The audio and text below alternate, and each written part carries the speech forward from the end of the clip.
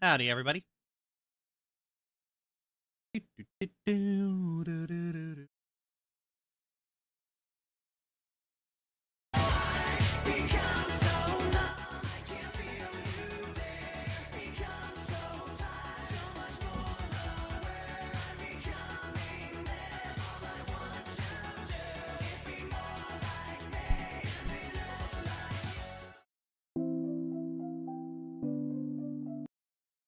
You all remember Pastille, right? Syrup's manager and BFF/surrogate brother. He and Perry have a nice night out together where we learn that Pastille has been completely living with... Howdy, everybody. I'm just gonna get right into it. I'll glance at the chat to answer any questions you guys might have as the stream goes on. Feel free to ask me questions about whatever. I'm just kind of relaxing and taking this slow. Several years. And as we learn in Pastille's ending of Syrup in the Ultimate Suite, this was entirely because Syrup had a disdain for magic. I think there's something interesting in there that it tells us exactly how important Syrup is to him, that he... I think there's something interesting in there in that it helps that Syrup makes... Pastille was too... do something like this.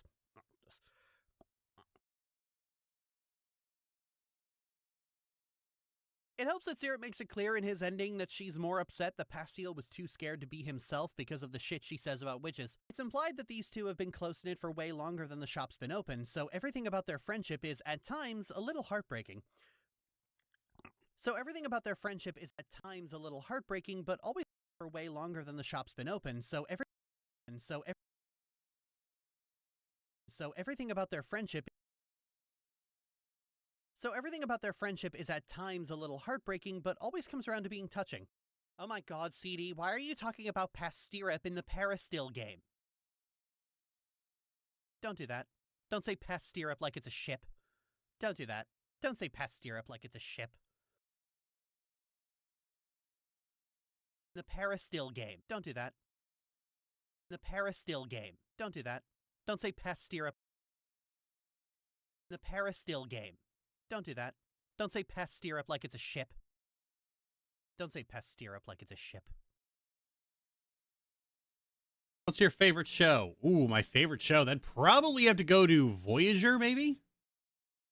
Did you see the trailer for Megan 2? I have not.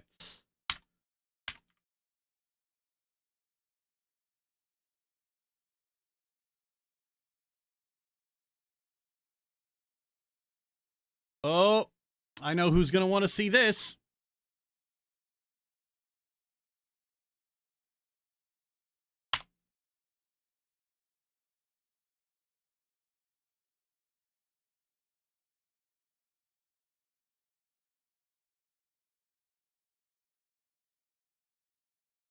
Also on Big City Greens. I know Ginger really likes Big City Greens. I've never seen it though. It was one of those things where it's like, oh, you know, maybe if I have the chance, and never really got around to it. Pastille is terrible in so many ways. Yeah, not least of which being that they're both gay.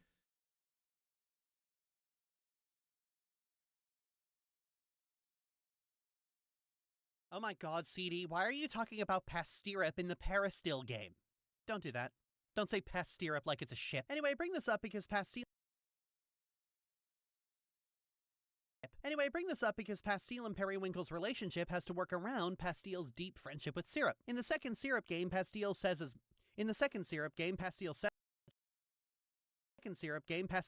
much as he's having a hard time balancing two people that he's completely and utterly devoted to. CD, this is like their first. CD, what are you talking about? This is their first date. This is their first.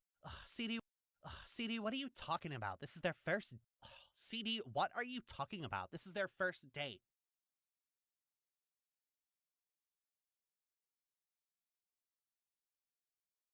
Look, this first date. Look, this isn't the Coffin of Andy and Lele, alright? I'm not doing a linear narration here.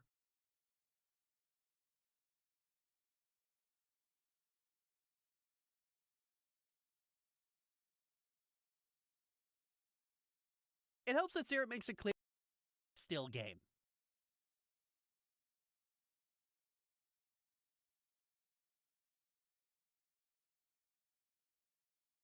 Found a new way to mark the puppet cuts, and it's great. Funnily enough, this is the same demons. Why do you put up with her?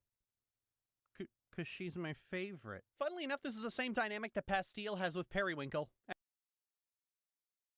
And read through the companion comic, Another Piece of Candy. Camilla and Eleni feature in many different comics, and in each one, Camilla is simultaneously embarrassed and eager to be in Eleni's company. She's actually really cute here, you know, she's like a big flustered lesbian who loves her embarrassing girlfriend. Her favorite things include Eleni, unfortunately. Ugh. I love this comic in particular. Camilla, what made you decide to become a contract demon? I think she just likes taking orders. Did I get it right? Ah!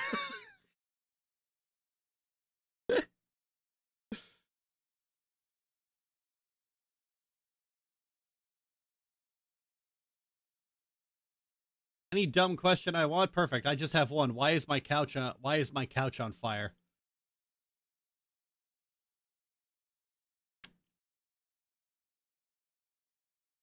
Friction.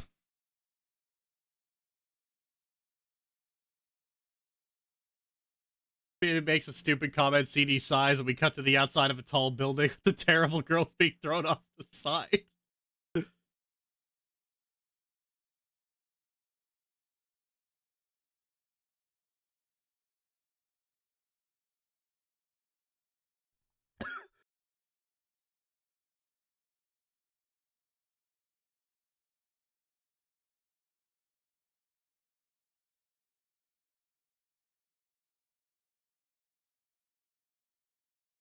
Here. Anyway, Pastille and Periwinkle's relationship starts off very casual and very sexually charged.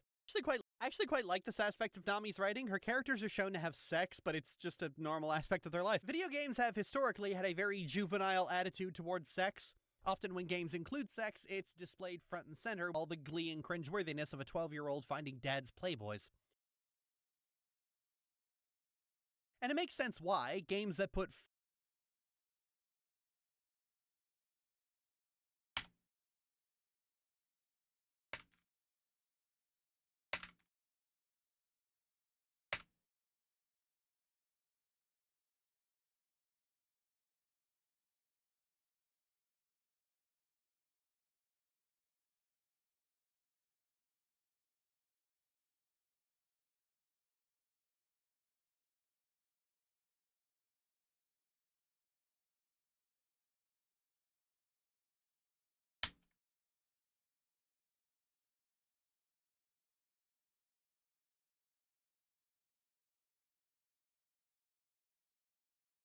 no,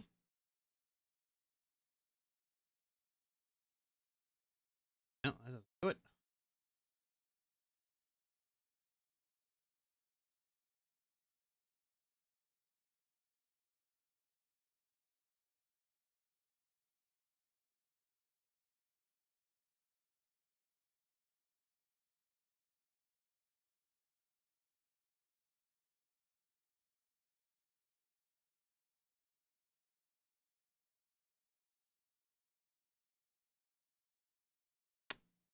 But come on. I don't actually need the compressor on this anymore. You're gonna make me do it one event at a time?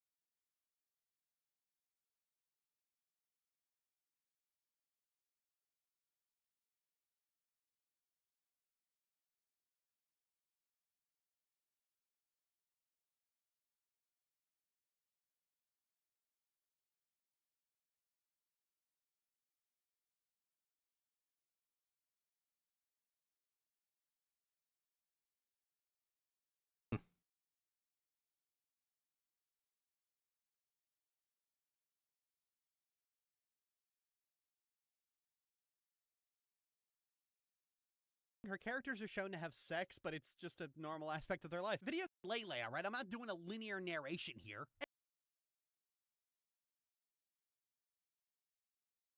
I wonder if I just select multiple, and nope, that doesn't do it.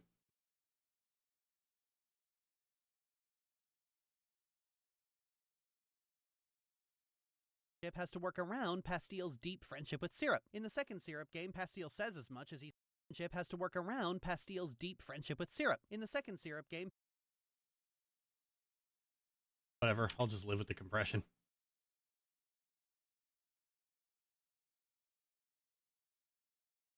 Sense why games that put fucking front and center. What's your favorite movie? John Q. And it makes sense why games that put fucking front and center are made, first and foremost, for people who don't fuck IRL. So they don't know how to present it other than for the fucking to get more and more deranged. Periwinkle is a horny little bastard, but it's such a casual part of him but it's such a casual part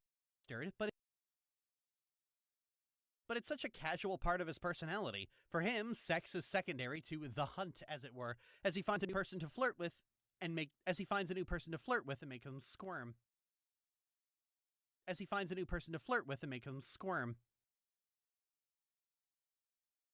Compression is a part of life just because of crippling compression.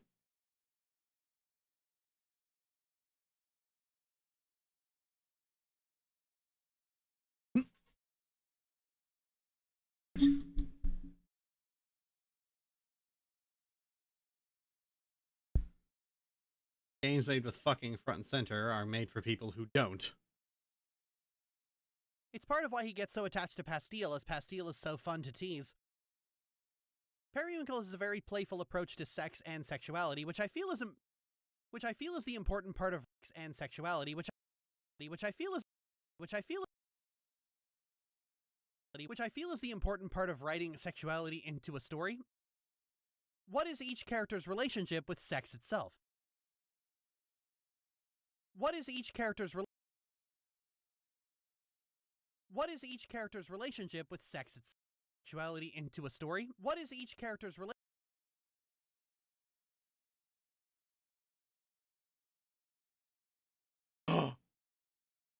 part of writing sexuality into a story? What is each character's relationship with sex itself?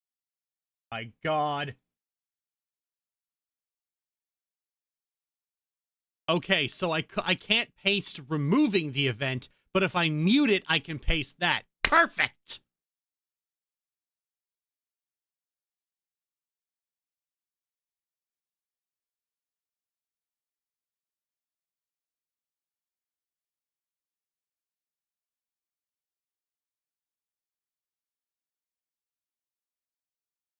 How does that work? Okay, so I go into a thing, I open the events, and I uncheck this little box up here that turns off this particular effect. Then I just copy the event, and then I go to one where it's active. I right click and I hit paste event attributes, and it's off. So if I remove the event entirely, it won't paste. It won't overwrite the existing events like with no events. If I disable them, however, it does. Good to know.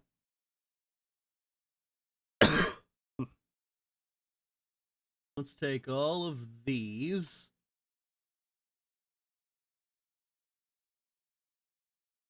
Actually, take literally every audio track here, paste event attributes, and there we go. They don't have a, if they don't have an audio compressor to, yeah, see, it adds an audio compressor to other things, but it's muted, so it's fine.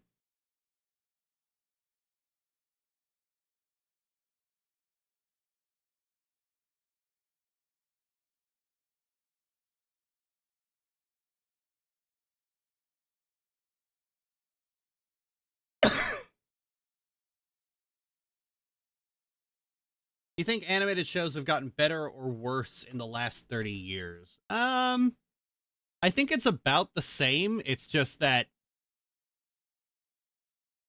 I guess that's how you define, it depends on how you define better or worse. I would say worse because I define the quality of like animated shows as based as almost entirely on how diverse they are.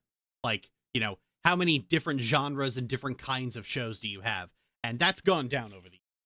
A lot of other people who generally only watch the big adventure fantasy cartoons in the 80s and only watch the big adventure fantasy cartoons now would probably say that it's improved. Sibling abuse simulator. That helped me sort out some personal stuff. That was a good... Wow, really? Oh man, you're gonna love the next one then.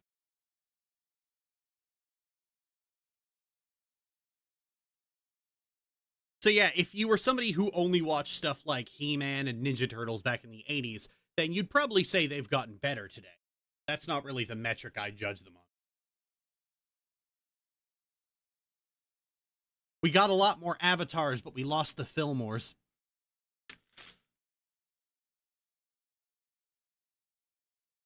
More homogenous than before, but still more than the same. Yeah. In Nami's work, you have people who are very casual about sex, characters who are anxious, who are shy. In Nami's work, you have people who are very casual about sex, characters who are anxious, who are shy, characters who are straight up ace, characters who would punch you if you tried to hug them, characters who would punch you if you tried to hug up ace, characters who would punch, characters.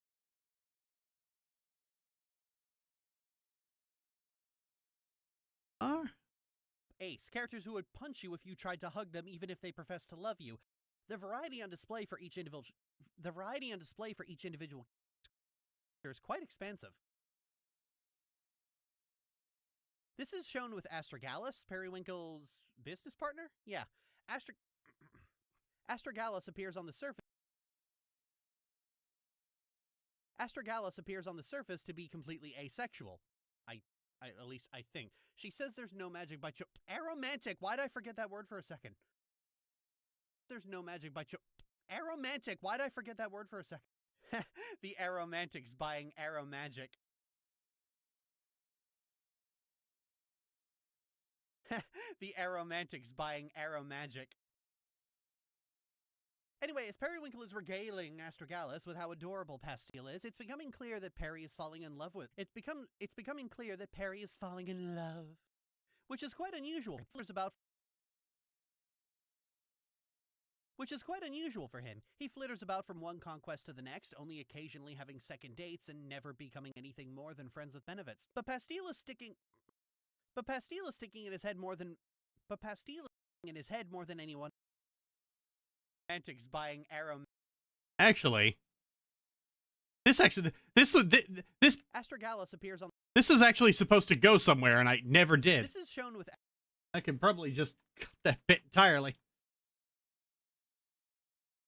Character is quite expansive. Anyway, as Periwinkle is regaling Astragalus with how adorable Pastille is, it's becoming clear that Perry is falling in love with. It's becoming clear that Pastille is. It's becoming clear. It's becoming clear that it's becoming clear that Perry is falling in love, which is quite unusual for him. He flitters about from. Favorite Ghibli film, by the way, have you heard of?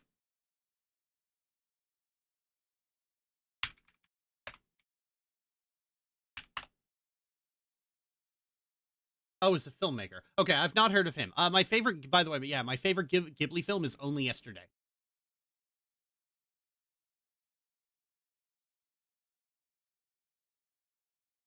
We lost the television announcer telling us what show was up next. I mean, here in Canada, we still have that. That's called The Zone.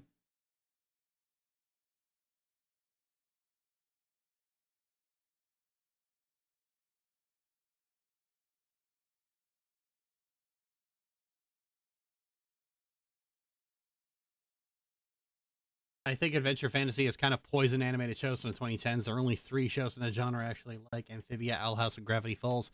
Everything else I haven't bothered with or quit watching. Yeah, I think Gravity Falls and the Owl House were like the only ones I liked too. I bounced right the fuck off Amphibia. I didn't really watch much of it. I was just like, oh, it's another one. I'm gonna go now.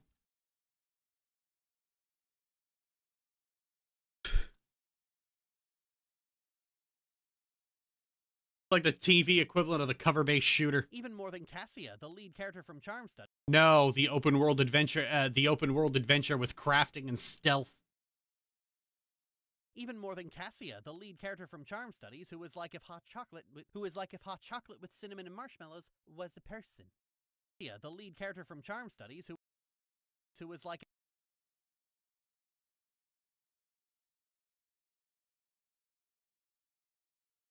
Oh yeah, good way to have really good coffee. Put a cinnamon stick in it.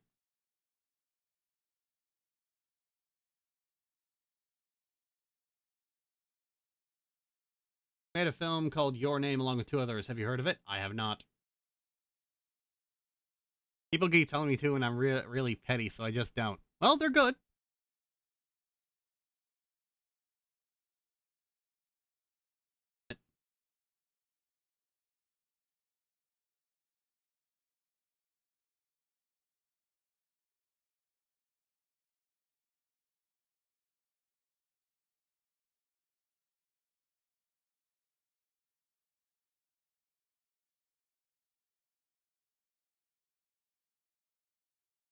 Drinking straight flavor coffee creamer. Good God, Cold Cherry. Are you okay? Who hurt you?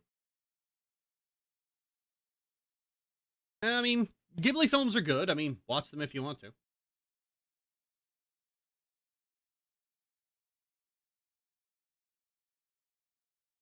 was one of the most popular anime romance films of the last decade. Okay, yeah, you see, there's your problem. I don't watch those.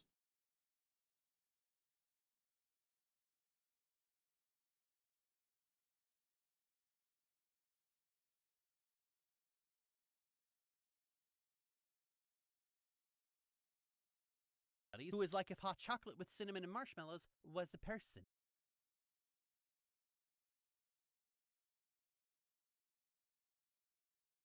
Funnily enough, Cassie and Periwinkle have this Really heavy nature theme featuring big bugs that represent natural life and all its beauty, and now that's how you get me interested. Oh yeah, Nausicaa of the Valley of the Wind. Oh, I love that one. That's I always describe that as, you know, what if Princess Mononoke was good? I'm kidding. Princess Mononoke is Nausicaa's better.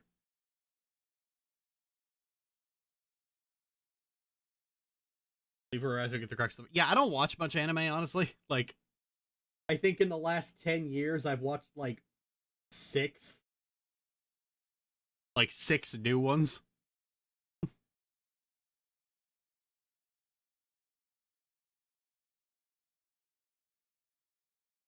Funnily enough, Cassie and Periwinkle have this casual friends with benefits thing going on, but Cassia is in a committed relationship with 2 people. She tries to bring all 4 of them together for a night, but Periwinkle is very averse to polyamory, and so they break things off. Amicably. Aww. Very averse to polyamory, and so they break things off amicably. Aww. That's another thing we don't see often enough: polyamory and monogamy coexisting with each other. Polyamory and monogamy coexisting with each other. Oftentimes the work favors one and pushes that first and foremost. It's, again, a very juvenile attitude.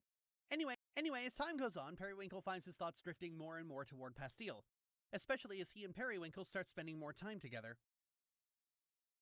I want to see Nausicaa. Last week I saw the prequel short film. That was crazy. There's a prequel short film? I didn't know that.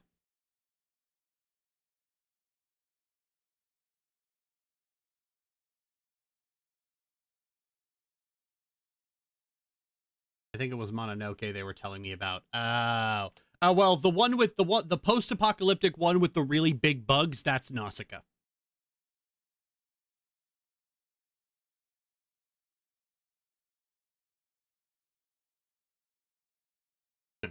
The types of cartoons, if you gave me a choice between comedic slice of life like Big City Greens and Gumball and adventure fantasy like Starverse or Steven Universe, which one do you think I'm picking?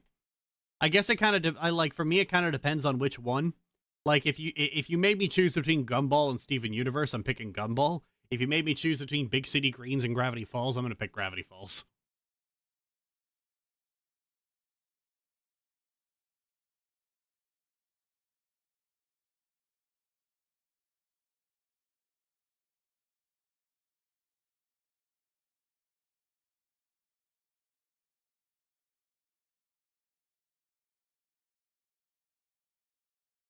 Sound of Apothecary Diary. What is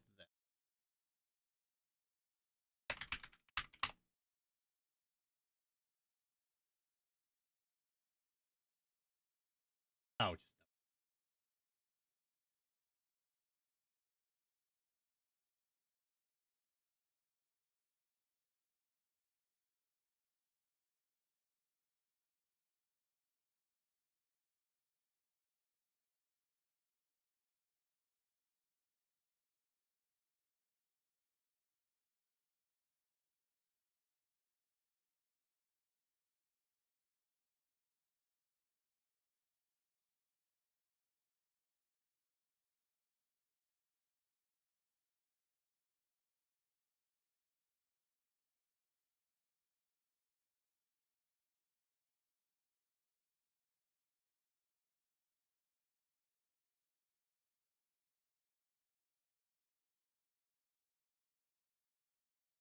I guess it does depend on the show. If it's a one I know I'm gonna like, I'll pick it. But if it's a bad show I know I'm not gonna like, I'm picking the other genre. Yeah, I mean, if you sat me down in front of like two animated shows, one of which is a bog standard adventure fantasy, one of which is in a completely different genre, and I've never heard of either of them, I'm picking the one in a different genre. Like, I've seen enough adventure fantasy to know I don't like them.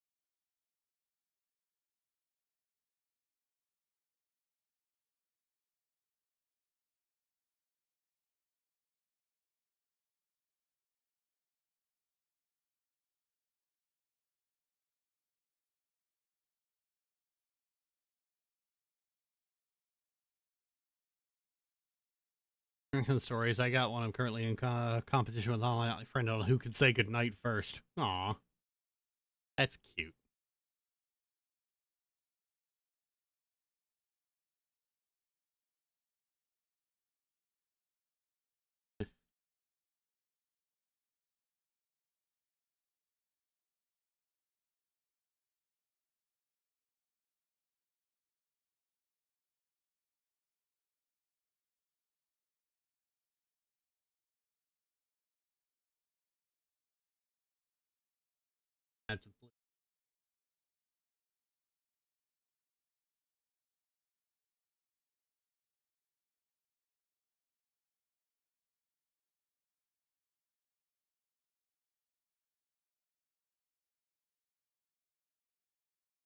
So far, they're winning because I have sleep medication, but I'll beat them someday. Things reach a head when Periwinkle goes to Atelier Sweets to return a jacket Pastille left behind. And Pastille freaks out over not being ready to be open about things in front of Syrup. Ugh. This sends Periwinkle into a spiral over stepping over Pastille's boundaries, which is not something he would do with any other casual fling. It's obvious to everyone, even the most aromantic motherfucker in the cast, that Periwinkle is in love. He then tries to rebound another party and everything goes... I wanted to thank you properly. Because of you I met my two awesome partners who I love very much. Thank you. Red heart emoji, red heart emoji, red heart emoji. Aw. Thanks, Fetus.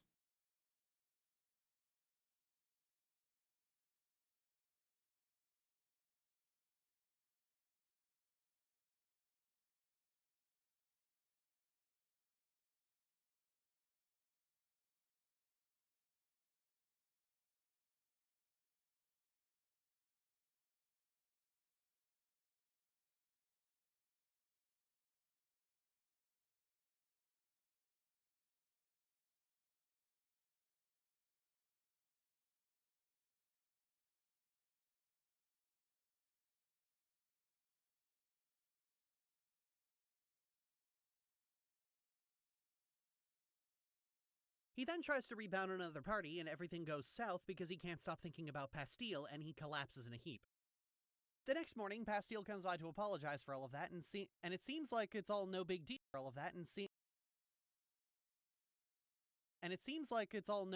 So Periwinkle was freaking out over nothing and is embarrassed about it. What follows is several chapters of this sequence repeating infinitely as Periwinkle is unable to sort out his feelings for Pastille and his reputation as someone who doesn't do long-term relationships. A few interesting conversations come from this. Pastille and Periwinkle discuss gender stuff since they're both mask-presenting but enjoy femme dressing. Pastille is actually intersex and transmasculine and enjoys feminine clothes. Man, this boy's just the whole deck of cards. Wow, Pastille really looked at gender and said yes. Is masculine and enjoys feminine clothes. Man.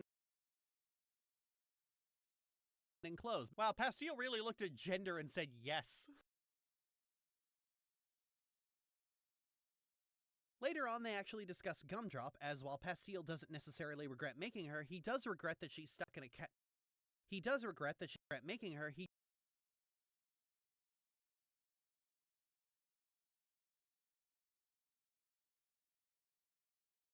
We were on vacation and got the kids watching with me to chant kiss, kiss, kiss, and he peed on the moon.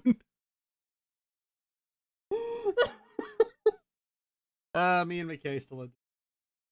I know McKay would love this.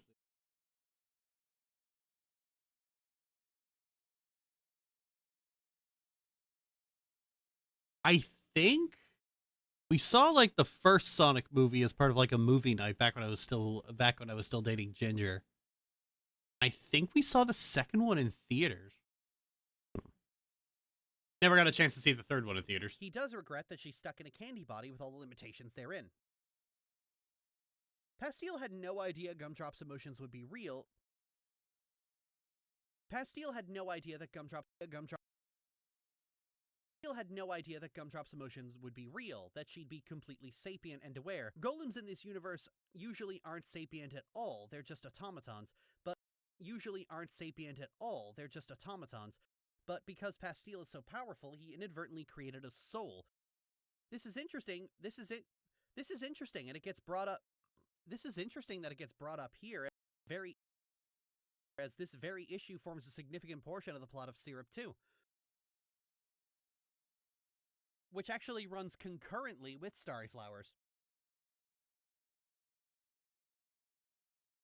Unfortunately, my previous complaint about this game does still ring true. A lot of scenes and dialogue are padded like a menstruating fire hose.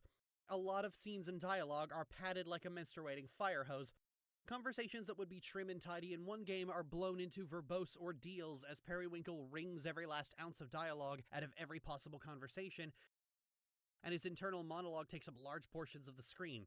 The game bills itself as a slow burn, and The game bills itself as a slow burn, and unfortunately what that usually means is a lot of pussyfooting around as Periwinkle comes up with every excuse possible, up to and including accidentally creating a love potion to avoid accepting that he's fallen in love with Pastille. None of this is helped by the fact that it's a kinetic novel, so there's no dialogue choices, no gameplay, and no branching paths to engage your brain. It's not the longest or even the most unnecessarily padded visual novel I've ever played. Just earlier this month, both of those titles were snatched away from it by Decay, which has this problem 10 fucking fold, which has this problem but significantly worse.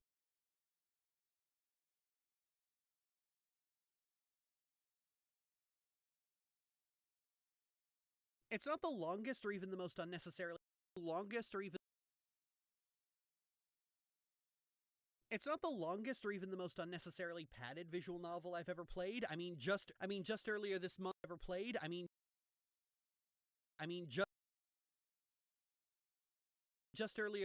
I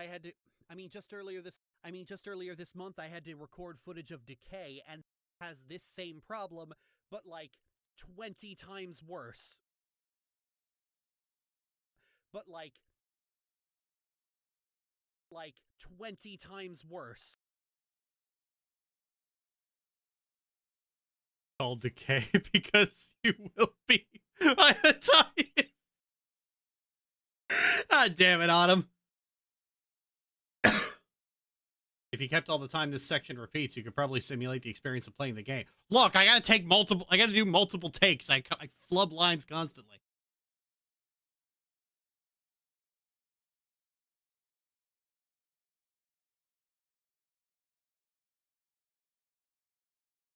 I know how best to this.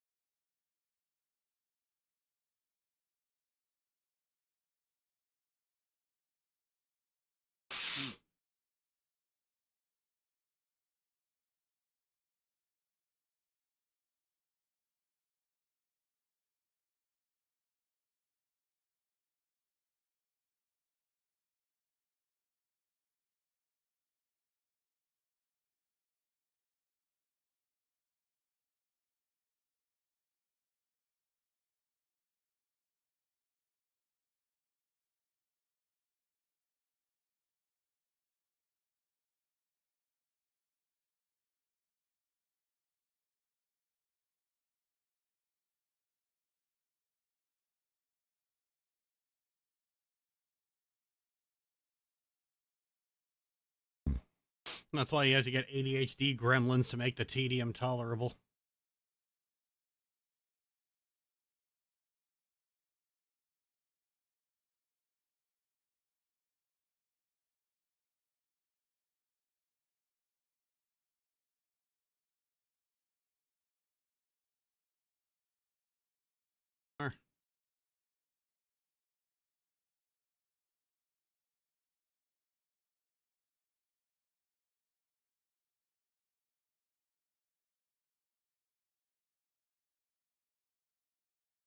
Jesus Christ. Look at the length of these things. 4 hours, and 1 hour, 2.5. Like, fucking hell. You are 6 hours long. 6.5, for fuck's sake.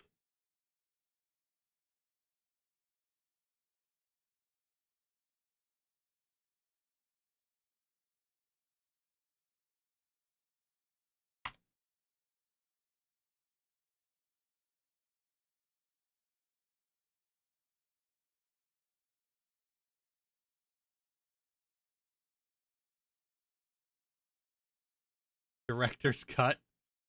The worst part is this isn't even finished. There's still like a whole half the thing left to go. I mean, just earlier this month, I had to record footage of Decay, and that has this same problem, but like 20 times worse.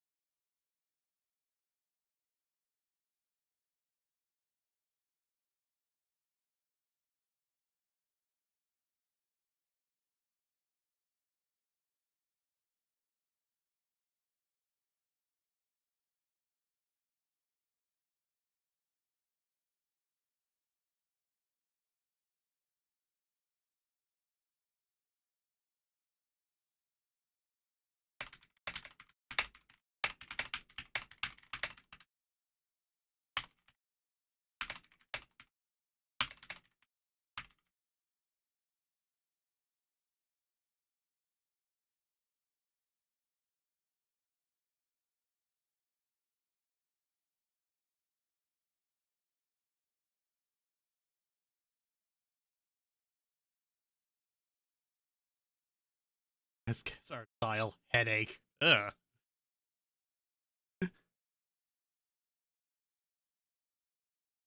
Six and a half hours of two people not getting a much needed divorce.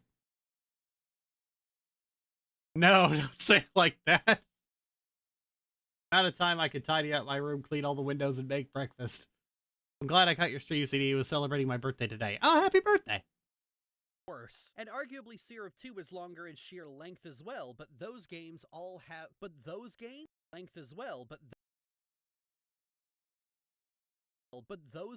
have all the but the thing about both of those is all the monologue is broken up by gameplay.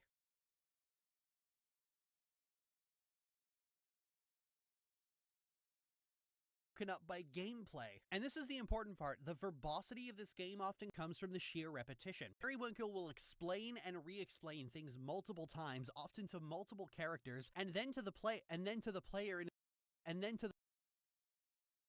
in his internal monologue. And then half of his conversations with Pastille are ironing out every last possible boundary, interesting kink, like a really polite pickup artist with crippling OCD.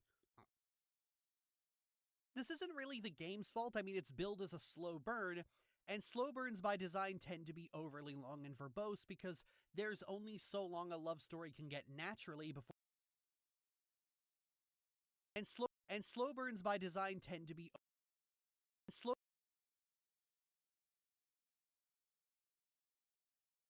Slow burns by design tend to be overly long and verbose because there's only so long a love story can get naturally before an author has to artificially insert roadblocks by making characters unable to just accept their feelings and do something about it. Love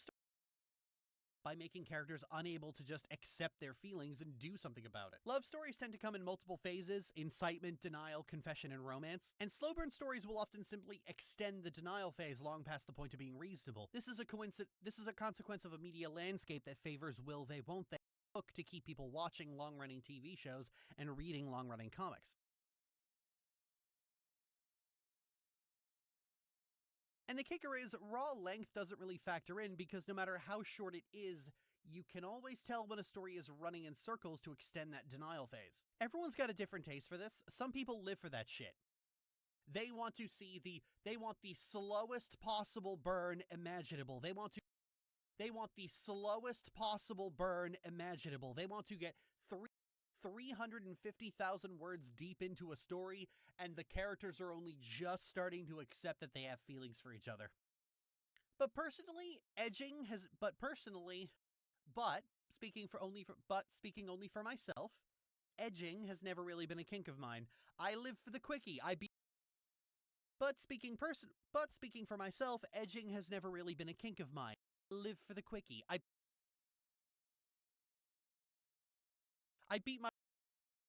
live for the quickie.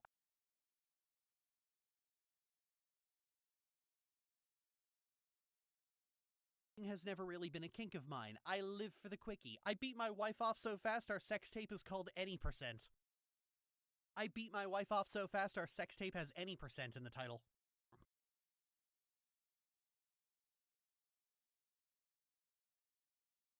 I showed that joke to McKay before committing to putting it in the video, and she wheezed for like a solid 10 minutes. Speedrun joke might just be the highlight for me so far. Goddamn, time is precious in life, but slow burn is a thing to. What? Burb, I think you need to work. I think you need to work on that phrasing.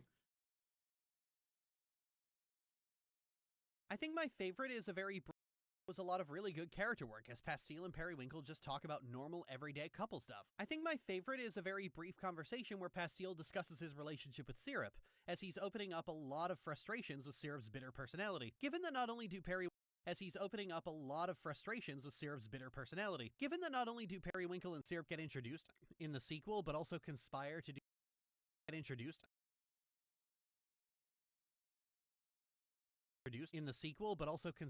do something really nice for Pastille and bond over it, I've gained a new appreciation for this moment in particular. Pastille is so worried about giving Periwinkle a bad impression of Syrup, but all it takes is seeing how much effort and love Syrup puts into actions over words, and now they're friends. It's quite noticeable growth from this game, but where Periwinkle actively keeps away from most people, only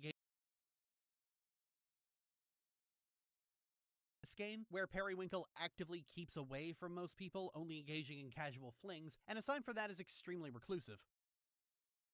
He does all this after an extremely harmful and painful relationship in his teenage years left him with intimacy issues. Oh wow, I've been there, dude, it sucks.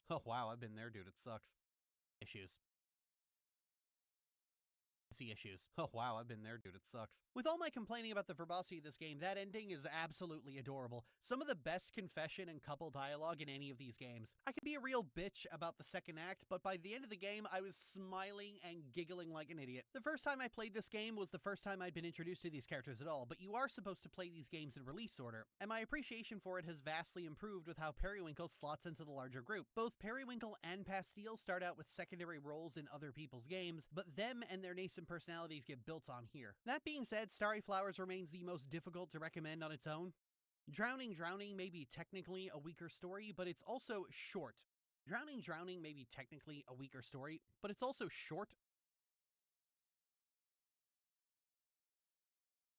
If you played Syrup and Spooky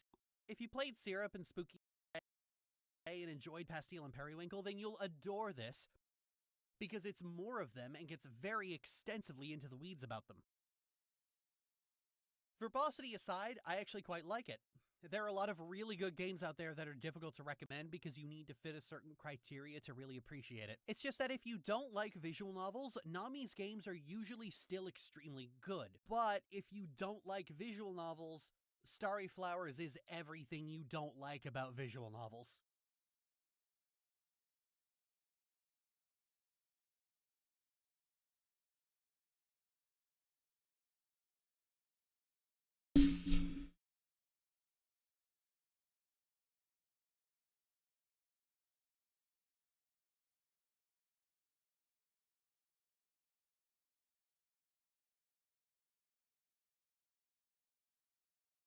About TAS, and I want to give them a try. Okay. Little senses of the word. Ah, tool-assisted speedrun. That's terrible. Bravo.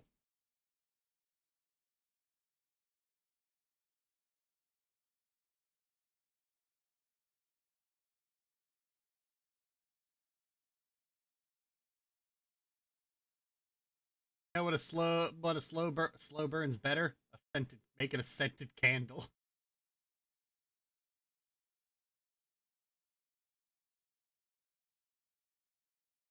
Visual novel longer than the Bible. What the fuck kind of visual novel is that? What artist did they torment to make that?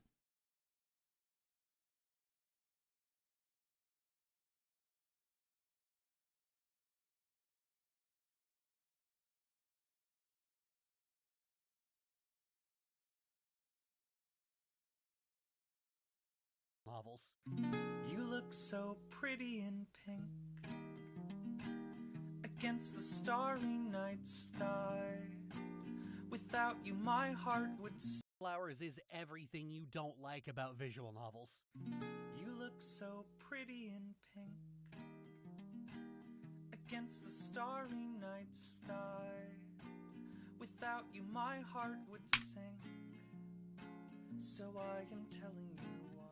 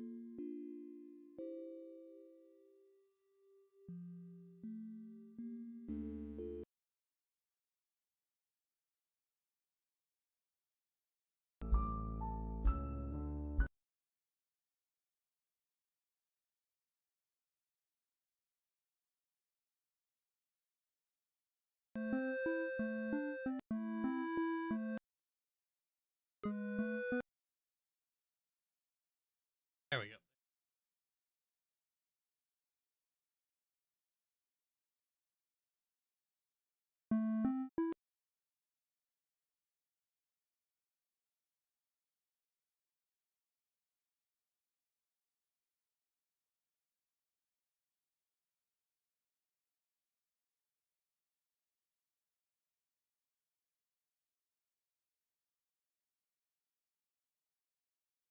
Oh, it's a series. Okay. You didn't tell me that.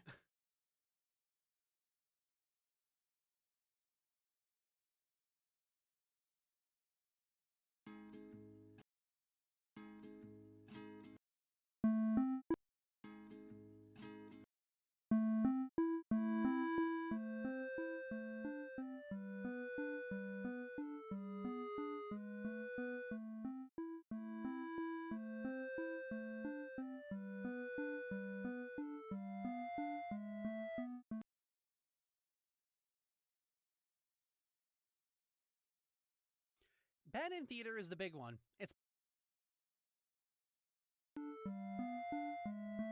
Bad in theater is the big one. It's probably the first game from Nami that most people are aware of, as not only did it release on Steam, but it got a big boost from Markiplier playing it, which meant it shot right to the top of the popularity chart. And understandably so, it's just fucking delightful. The premise is that you are someone who has come to the titular bad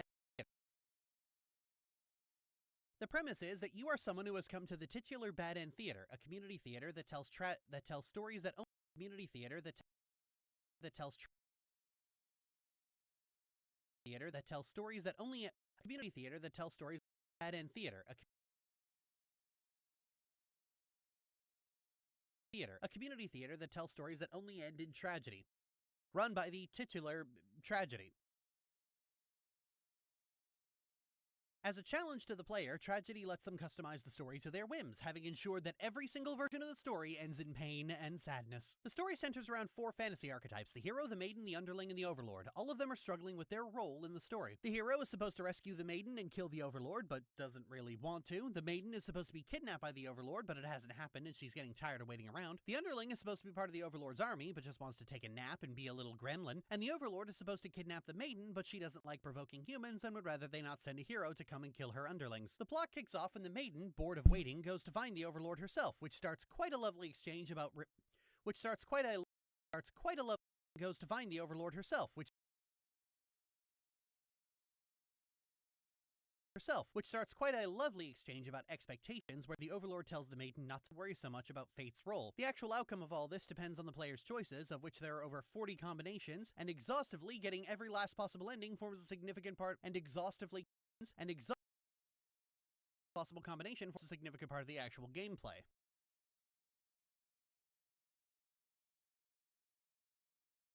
The ending where it's quite puzzling as you have 4 different variables to keep track of, any one of which can cause someone to keep track of.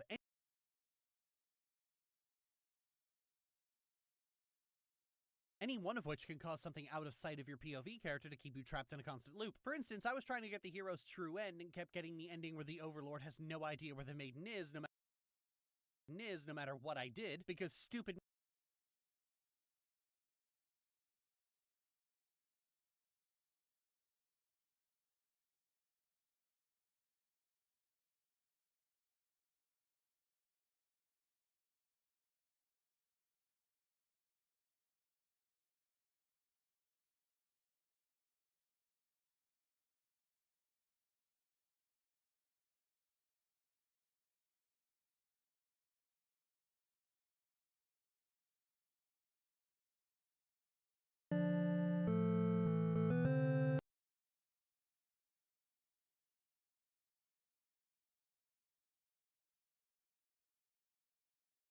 the maiden is no matter what I did, kept getting the ending where the Overlord I was trying to get the hero's true end and kept getting the ending where the Overlord has no idea where the maiden is no matter what I did, because stupid me forgot to uncheck hungry on the underling, which meant the maiden kept getting eaten.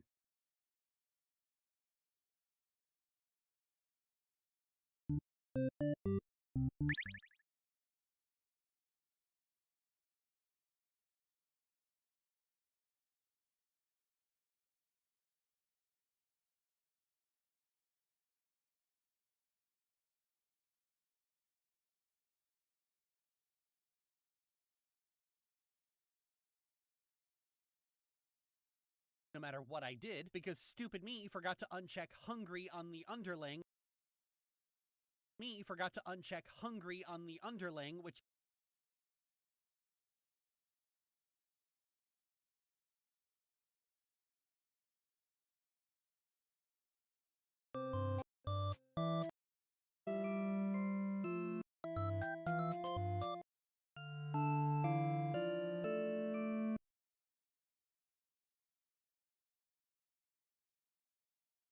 hungry on the underling, which meant the maiden kept getting eaten. Which meant the maiden kept getting eaten.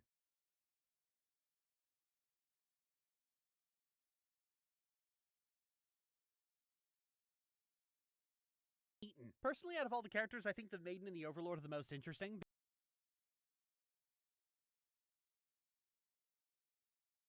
Maiden kept getting eaten. Personally, out of all the characters, I think the Maiden and the Overlord are the most interesting because they're not just the most detailed and have the most in-depth perspective, they relate directly to the themes of the story. Once you find the true end for every character, you can jump right to the final stage to try and get a true...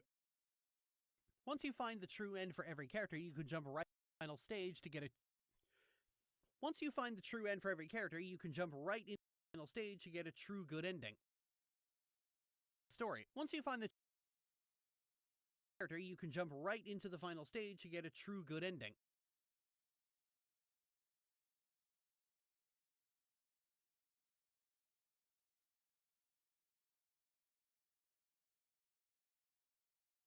But upon finding every ending for each character, you'll see a letter drop down. Getting all four paints a picture of why tragedy opened the theater in the first place. Tragedy had a lover who would rewrite her bad endings into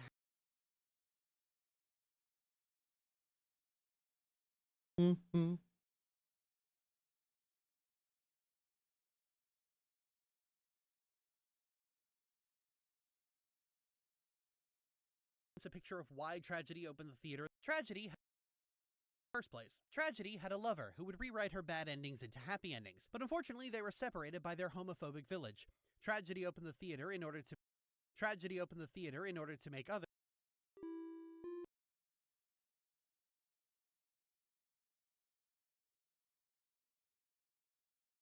Tragedy opened the theater in order to make others, in the words of the song,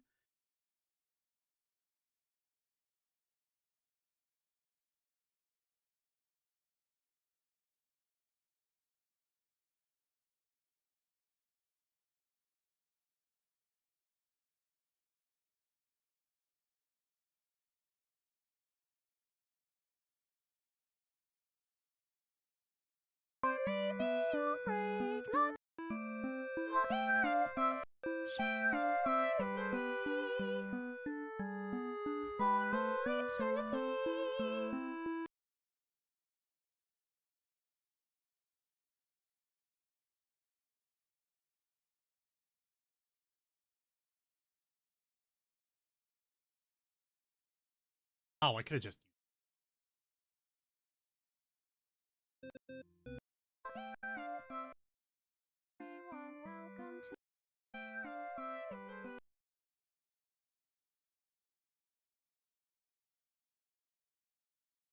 in the words of the song,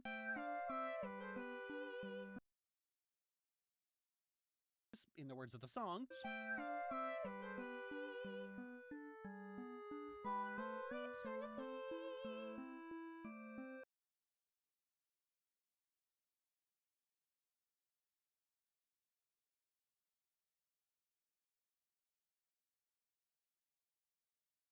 though tragedy always liked to write tragic stories, the endings in bad theater are so overloaded with spite, and in some cases just so lacking in real drama.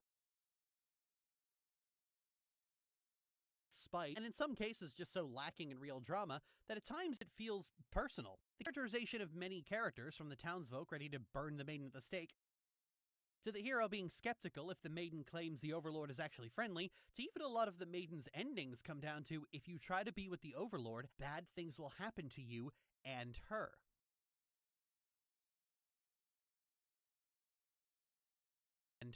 If you try to be with the overlord, and claims the overlord is actually friendly, to even a lot of the if you try to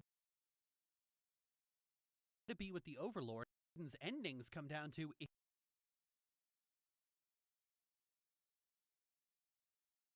if you try to be with the overlord, bad things will happen to you and her, reeks of tragedy projecting her pain and anger into her writing. Hell, the very premise of the entire story is that the overlord is a threat to the maiden, but upon going to meet her, the overlord isn't really a threat to anybody. The townsfolk just think she is. Sounds a lot like how a bigoted family talks about your hot girl. Sounds a lot like how you're bigoted. It sounds an awful lot like how your bigoted friends talk about your hot goth girlfriend.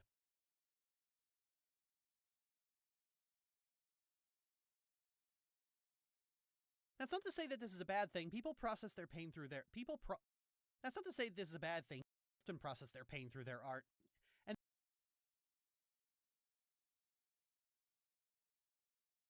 And there's a pattern of those presently in pain writing stories about loss and suffering, while those in recovery favoring the opposite.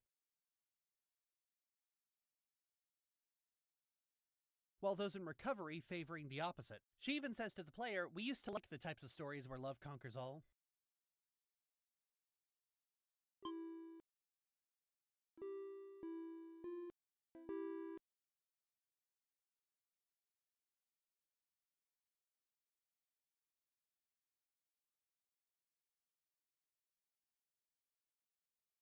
Favoring the opposite. She even says to the player, "We used to like the types of stories where love conquers all." She even says to the player, "We used to like the types of stories where love conquers all."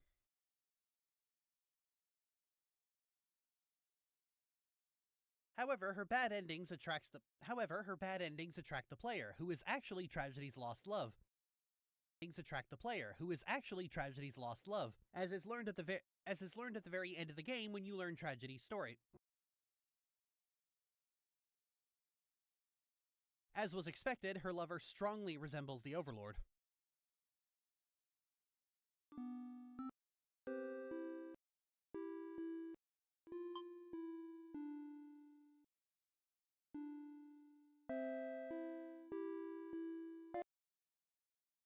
learn Tragedy's story. As was expected, her lover strongly resembles the Overlord. Side note, Tragedy wrote a story where her long-lost girlfriend becomes violent.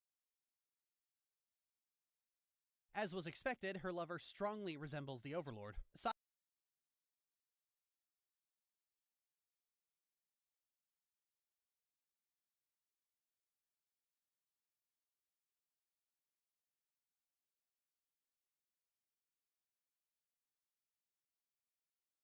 Side note, Tragedy wrote a story where her long-lost girlfriend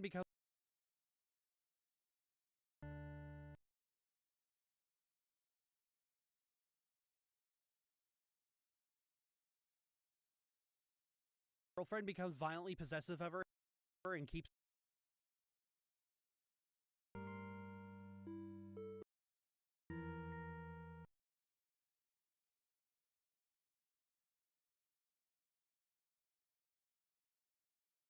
Overlord. Side note, Tragedy wrote a story where her long-lost girlfriend becomes violently possessive of her and keeps her as a pet and then unknowingly showed it to said girlfriend. So I just wanted...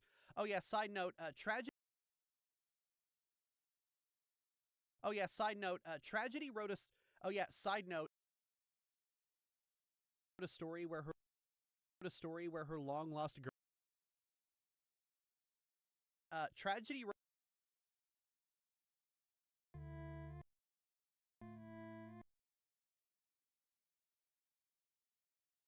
Tragedy wrote a story where her...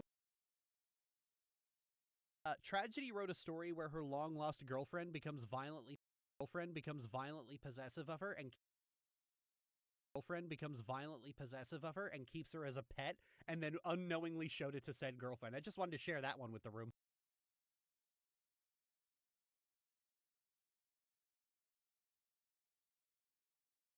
And then unknowingly showed it to said girlfriend. I just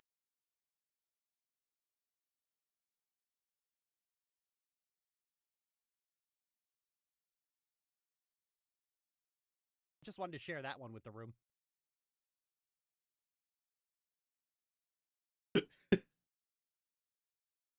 That's certainly something to come back to.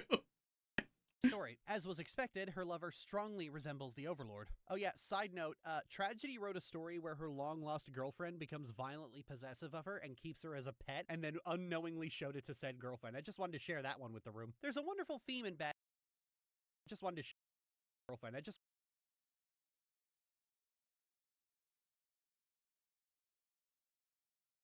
wanted to share that one with the room. There's a wonderful theme in bad end theater, especially as the endings progress and become more and more contrived that one can't dine on. There's a wonderful theme in bad end theater.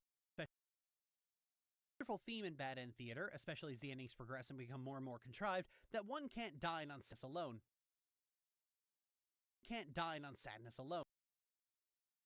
Sadness and darkness and misery are nothing without joy to contrast it. Tragedy loves her tragic endings, but the entire point of Tragedy is that there is a hypothetical good ending that the characters involved could have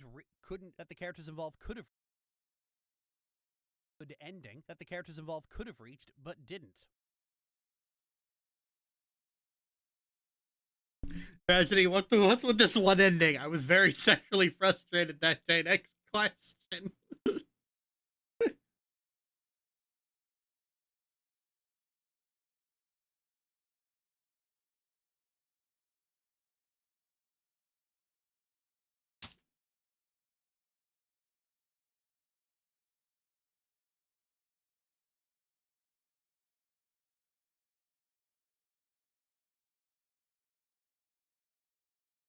CD's sex tapes are labeled any %. Tragedy sex tapes are labeled game over compilations. Lexter, how dare you be funnier than me at my own stream? Didn't. Even in gameplay, the novelty of bad endings is cute at first. But once you're trying to find the last endings to complete the game, you grow numb to it. You grow bored of it. This is something I've been ruminating on as I work on videos about other games, especially as we're in the present era of gruesomeness being in vogue. It speaks to why a lot of these stories leave me emotionally numb. I'm a survivor of extreme trauma, and one point of perspective it gives you is that what makes misery sting more is knowing it never should, knowing it never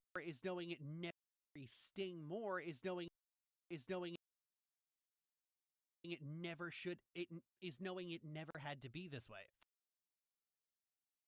is knowing it never had to be this way. Things could have gone differently. Things should have gone differently.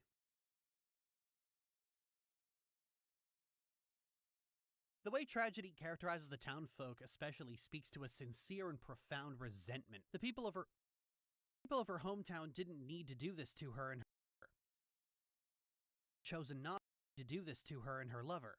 They chose to. And they could have easily chosen not. They chose to. And they could have easily chosen not to, and tragedy dreams of living in the world where they didn't. What's the point in writing tragedy to invoke sadness when you're already as sad as you can possibly get? Bad end theater truly is beautiful. Bad end theater truly is beautiful.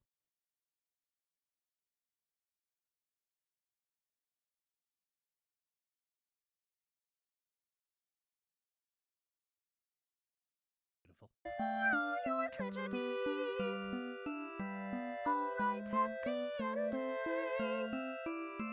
Undo our suffering. I've missed you, my darling. Astor's Garden is a game. Oh, here we go.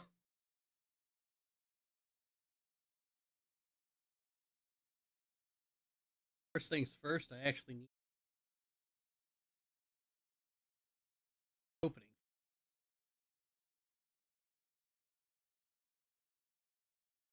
Mm-hmm. Mm-hmm. Mm-hmm.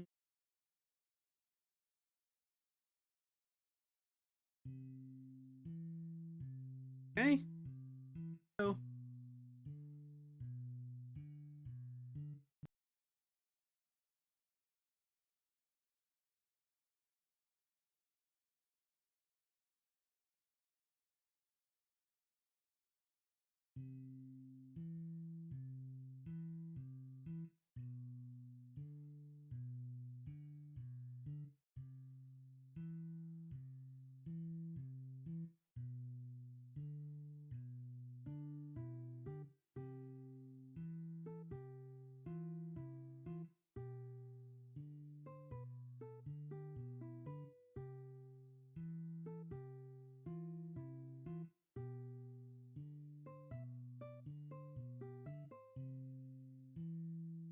Boo.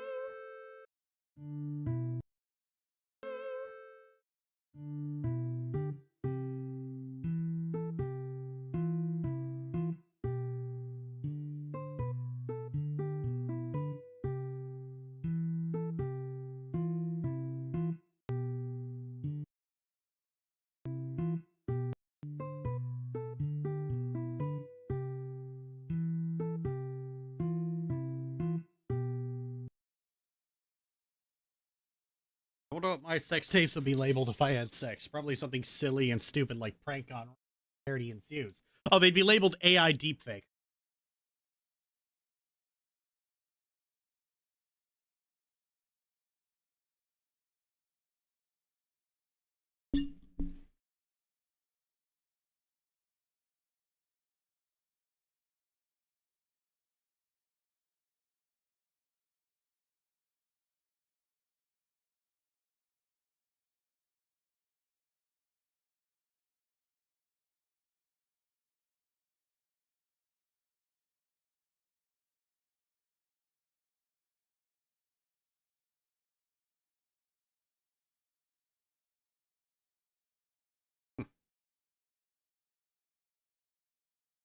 That was too much. I apologize.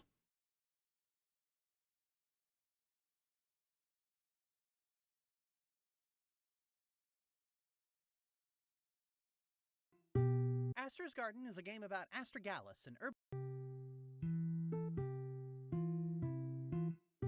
Astra's Garden is a game about Astragalus, an herbalist who runs a shop selling plant. An herbalist who runs a Gallus, an herbalist. Now, to capture the deeply disturbing uncanny perfectly, Theros is still the funniest, though.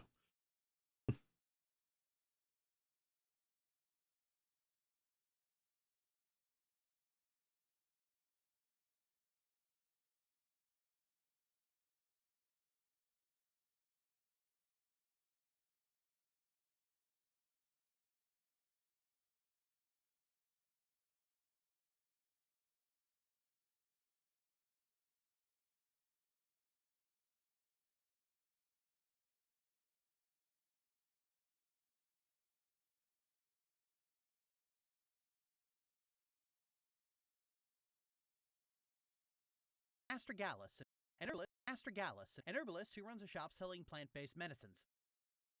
The game cycles between a chill-out loop of tapping customers to make money and spending that money on seeds to grow into new plants. This cycle's used to advance the plot, as each new story beat requires a certain number of each plant made. The story itself is actually extremely heavy, as Astra deals with the recurring arcs of multiple characters. First, there's her brother, stopping by to give her more money and throwing up increasing red flags each time. Then there's Astra's mother, who calls up asking for her children to come visit her, even though they've all been avoiding each other for years. Then you have Periwinkle, who is here as an overworked and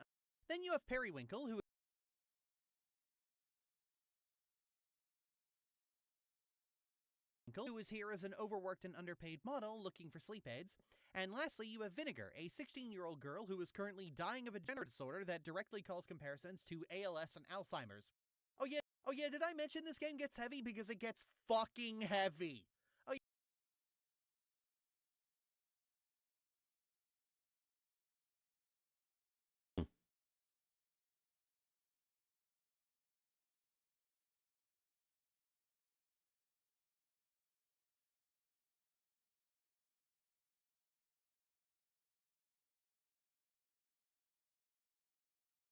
ALS and Alzheimer's. Oh yeah, did I mention this game gets heavy? Because it gets fucking heavy.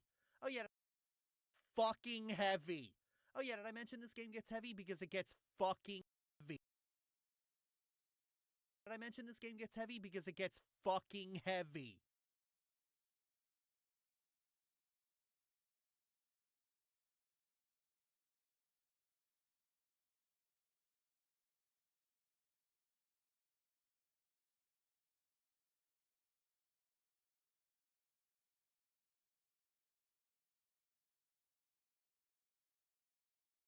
Mention this game gets heavy because it gets fucking heavy.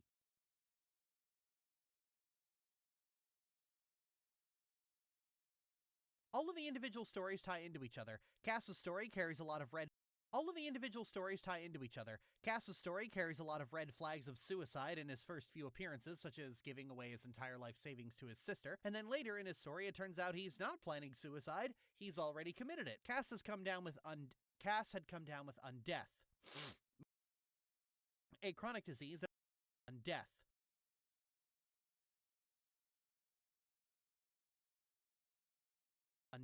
A chronic disease that slowly rots your body over time. It's a painful and miserable disease that strips almost any and all and miserable disease that strips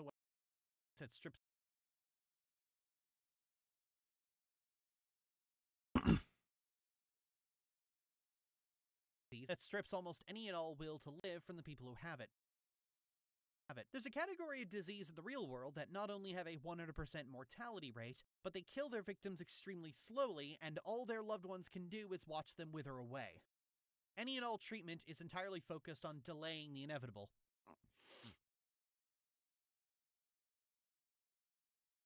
Munchmeyer disease, amyotrophic lateral sclerosis, Alzheimer's, Tay-Sachs disease, childhood dementia. Yes, childhood dementia is a thing. I could go on and make you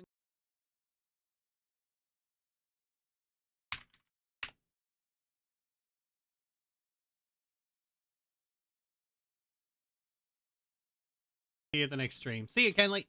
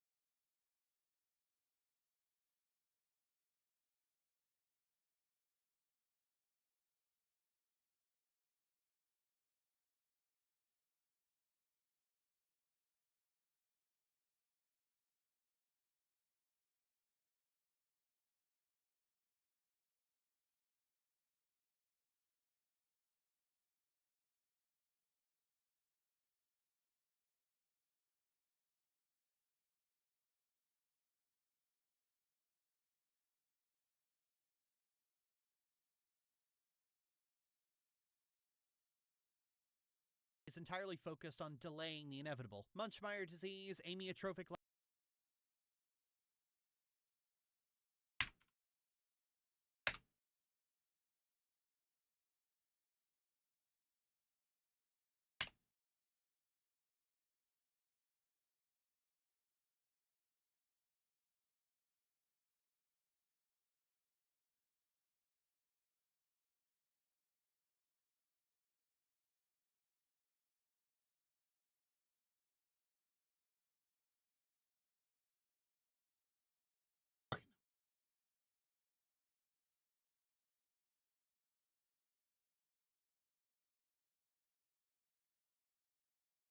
Oh, Munchmeyer's disease is fucking horrifying.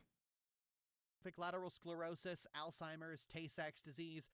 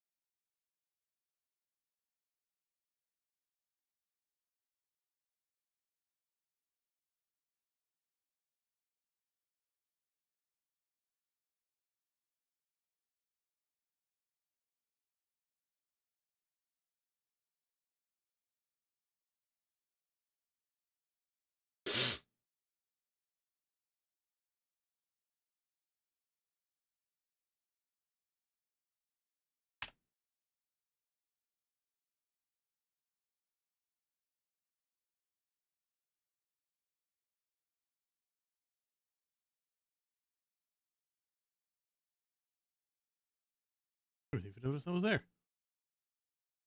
Okay, where's Tay-Sachs disease, childhood dementia, the inevitable. Munchmeyer disease,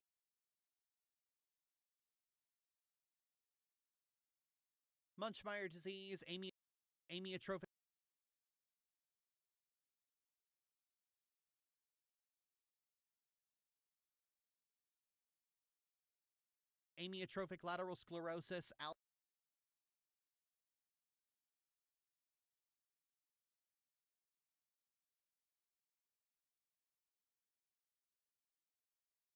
Alzheimer's, Tay-Sachs.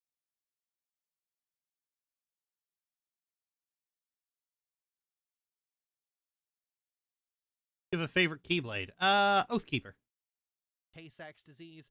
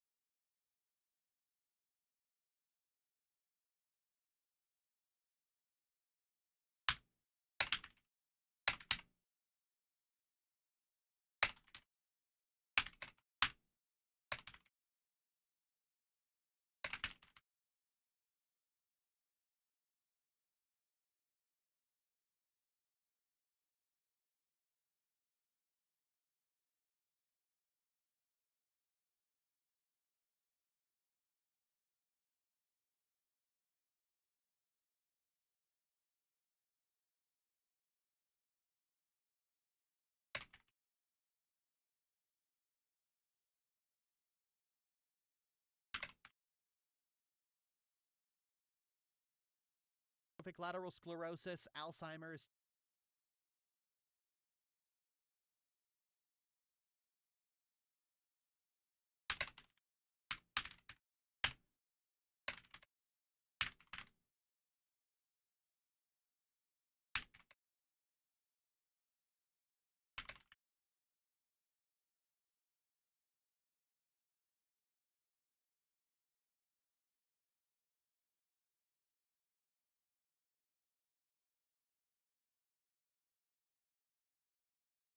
Alzheimer's,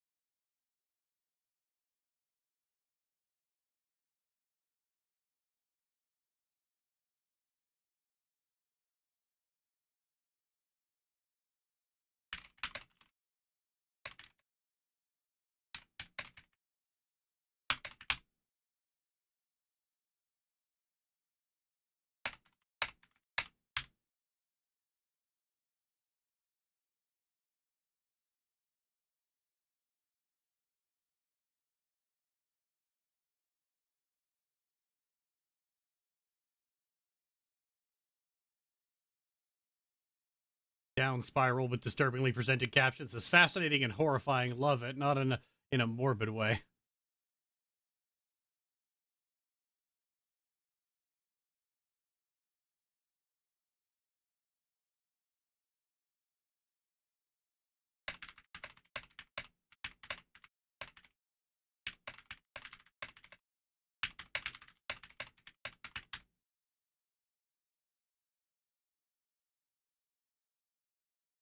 Tay-Sachs disease, childhood dementia. Yes, childhood dementia.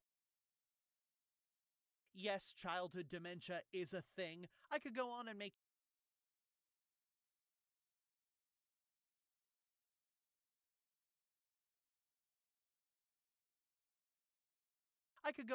you increasingly depressed each I could go on and make you increasingly depressed each time. I could go on and make you increasingly depressed each time. If you get these diseases, it is going to kill you. Slowly, painfully, and miserably.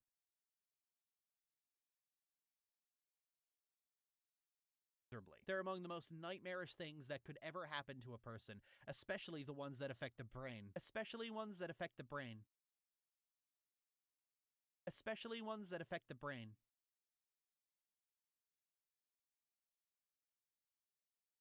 All treatment can really do is slow it down and make you live longer. For a lot of the people who suffer from these diseases, it's a miserable way to live.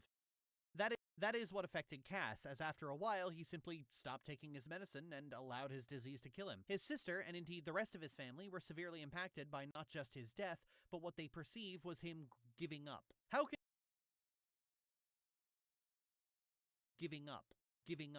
could he do this to us? Several characters say.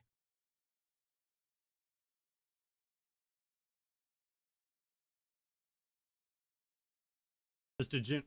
Oh, yeah. When I was in high school, I had to do a paper on ALS. It's truly an awful disease. When I was in the hospital, we watched a documentary about a kid with Tay-Sachs disease, and it showed him at different points in his life. So he starts out at it's like he's 2 years old. He's just a normal kid, and then at 6 years old, he can't move. He can't speak. He has to be carried everywhere. He is not even aware of where he is because he has this genetic disorder that causes fat to build up in the brain, and it just crushes it.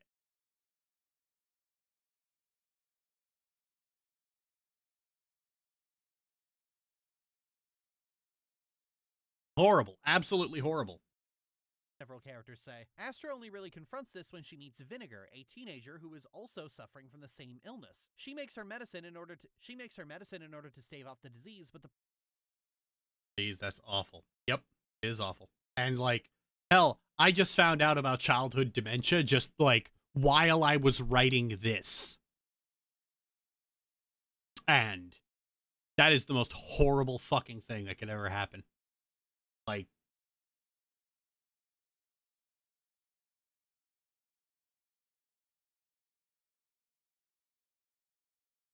any better. At one point, she brings up the fact that because of the medicine, she can't even have a soda without feeling sick.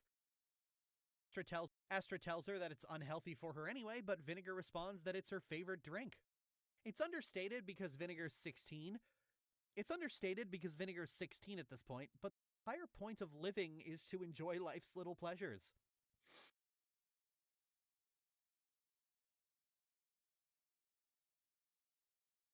College, it made me have an existential crisis. I know there's depression, but seeing people suffer from literally seeing people. I know there's depression, but seeing having no. Oh yeah, that's something a lot of people don't get about depression. Depression is like a big set.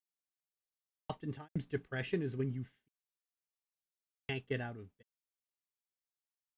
You don't have the energy or will or drive to do anything.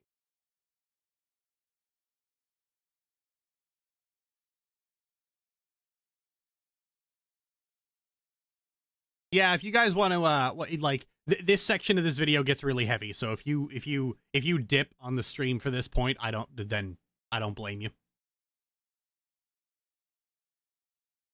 Little pleasures. There's entire films and games about living life to the fullest and enjoying everything you possibly can. But in Vinegar's case, she can't. Not only does her illness leave her weak and it's inevitable. Not only does her illness leave her feeling weak and its inevitability leave her feeling hopeless, the medicine intended to help her is sapping away the last few things she gets to enjoy. What's she supposed to do? Sit in a small room and never move for as long as possible? Astra doesn't really get this because as far as she's concerned, living as long as possible should be the goal. Avoiding death at all costs is what Vinegar should be doing. And it's easy for Astra to have that attitude. She's not living with a chronic illness. Probably mute the stream for a while. That's okay. Dementia. Yep, understandable. And she's thinking entirely on the basis of what Vinegar's family would want. There's an issue in healthcare where extremely elderly and frail people are on their last legs. Most doctors would think it best to give them morphine to kill the pain and let them go peacefully. But they get inundated with demands from the family to save Nana, as it were. And so these poor people end up being subjected to extremely painful and invasive procedures to wring every last minute possible out of their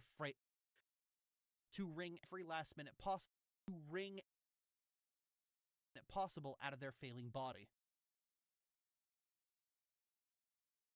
Their loved ones cause them unimaginable pain. Their loved ones cause them unimaginable pain because they're more concerned with getting more time and keeping them alive for longer. I understand that people have to accept death on their own schedule, but it's a very selfish way to love someone. Astra is overcompensating for what she believes is her brother giving up by pushing Vinegar to fight as hard and as long as possible, and to ignore the fact that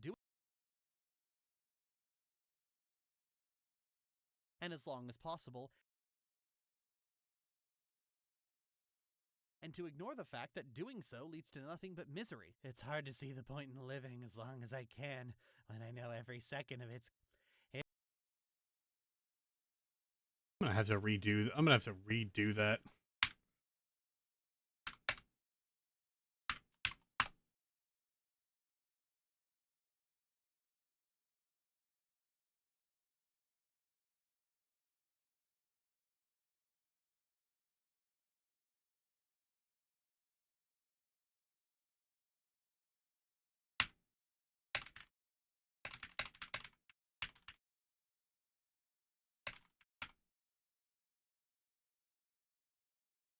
As long as I can, when I know every second of it's hard to see the point in living as long as I can, when I know every second of it's gonna be excruciating. Vinegar, you can't think like that. Could you stop telling me what to do? You always talk like you know so much, but you never had to live with what I do. No one knows what this is like. You can't even imagine. You feel sorry for me, but it's not actually your problem. I need the actual foot. Oh, I already have it loaded. What the fuck am I doing?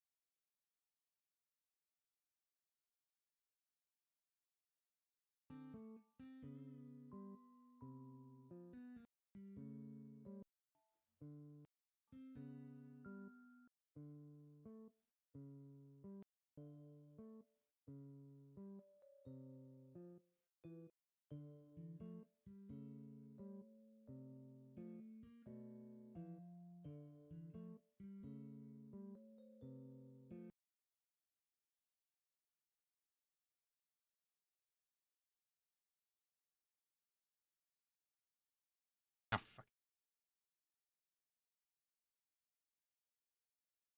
To see the point in living as long as I can when I know every second of it's gonna be excruciating. Vinegar.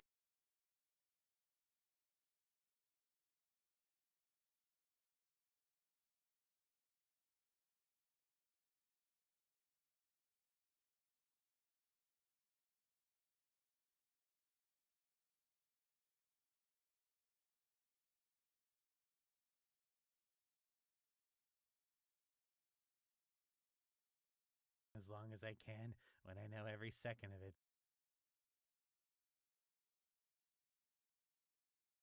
Vinegar, you can't think like that.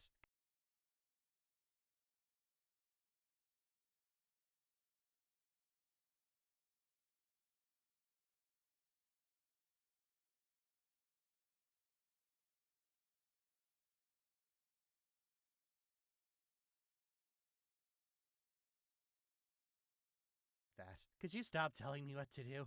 You always talk like you know so much, but you know.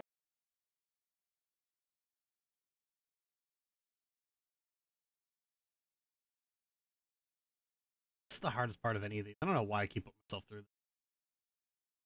But you never had to live with what I do. No one knows what this is like. No one knows what this is like. You can't even imagine. You feel sorry for me, but it's not actually.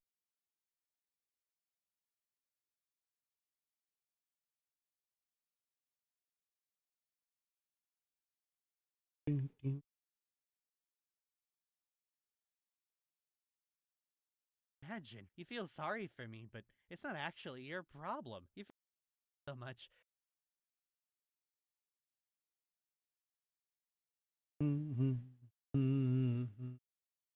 What this is like.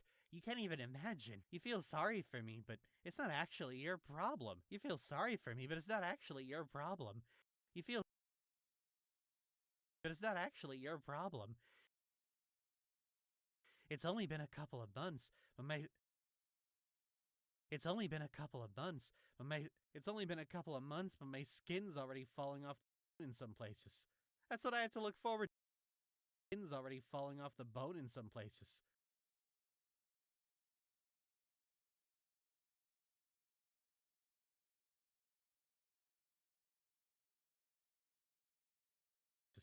That's what I have to look forward to when I get up every morning. If I can even get up at all. If I can even get up at all. Don't give up. Yeah, more like good luck.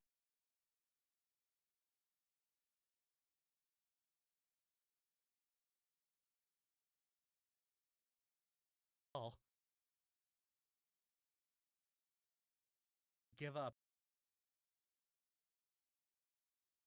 That's what I have to look forward to when I get up every morning. If I can even get up at all. Don't give up. Yeah, more like good luck with your suffering. Thanks, I really needed to hear that.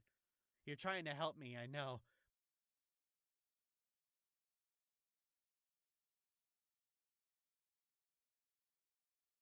You're trying to help me, I know, but expecting so much out of me only makes me feel worse.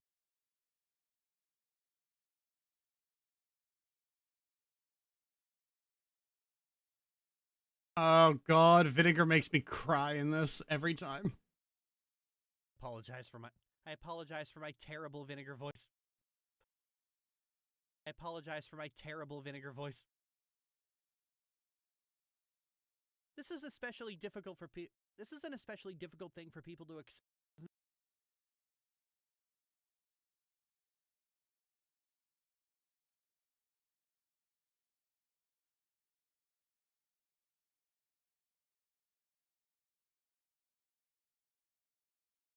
I apologize for my terrible vinegar voice. This is an especially difficult thing for people to accept because no matter which way you try to explain it, it's one of those things that just always feels incorrect. It feels like giving up.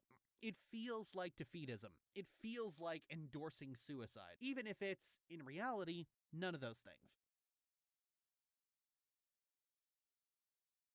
You can't escape that nascent feeling. I find a lot of people have a hard time differentiating.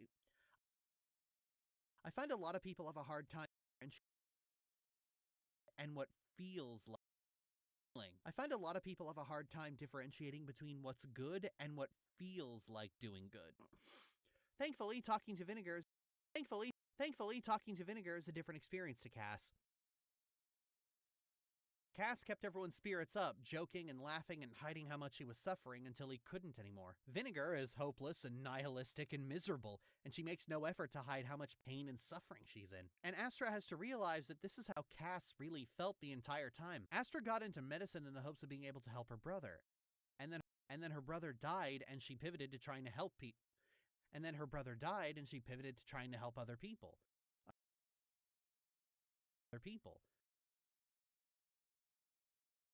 Unfortunately, she can't help vinegar because there isn't a pill or powder in the world that can replace the will to live. But she can help one person.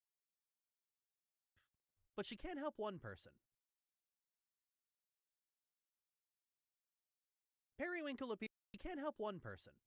appears throughout parts of the story disconnected from the grief. He comes in looking for sleep aids because he's having trouble getting good rest. It becomes clear that what's really hurting him is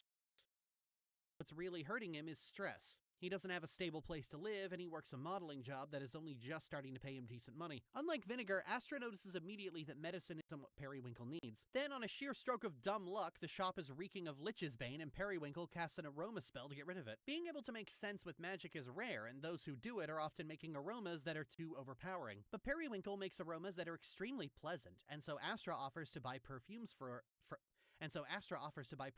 him to resell.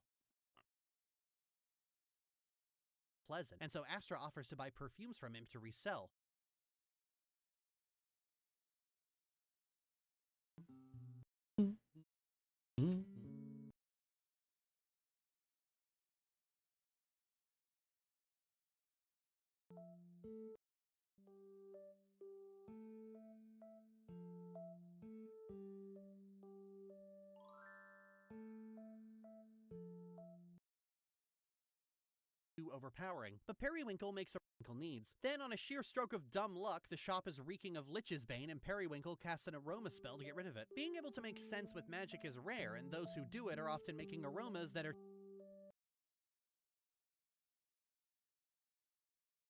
stroke of dumb luck, the shop is reeking of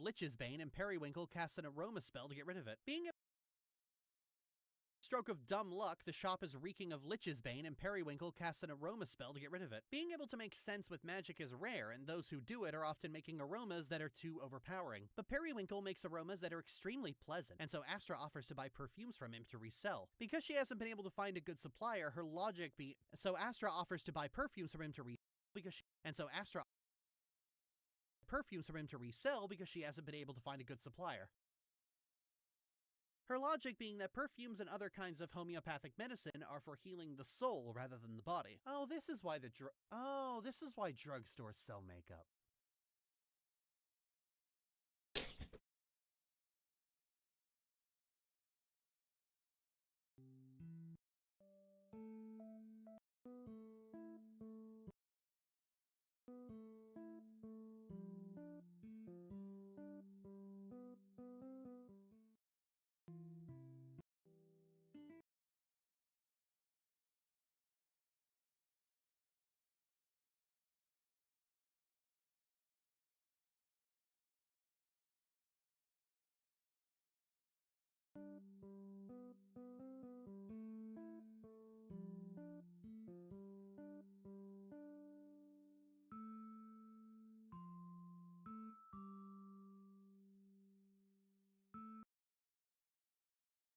Her logic being that perfumes and other kinds of homeopathic medicine are for healing the soul rather than the body. Oh, this is why drugstore.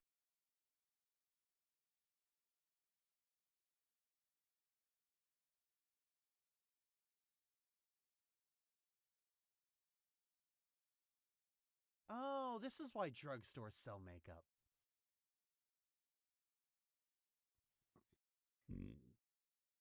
Astra pays so well. Astra pays so well. What? Astra pays so well. Astra pays so well for them that Periwinkle can quit modeling entirely.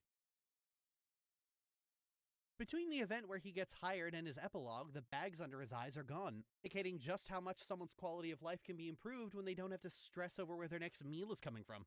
Though it's beneficial to Astra, she tangibly improves the life of at least one of the people who walk into her shop, and in doing so finds a way to improve the lives of others.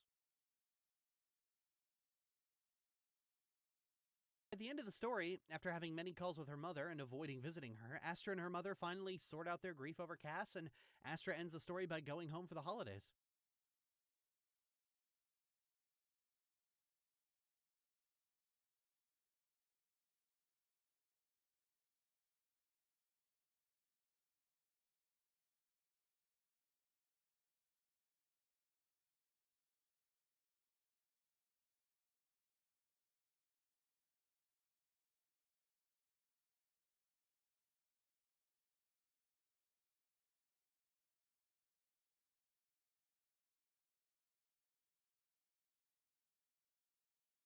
Astra's garden does not pull its punches on chronic illness and quality of life, and it even manages to approach the emotionally raw subject of how a chronically ill person's loved ones can often create more stress than the illness itself. It's like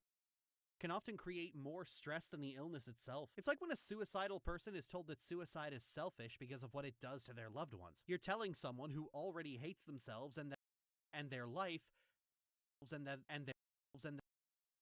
you're telling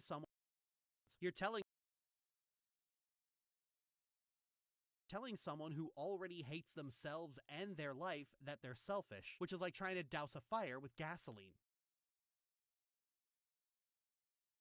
Vinegar makes the point better than anyone can. Astra's not the one who has to live with it, she is.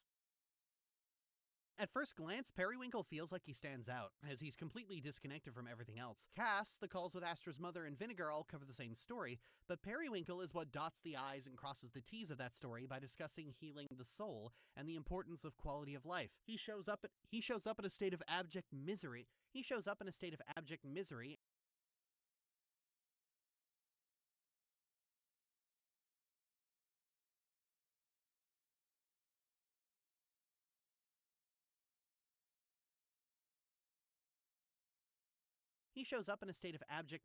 and he and the calls with Astra's mother and Vinegar all cover the same story, but Periwinkle is what dots the I's and crosses the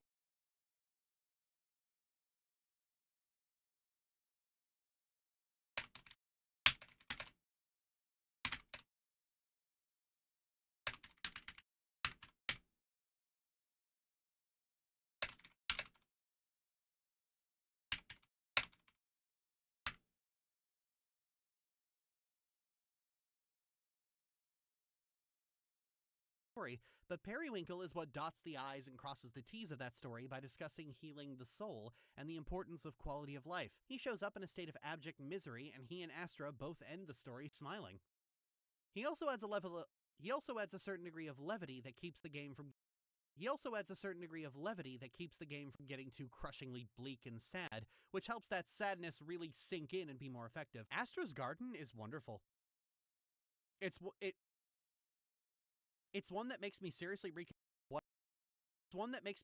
reconsider what I'd call Nami's best game, because it's just that good. It's also probably one of the heaviest games I've ever played, because it deals with some very uncomfortable material that many people quite justifiably don't want to deal with or think about. It's a story that is going to make you weep like a baby, and at the end, though Astra's happy and moving into a better stage of her life, you, the player, are going to be left with something very harsh to think about.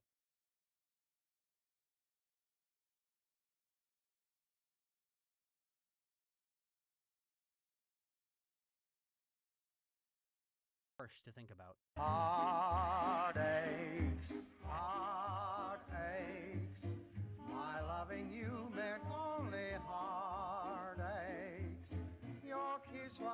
such a sacred thing to me. I can't believe it's just a burning memory.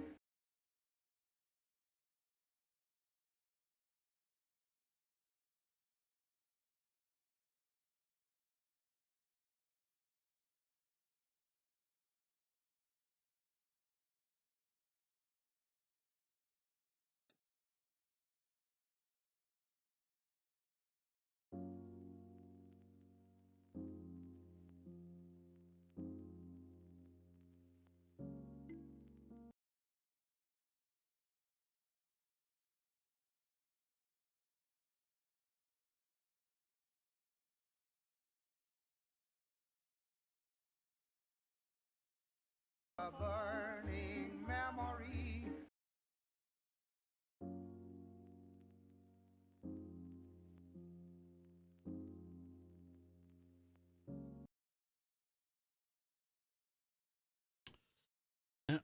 Need a longer one than that.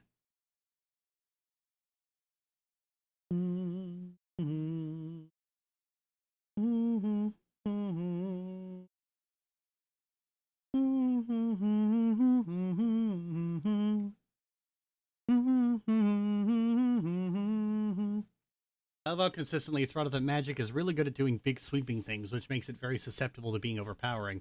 The magic residue in butterscotch's candy and typical arrow magic. Also makes sense why Vinegar is able to split her body and soul together, but isn't able to adjust the tether between the two, and Vinegar's body being burdened with all her senses, good and bad, while her soul can't feel anything.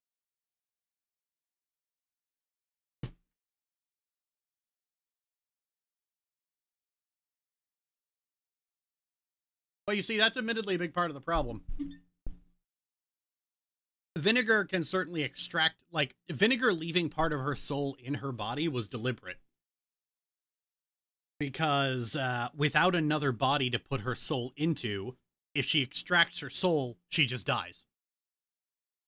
And her soul goes on to the afterlife, which is what she's trying to avoid.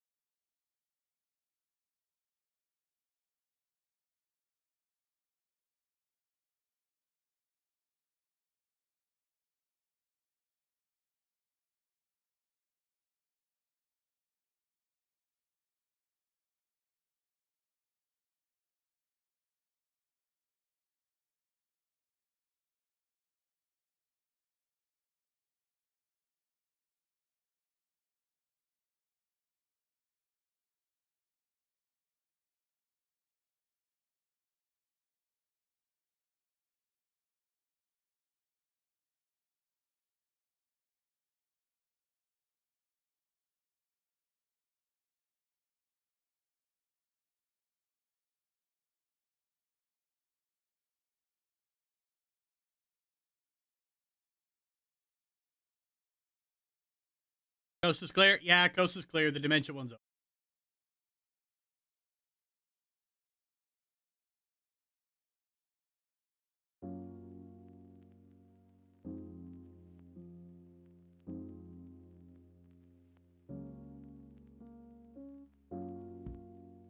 Come on.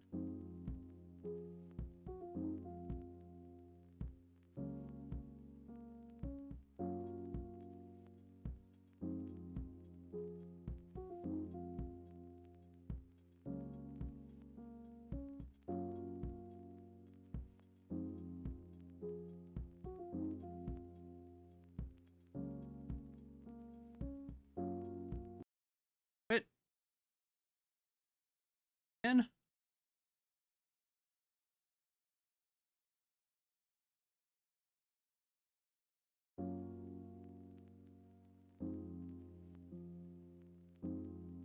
Thank you for helping me get through. You're welcome.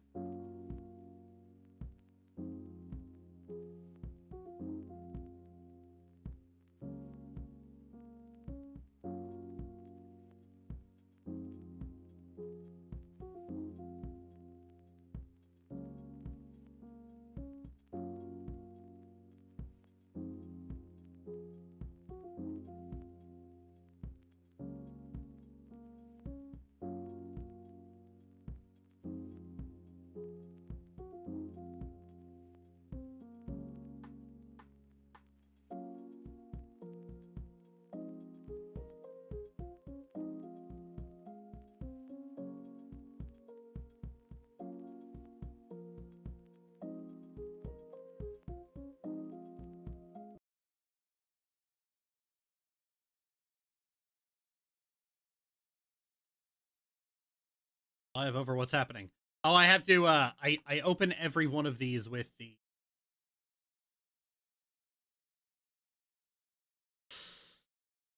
I open every one of these with a thing about I open every one of these with the intro, so I need to get a long enough recording of the intro.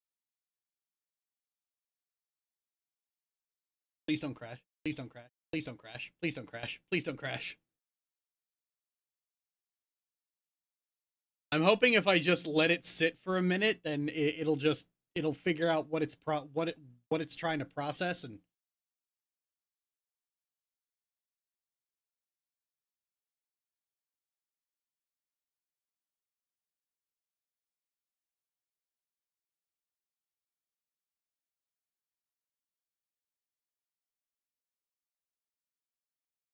okay, I'm gonna give this a minute, and I'll be right back. And I'm gonna just go AFK, and I'll be.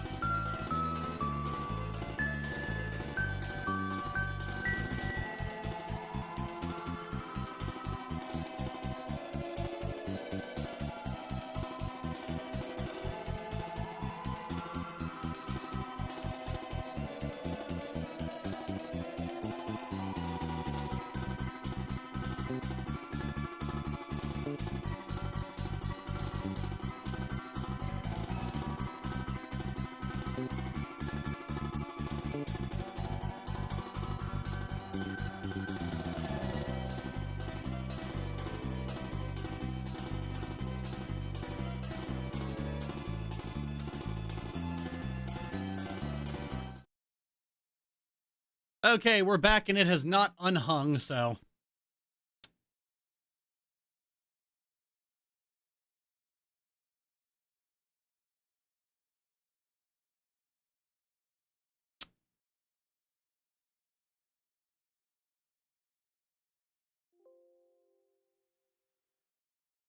All right, let's see how much progress I lost.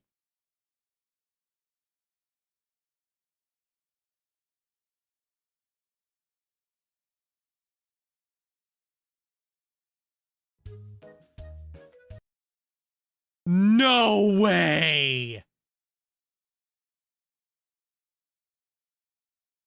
You're kidding me.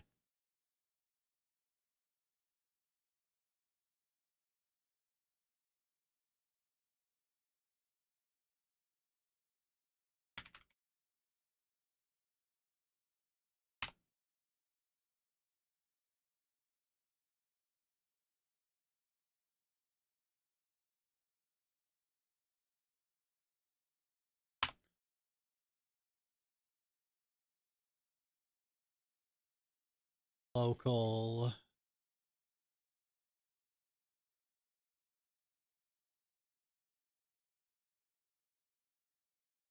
Pro 17.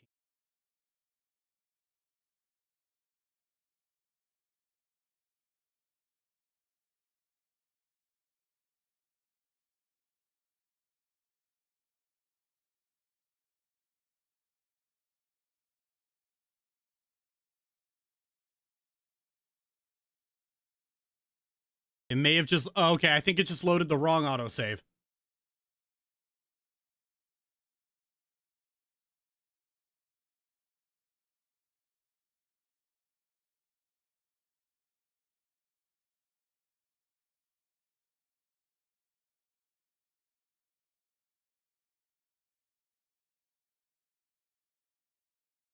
Okay, here we go. All right. Fucking hell.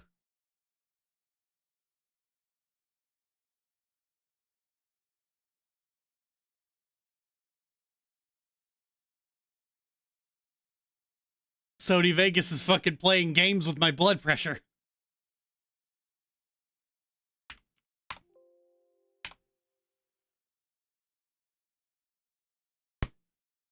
Fucking bitch.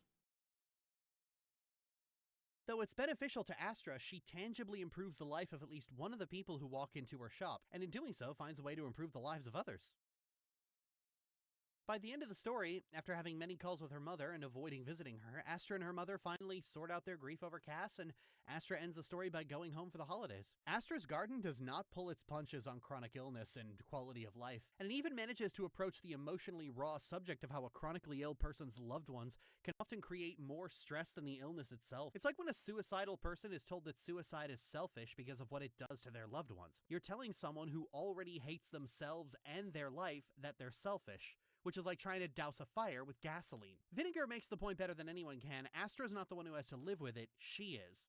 At first glance, Periwinkle feels like he stands out, as he's completely disconnected from everything else. Cass, the calls with Astra's mother, and Vinegar all cover the same story, but Periwinkle is what dots the I's and crosses the T's of that story by discussing healing the soul and the importance of quality of life. He shows up in a state of abject misery.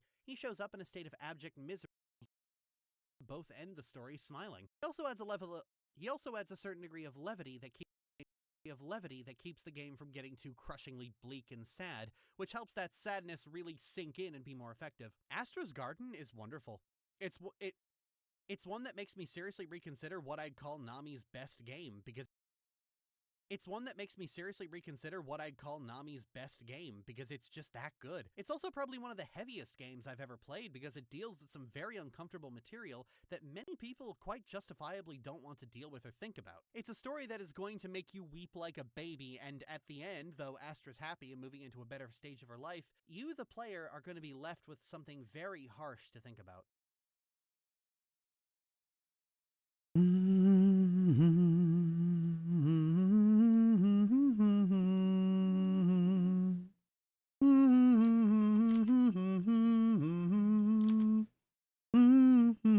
To think about. Heartaches, heartaches, my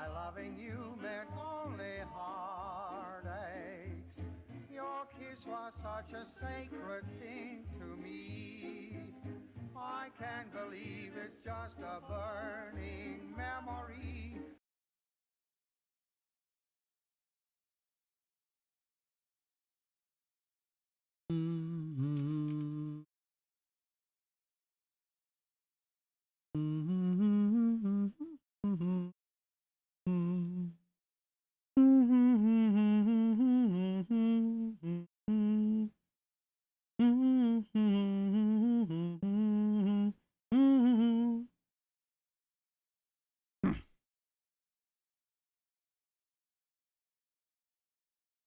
So perfect, yet it still hits like a sucker punch. Ooh, yeah.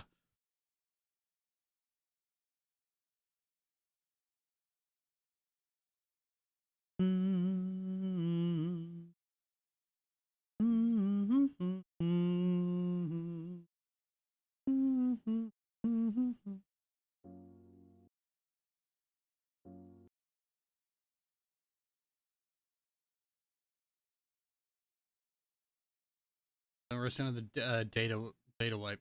Please don't backseat. I know.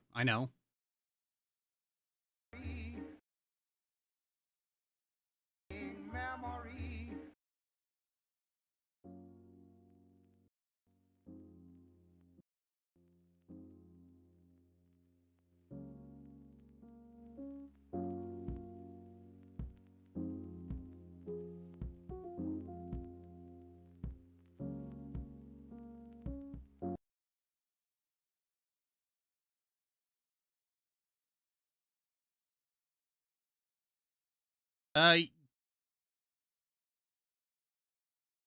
Okay, YouTube violated me. You're getting banned.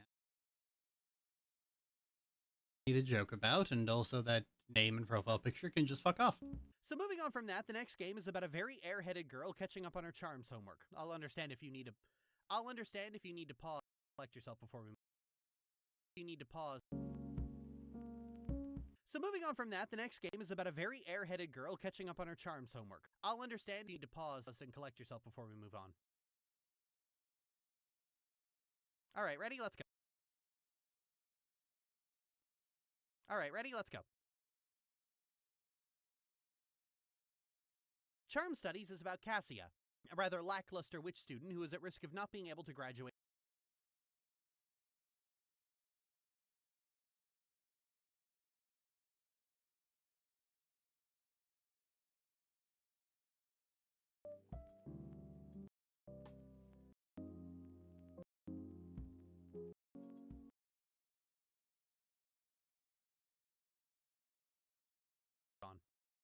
Alright, ready? Let's go. Charm Studies is about Cassia, a rather lackluster witch student who is at risk of Okay. Stop having a seizure. Studies is about Cassia, a rather lackluster witch student who is at risk of not being able to graduate with her friends because she struggles with charms class. So she's paid another student, Senna, to teach her.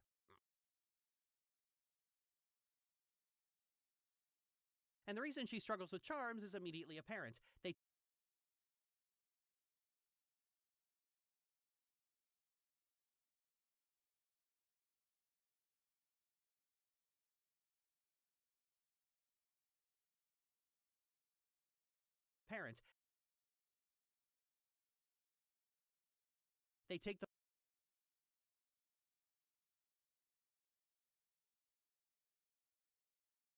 They take the form of Picross puzzles where you have to draw the charm symbol.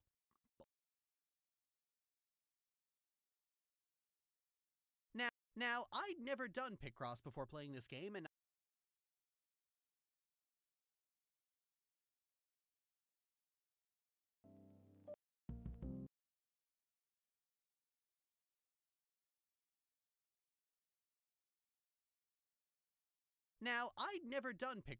playing this game, and I had no idea how to do it, so I was in a uniquely similar situation as Cassia, as looking at this thing confused me to high hell and back.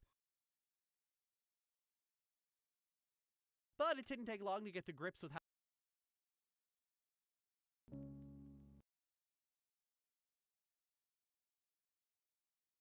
hell and back, but it didn't take long to get to grips with how to read the grid and how the puzzle actually worked. I am now completely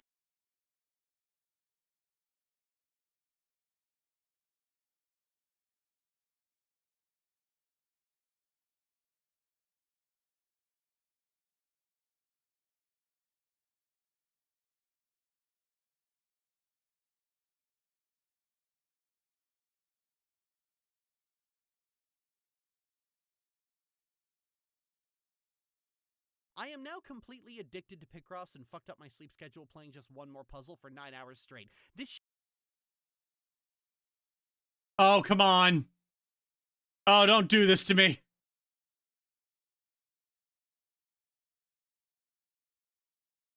Oh, God. Why does this thing hate me so much?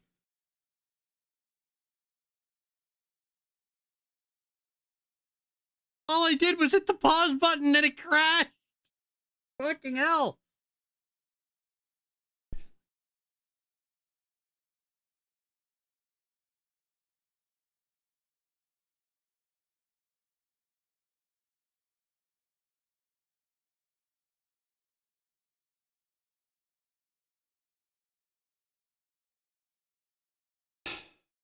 Right.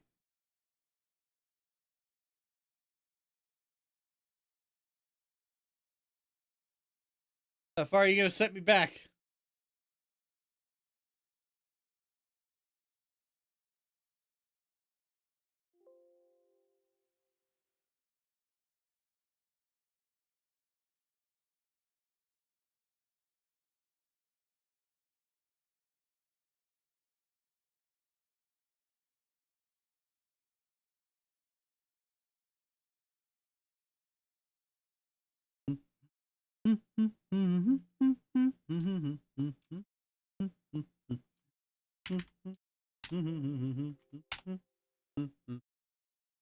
homework. I'll understand if you need to pause and collect yourself before we move on.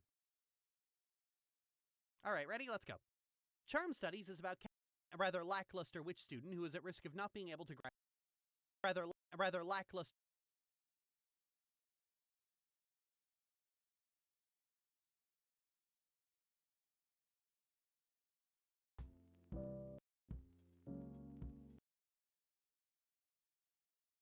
Charm Studies is about Cassia.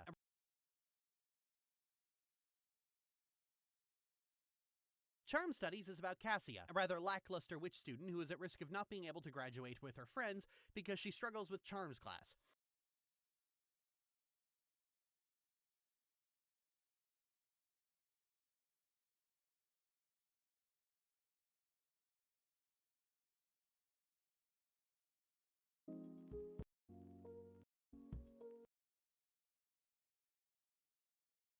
She's paid another student, Senna, to teach. So she's paid another student, Senna, to teach. So she's paid another student, Senna, to teach her.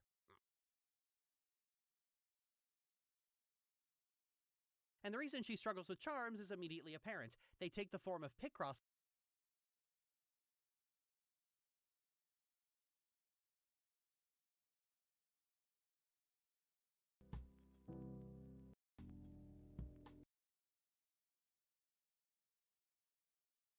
They take the form of Picross puzzles where you have to draw the charm symbol. Now, I'd never done Picross before playing.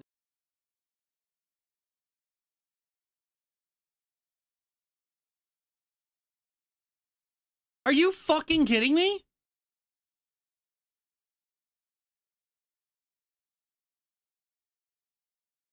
I think that's probably a sign that that's enough editing for today.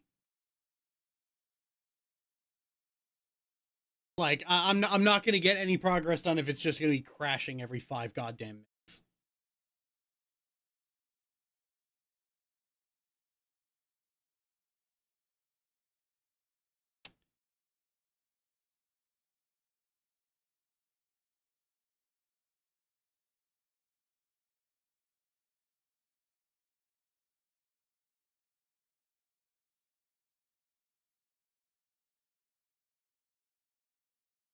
Win every day. Yeah, well, I made more progress than I normally do. Yeah, this is kind of why videos are taking longer to make now. Vegas just keeps... for what it's worth, this was a fun stream. Oh, the stream's not over yet. Yeah, this is why videos have been taking longer and longer to make, is just that, aside from just executive dysfunction. Vegas is just crashing way more often. Yeah, I pirated it because no way am I buying anything from Bethesda. And it's like, okay, it looks nice, but in terms of gameplay, they didn't really change anything. It's still just Oblivion, so, eh.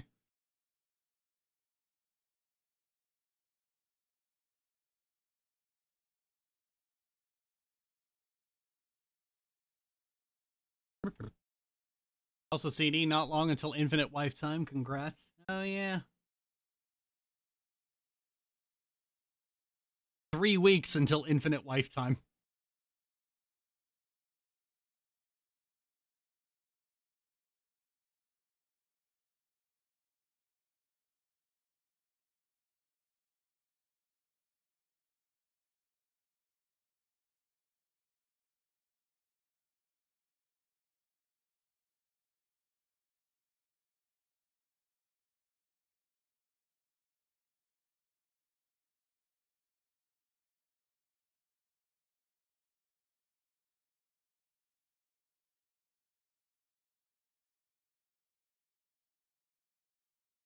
All the cool kids pirate video games. Yeah.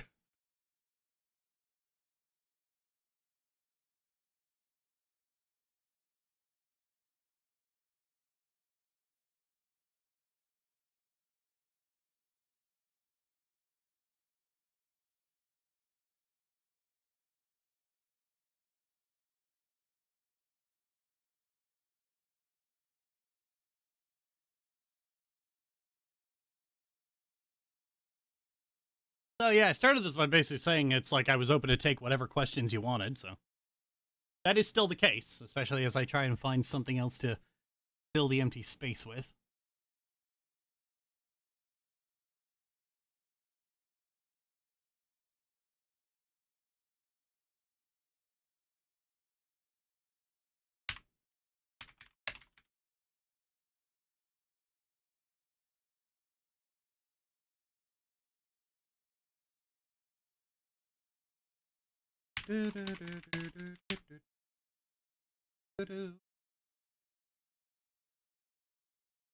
Those have taught me anything, it's that piracy is cool and more people should do it.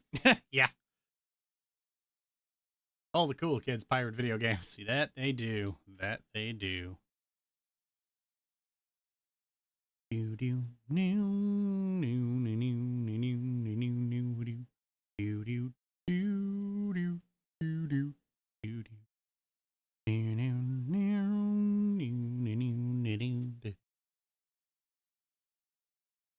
Open to questions. Have you seen The Amazing Digital Circus? I have not.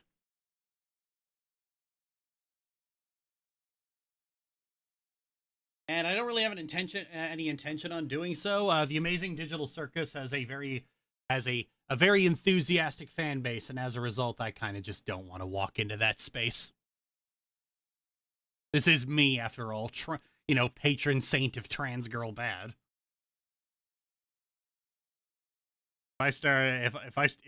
Even if it's positive, if I do a video on the Amazing Digital Circus, people are gonna fucking slice my goddamn nuts off.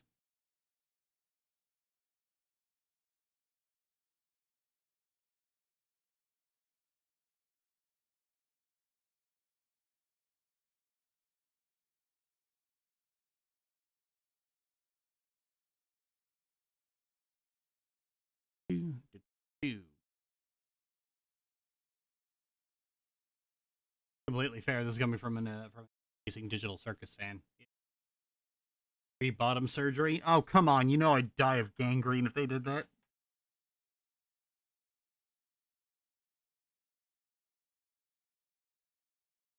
We'll no longer be able to see these nuts. Oh my god.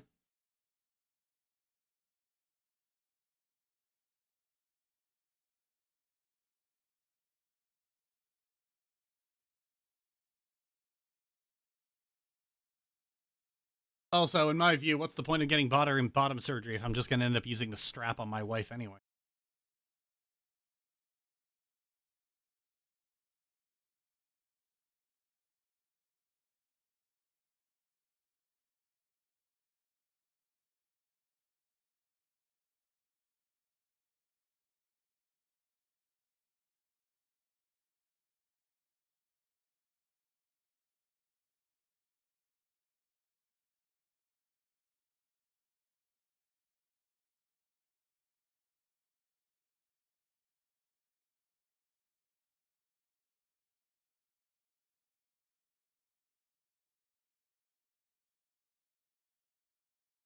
Yeah, free bottom surgery from EDA. I'm scared. Yeah, I noped out of bottom surgery when they told me I needed to get electrolysis for it.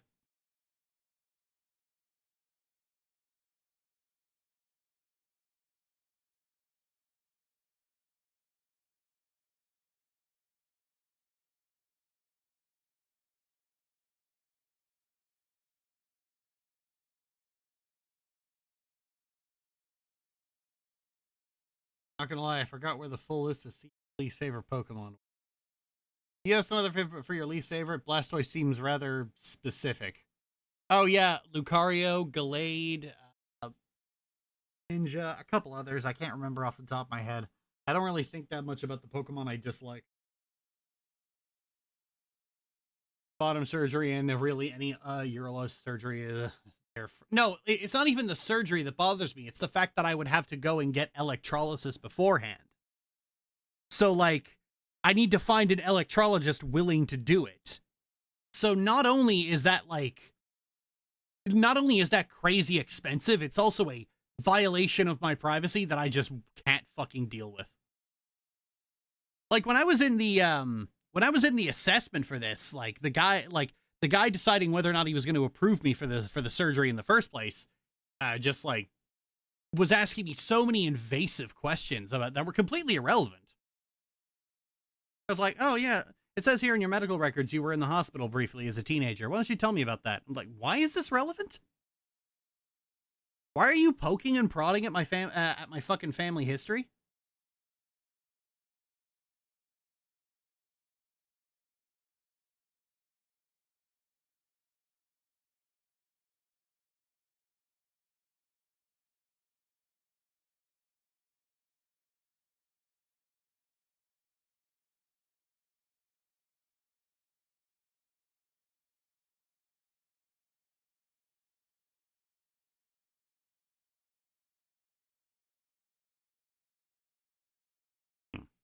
Yeah, all that would do it. Yep.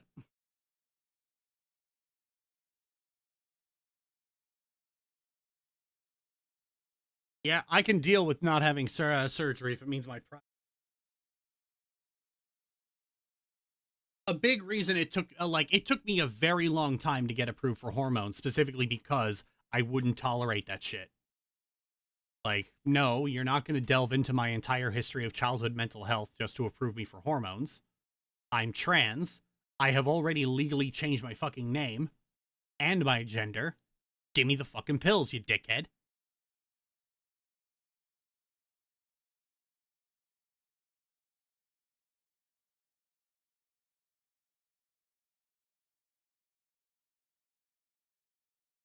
Ever since I got approved for ADHD medicine, I get it renewed at an after-hours clinic, and I've just started getting my hormones renewed by them as well, which is great. I just because they don't ask me to do blood. They don't ask me to get blood work done. Like getting blood work done, like the first year for hormones, I had to get blood work done before every prescription renewal, and then after that, it was just like every year, and it's like, why am I doing this? Why are you making me jump through hoops? Just give me my fucking medicine. Well, you know, it's for health reasons. No, it's not. There was even one point where I went like a couple years without getting blood work done and managed to get refills. And then it was just like, we're not going to renew your prescription until we have current blood work. And I was like, oh, I had just gotten the message I got was, at any point in time, we can stop you from doing this. So I immediately started looking into other avenues. So when I got approved for ADHD medicine, the first thing I asked was, can you renew my hormones? Yeah, we can do that. Great. Perfect. Terrible with needles, especially blood work. I'm fine with needles. Getting blood work doesn't bother me. It's just a matter, it's a matter of principle, you know? It's too invasive. I shouldn't be doing this. Just give me my medicine and fuck off. What's the blood work even for? Checking my potassium levels and checking my actual hormone levels. Of course, my hormone levels are the same as a cis woman, and once I reached that point, it was like, great, I shouldn't have to do this anymore. My potassium levels have been, I've been on the same dose for like 4 fucking years, and my potassium levels have basically been the same every single time I get blood work done. I don't need blood work. Any risk to my health is gone. And you know, all it is it's just gatekeeping. That's all it is. You know, they make you go through all these hoops because they're hoping you'll stop and give up.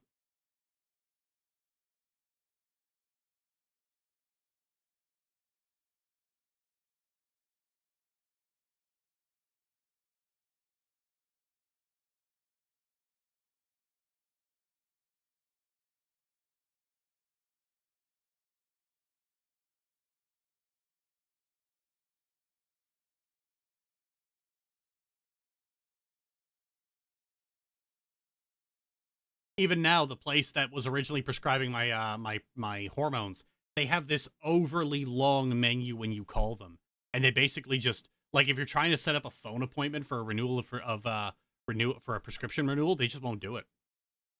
They just won't call you back because they're taking only high priorities, and it's like, what high priorities? What do you fucking do?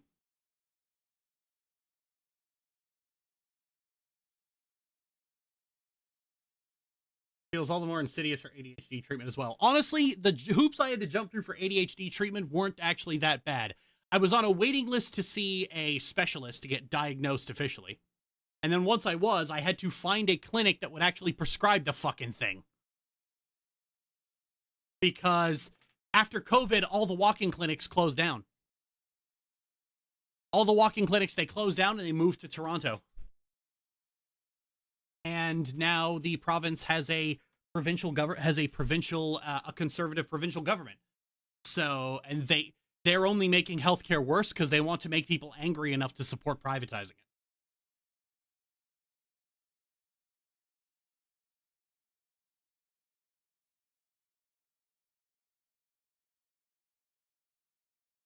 Doing the same thing with rent control. Our Nova Scotia's premier, Tim Houston, he has multiple years in a row now left the fixed term lease loophole open in rent control, which has resulted in month to month and year to year leases no longer being offered. So what ends up happening is there's rent control if you renew a tenant. You can only raise the rent by like 5%. Used to be 3%, but again, conservative premier. So what ends up happening is people end up getting signed on for a fixed term lease for a year. They get evicted, and then the landlord jacks up the rent.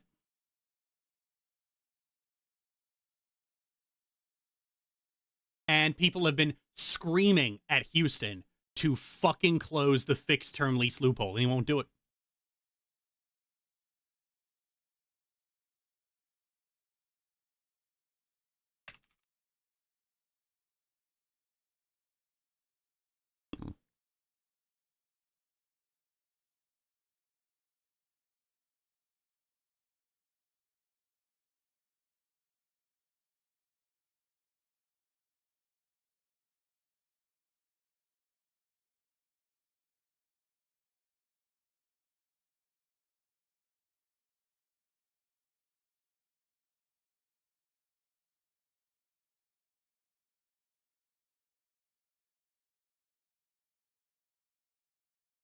Fucking despicable. Yeah.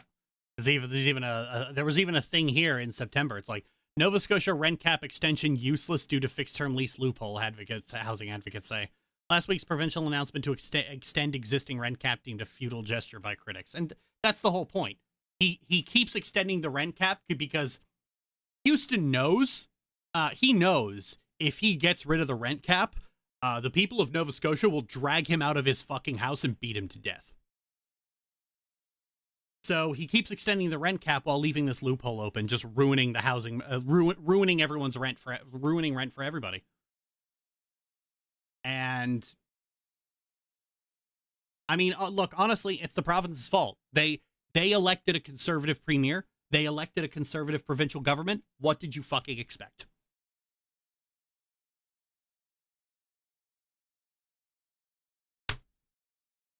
Like, it's 2025. We really need to we really need to absorb. Stop electing conservatives. They only make your life worse every time. You elect conservatives, they crash the economy, and they cause you to get laid off, and they end up and they decimate your hometown. And then you elect a liberal to get rid of them, and then in the very next election you elect a conservative again. And we just don't learn our fucking lesson. There has never been a conservative government in this country, or even in the States, that has not resulted in long-term devastation to everyone. But people have the fucking memories of goddamn goldfish.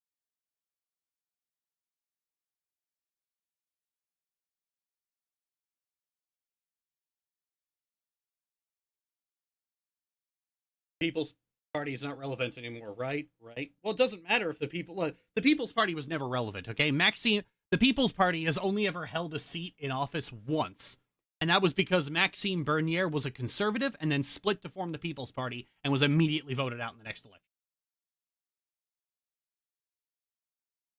But the Conservative Party is a far-right party.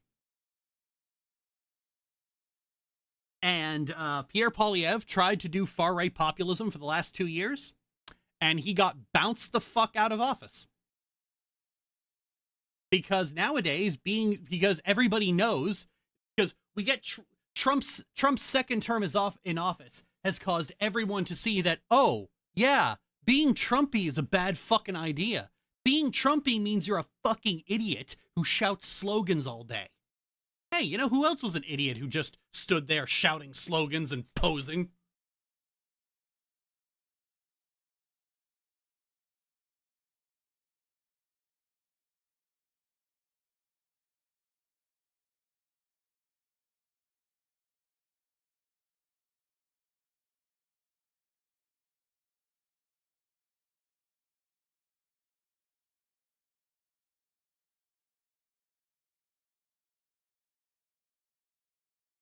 Conservatism is still extremism, and this is lost on so many people still. Yep. I think a lot of people just, they it's not that they don't get it, they just refuse to get it. I mean, it's like talking to my father a lot. It's like my father is, my father just kind of refuses to accept what the Conservative Party is. You know, you can point out basically all the shit Poilievre was saying up to the election, and you just get, oh, no, they're not really going to do any of that. Oh, they're not really going to do all that. Oh, they won't really do that. Oh, they won't do that. Oh, they won't. And that was the same shit people said about Trump. I mean, like, for every time he said something really fucking extreme and really fucking alarming, what did people say? Oh, he doesn't mean that. Oh, he doesn't mean that. Oh, he's just trolling. Yeah, remember that? Remember when he was going on about the 51st state nonsense and Americans kept saying it was trolling Canada? You're a world leader. You don't get to troll. There's no such thing as trolling. Trolling is just self-conscious irreverence to your anger. Idiot. And it's like they refuse to accept it. Like you could lay out the proof right in front of them. And what'll they do? Oh, no, that won't happen. Oh, I just don't think that's going to happen. All the stuff they don't like about a candidate, they just mentally file away as, well, that's probably not. And then Trump got elected, and he did all that shit. He's doing all that shit. He tariffed his own country's economy into the fucking ground.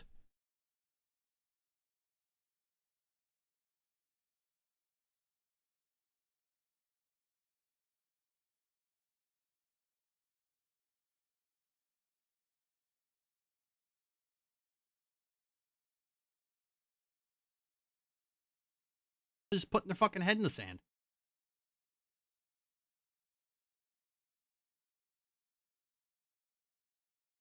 It's just this downplaying and diminishing of everything. And here's the kicker. People who downplay political stuff like this, they tend to downplay everything.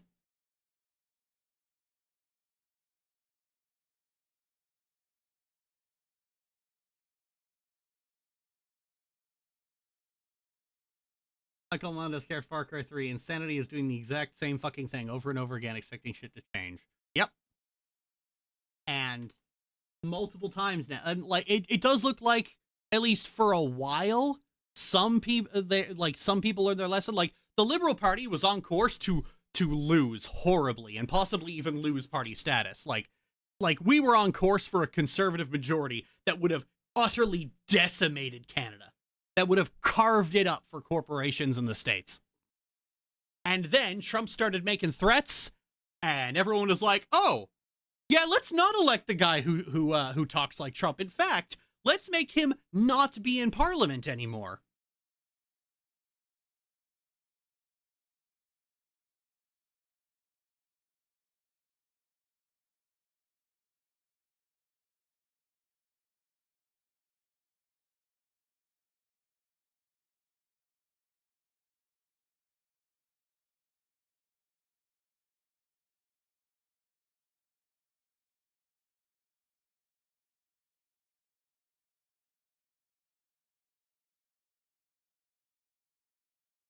I've been seeing conservatives jump through hoops for their willful ignorance.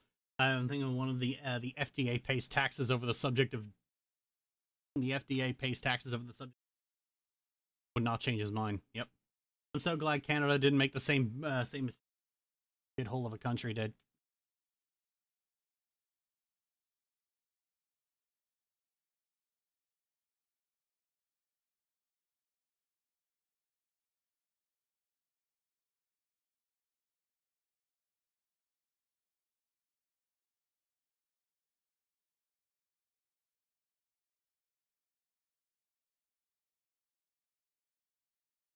But who knows how long that's going to last? I mean, in 4 or 5 years, there's still going to be people basically raging about the libs on both ends of the field. You know, like here's the thing: the threat of American annexation was enough to snap a lot of the Canadian left out of this stupid the neoliberals mindset.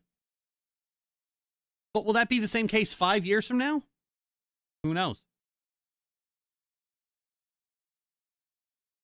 The moment people start getting comfortable, they start electing conservative governments.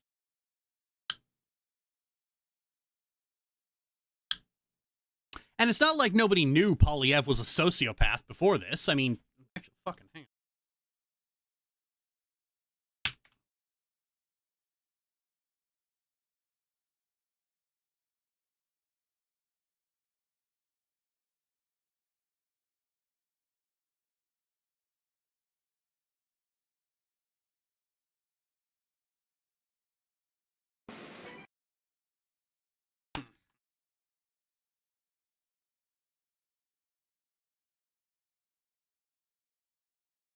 This was posted 15 years ago. The entire country breathed a sigh of relief when the nation was pulled back from the brink of a federal election. But nobody breathed easier than Conservative Member of Parliament Pierre Poilievre, who will now qualify for a full pension the same month he turns 31. Pierre Poilievre, the workers of Canada salute you. Congratulations, Pierre. Yay, Pierre. I don't have a pension. Yes, very few Canadians qualify for a full pension at the age of 31. Well, in fact, there really is only one, and that man, Pierre Poilievre, which is why we wanted to throw a party for Pierre and get some fun stories from people who have worked with Pierre before he became a member of Parliament. Now, unfortunately, we cannot find any evidence that he actually held what most of us would call a job. So if you worked with Pierre at an actual job in any capacity, say as a co-worker, please contact us with a witty story so we can honor a great Canadian. Conservative MP Pierre Poilievre. You loved him when he said natives in this country need to learn the value of hard work. He said what? And you laughed when he said we can't afford to amend EI to cover more workers. That little Whoop! And you will cheer when he gets his pension. Am I paying for that? Yes, you were. Pierre Poilievre, one hell of a guy. One heck of a pension. Like, this guy was a joke 15 fucking years ago.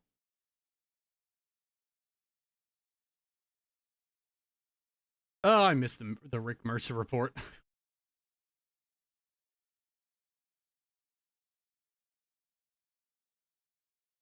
Yeah, this guy was a fucking joke 15 goddamn years ago.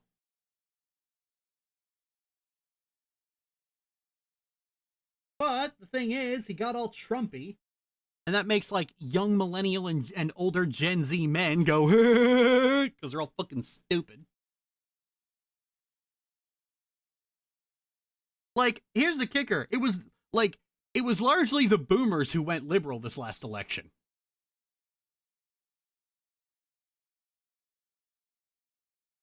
It was the boomers who saved my generation from itself.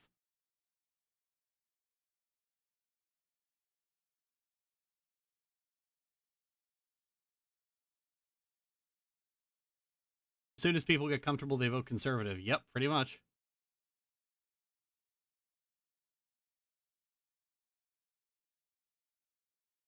I think this is just a big, I think all of this is a big side effect of just the fact that liberal has just become a dirty word on both sides of the fence.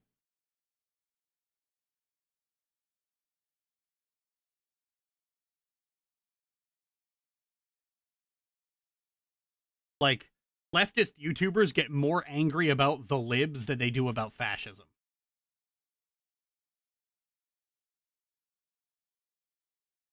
Wish I could stay longer, but I gotta bounce.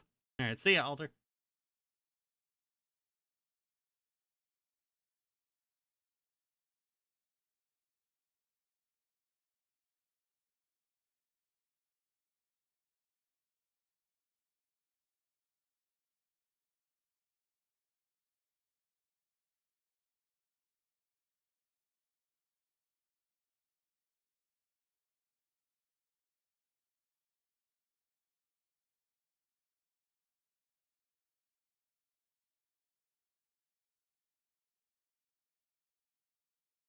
To make a whole video to convince people just to lay off liberals. Oh wow, he did? Like the last person I would do that.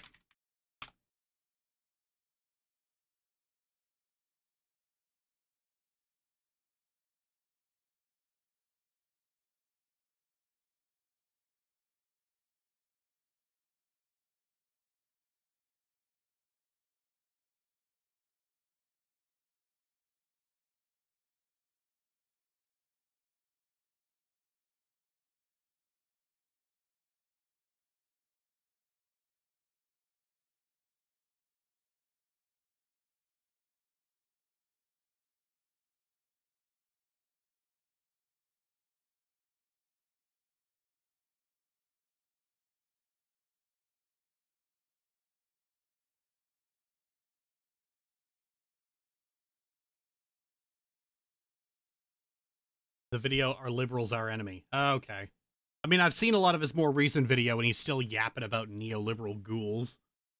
And basically needing to find every jab possible at the libs. I mean, like, Thought Slime's who I think of when I think of the kind of leftist who is just way more angry about liberals than they are about fascists.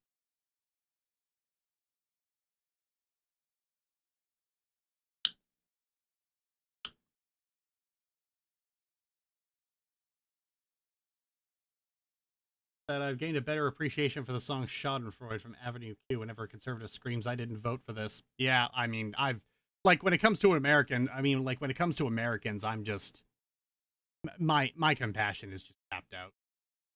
Well, what you asked for.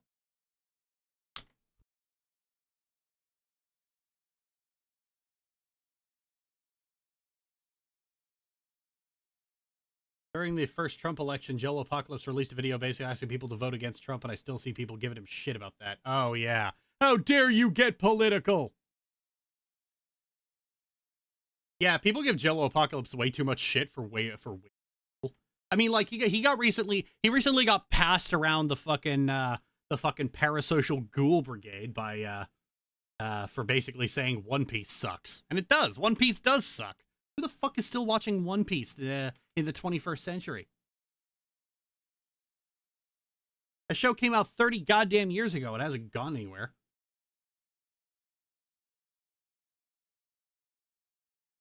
You can only say I warned you so many times before you stop giving a crap. Yeah, I mean, like, what was it? There were a lot of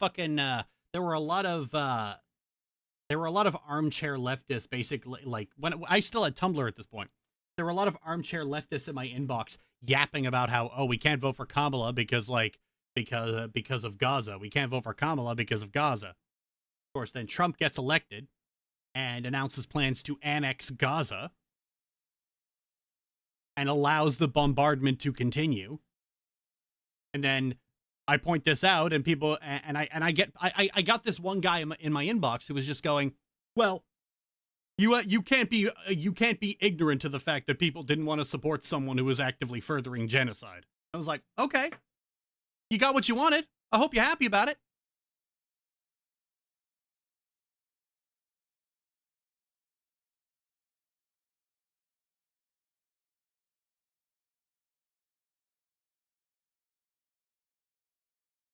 Now the bombardment has intensified. They're going to annex the fucking place. That's what you asked for.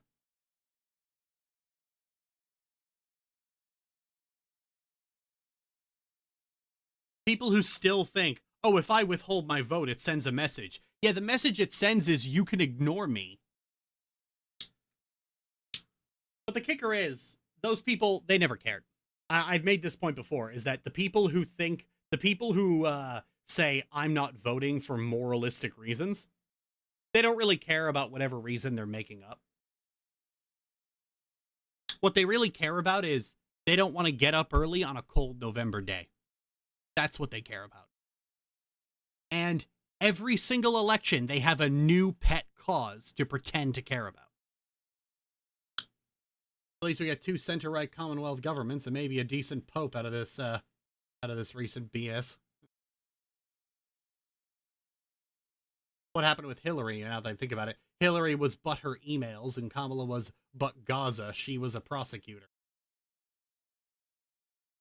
Oh, she's in the pocket of Wall Street. I remember somebody tried to claim Hillary once defended a pedophile in court, and then other people had to point out she was a public defender. She had no choice but to do that, you moron. What the fuck do you think a lawyer is for?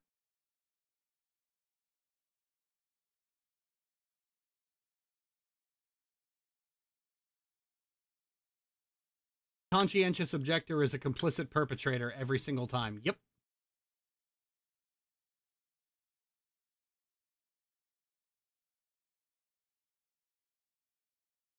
It's people still not getting what the trolley problem is about. They still think allowing harm to happen through inaction is less morally reprehensible than causing harm through action. And it's not. It's just as, if not more reprehensible. It is literally, the concept is called the banality of evil.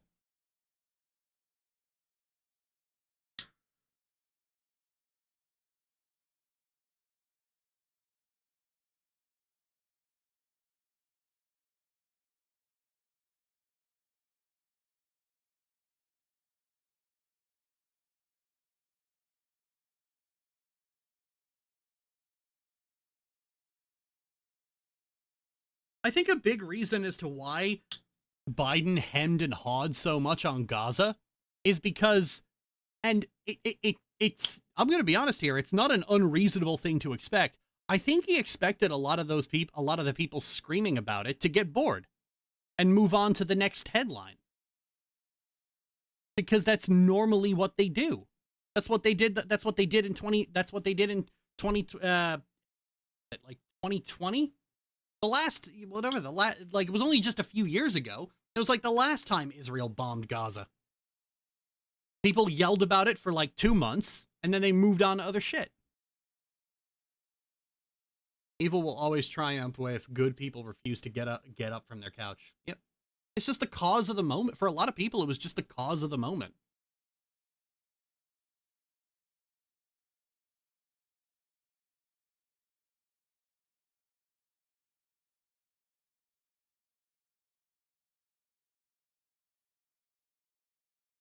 I think for a lot of leftists, they just have this deep, profound misanthropy. Yeah, it was somebody in the server who said it. Yeah, a lot of leftists have a deep and profound misanthropy. They just hate people. And what they want is for the world to stop burning so that they can go back to hating it. But truth be told, while that's a very good observation, I think the truth of the matter is that, you know, talk is cheap. Saying shit is easy. Doing things is hard. Doing things requires you to put your money where your mouth is. And it's a lot, and it's very easy to virtue signal on Twitter. That's why the online left evolves so frequently into purity testing and slander campaigns. Because it's all just shitty people needing to convince themselves that they're good.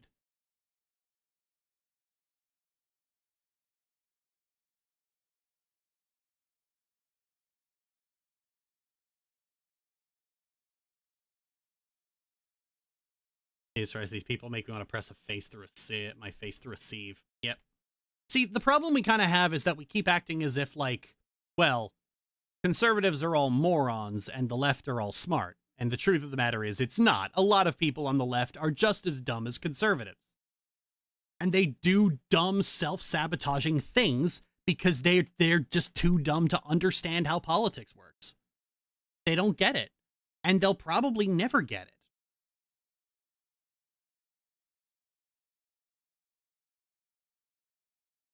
But you know, that's Twitter. Less than 6% of the global population uses Twitter.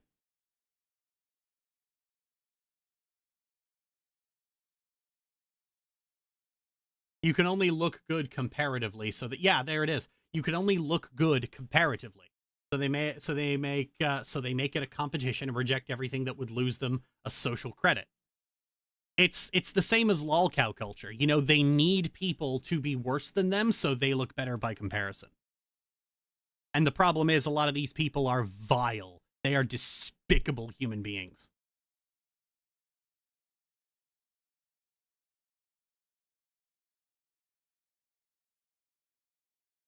But like I said, that's Twitter. And less than like 6% of the global population uses Twitter. Out in the real world, a lot of people are admittedly, they're quicker on the uptake. You know, this is why the NDP is finally getting rid of Jagmeet Singh. Because, like, 3 fucking elections of that guy remained NDP leader through 3 fucking elections and constant scandals. Like, they fucking, like, and I think what really scared people was that he basically, like, Singh would say one thing and do another. That was always his big problem. You know, he was always on stage posturing about Trudeau, and then would turn around and, like, sign a deal with Trudeau on something. But the truth of the matter is that, you know, like, I think what really scared people was Singh announced his intentions to bring forth a vote of no confidence against Trudeau. And a lot of people freaked out at that because that's how we got Harper. The NDP and the Conservatives conspired to push a vote of no confidence against the Liberals, and that's how we got Harper. Which is really just fucking horrid.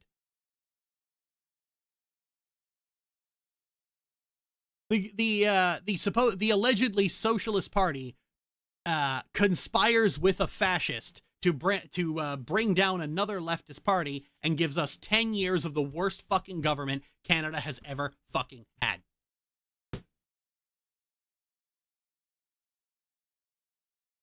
And then Singh announced plans to do it again, and I was like, you son of a bitch.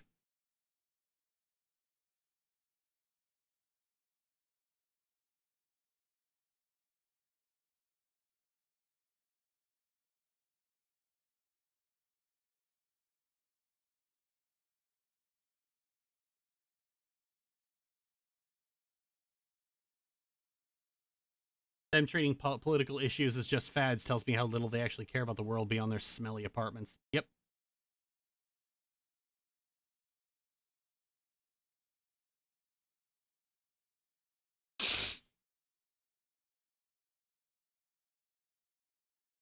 I mean, like, for fuck's sake, the NDP kept losing seats like, election after election after election. They were leader of the opposition during Harper's last term. And then they got knocked down by a liberal majority to, like, 40 seats. And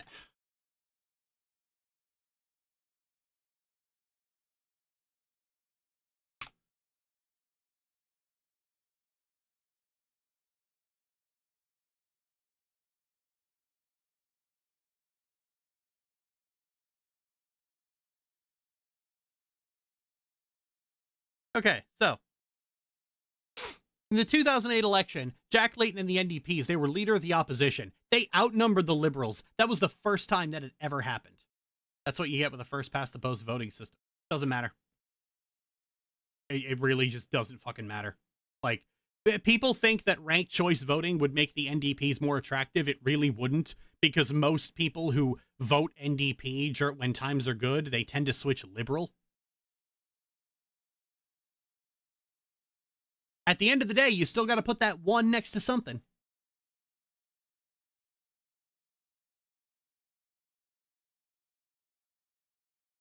So the NDP went from leader of the opposition during a conservative minority. I mean, for fuck's sake, yeah, the Green Party. Elizabeth May is like the only member of the Green Party who ever gets elected. Like, the Bloc and the Liberals, they were just down. Then 2015 happened. We'd all had enough of Harper. Everyone had had enough of Harper. And so the Liberals shot up 184 fucking seats. And the NDP under Thomas Mulcair, because Jack Layton was like was one of the most beloved leaders of the NDP, but he died during his last term. So then it became Thomas Mulcair. They went down to 44 seats. And they bumped Thomas Mulcair out very quickly. 2019, Trudeau gets reelected, and the NDP under Jagmeet Singh goes down to 24 seats. 2021, Trudeau gets elected again, and the NDP again under Singh goes down. They go up. At least they go up one seat. But then we get to 2025, and now the NDP is down to fucking 7. Because they kept running the same guy nobody likes. Why is the Green Party still here?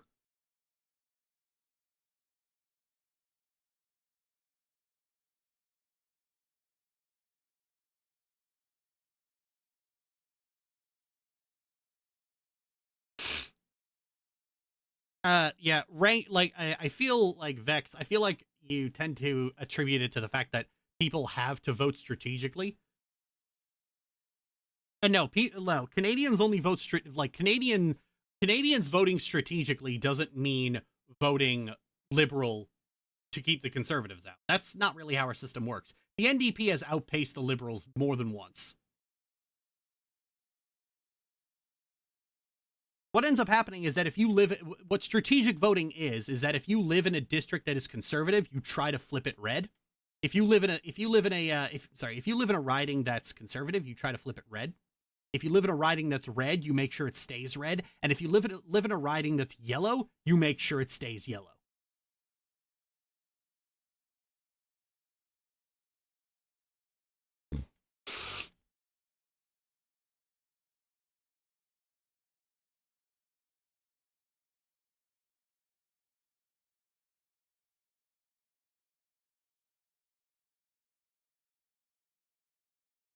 That's what strategic voting looks like. But the reality is that I don't really think most Canadian leftists are like, I would vote NDP, but I have to vote liberal to keep the conservatives out. That's not really how Canada works. Most Canadian leftists are liberals. They vote liberal rather consistently. Like for me, I vote NDP in provincial elections and liberal in federal elections. because the NDP in Nova Scotia is fucking great. The federal NDP party is a fucking joke. It's a shit show. And it's always been a shit show. The federal NDP, they operate on some of the worst cognitive dissonance. They still think they can win elections, which it's not going to happen. And every single time that they fail, every single time they lose seats,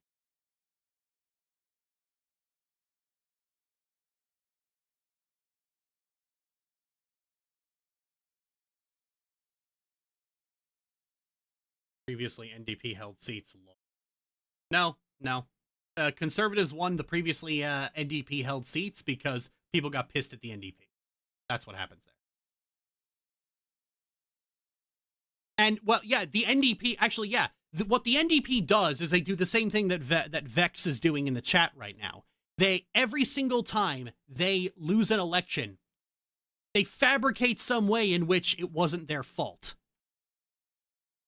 Oh, it's strategic voting. Oh, it's the first past the post voting system. They always have someone else to blame. And so they never shift how they actually do policy. They don't shift on anything. As a result, the NDP gets just accustomed to failure. Like, no, first past the post isn't why the NDP got absolutely fucking creamed in this election. It was Singh and his fucking nonsense that got the NDP creamed. Nobody liked him. Singh was probably one of the most, I think Singh was second only to Trudeau in terms of one of the most despised politicians in Parliament by the time Trudeau quit.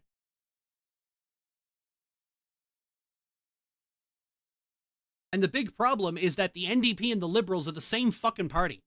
They have the same fucking positions on almost every goddamn thing. They could easily form a coalition government and get all their shit passed.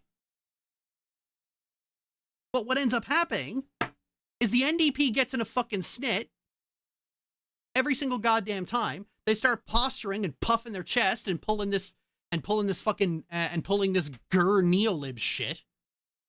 And what ends up happening? What ended up happening for Singh? The two things he cared most about, dental care and pharmacare for all, got passed by Trudeau.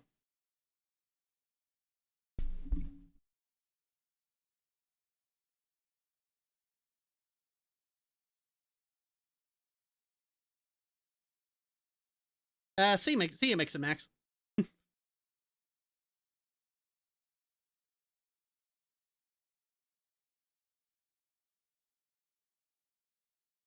And they don't learn. They never learn. Ever. It's just this constant thing with them. Because, you know, this should have been like the easiest goddamn thing the easiest election for them to win. It's like, you know, you run on a platform of I will bring in rent control and bring rent down.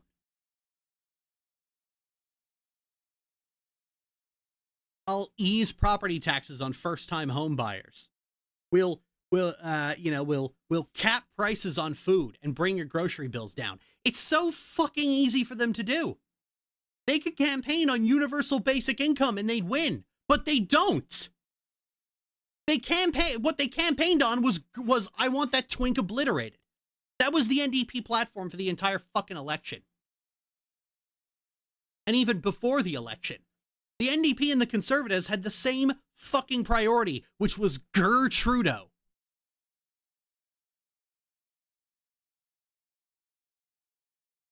And, you know, that doesn't work out well among people who know better. Because the reason Trudeau was hated was because of the cost of living crisis. You know, with rents skyrocketing and grocery bills skyrocketing. Of course, people who have ever actually been outside their house, they know the federal government has no control over that. Not yet, at least. They could.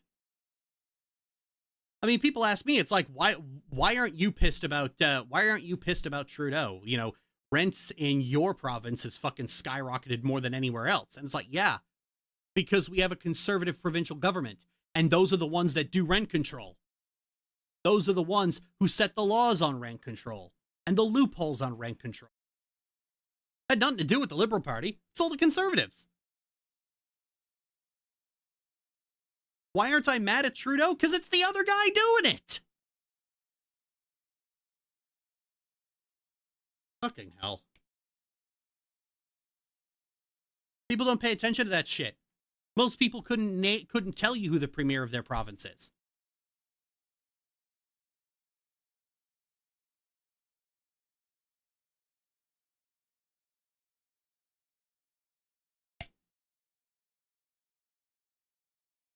Absolute horse shit with these people. And, like, really, that's always been the big weak point of democracy, hasn't it? You know, democracy lives and dies on the intelligence of the electorate. And voters in Canada and the US are dumb as shit.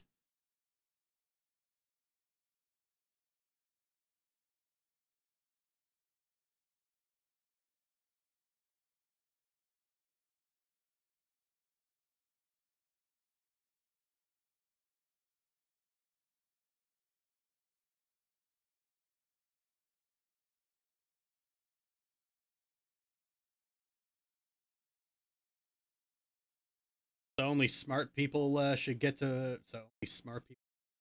Vex, stop. You know what we're actually talking about. Stop asking deliberately bad faith questions to cause trouble.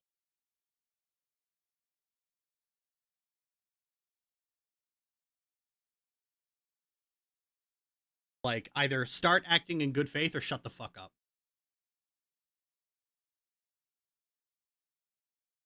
Dumb and sadistic. Yep, dumb and sadistic. There's not really much you can do about it, unfortunately, because they're always going to be stupid.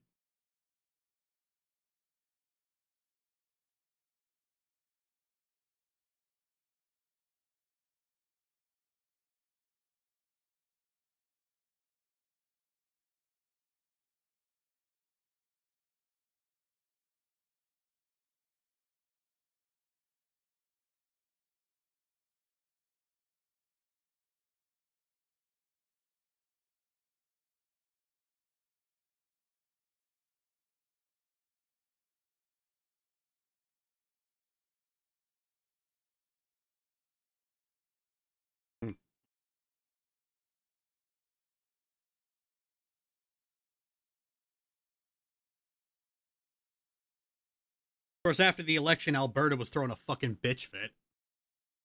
I think Alberta's like the only province that's been green. Green. The only province that's been blue every single fucking election. So it's just like, you know, the Liberals won again and they were losing their absolute fucking shit. And the reason for that is like their entire economy is based on, is that people are stupid. How would you solve that flaw? You don't. You can't. It's an inherent flaw in democracy. It can't be solved. You either make the people smarter or you just deal with the fact that democracy has a shelf life.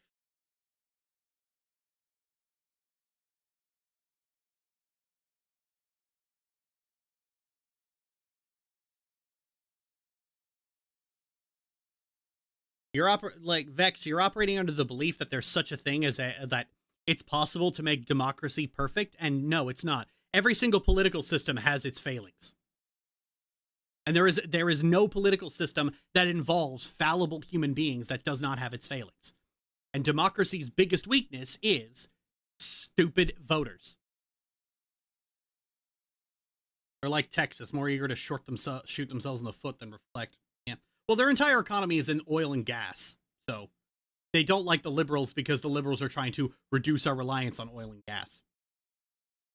Now they want to form their own party. What are they going to call it? They want to form their own party now, like the Bloc Redneck Qua or something. Actually, they've been talking shit about leaving and actually becoming a state. Like, Alberta wants to leave Canada and become a state. And I'm like, you know, the US can have it. The US could fucking have it. I would very much love it if the Conservatives lost their biggest voting bloc.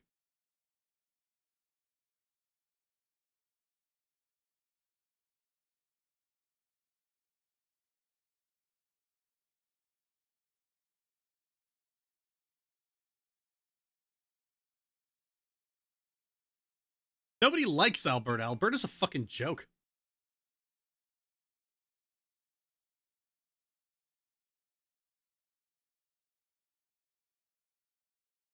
Texas. No, I wouldn't say Alberta's like Texas. They're more like Florida. The USA gets a ridiculously looking unicorn horn, and Canada gets to cut off the rot. Hey, Trump, we'll trade you Alberta for California. We'll trade you Alberta for New York.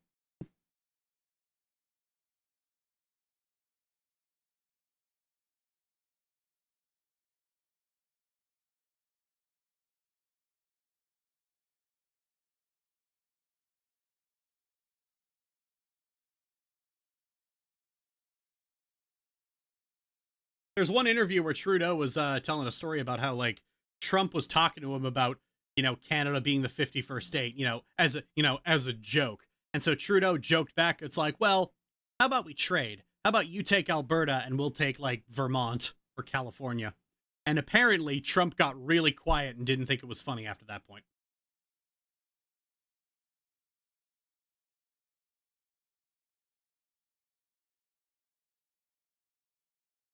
It's funny, Trudeau and Carney just kept serving that guy L's his entire, like, for both his fucking terms.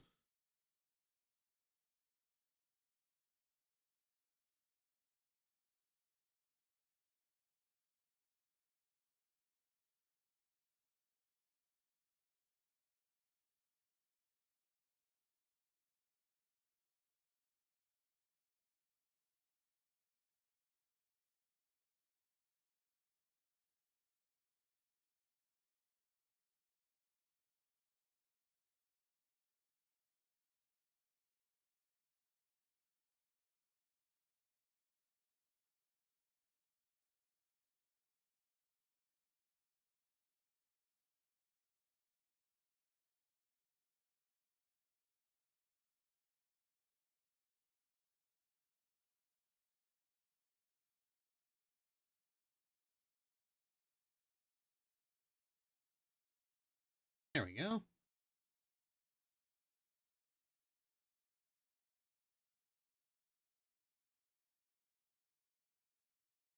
Let's see. Alberta has about the same population as Alabama. Fitting. So Alberta would probably have however many electoral votes Alabama has.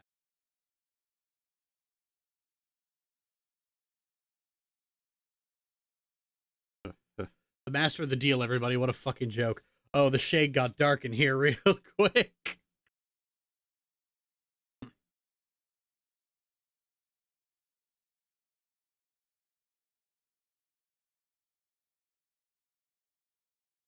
New York plus New England, Republic of Laurentian when? Yeah, let's just completely cut the U.S. off from the coastline.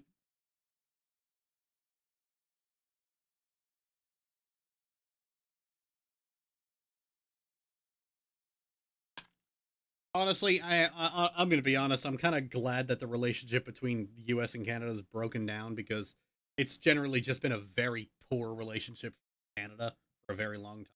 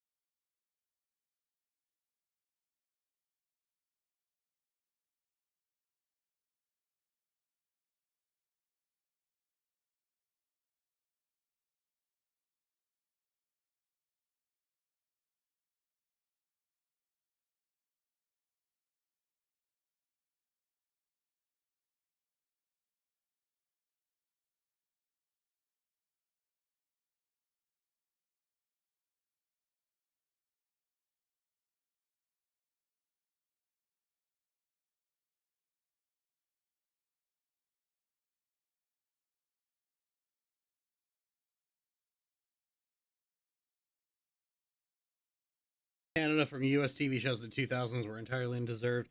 Considering geography, it would probably make more sense for my state to go to Mexico instead, but I'd be so fucking happy if I got to become Canadian without having to move or do paperwork. Hey, your state only has to become part of Canada briefly.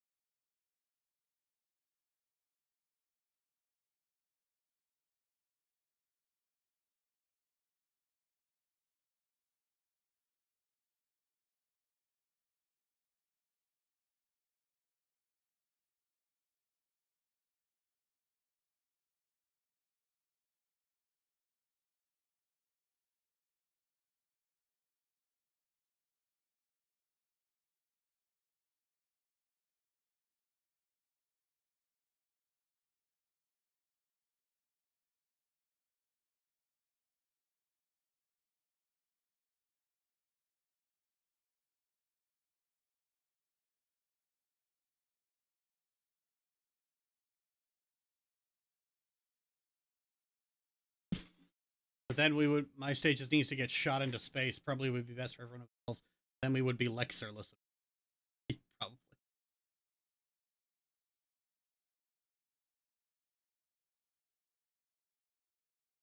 We'll play Solstice. Up all night anyway.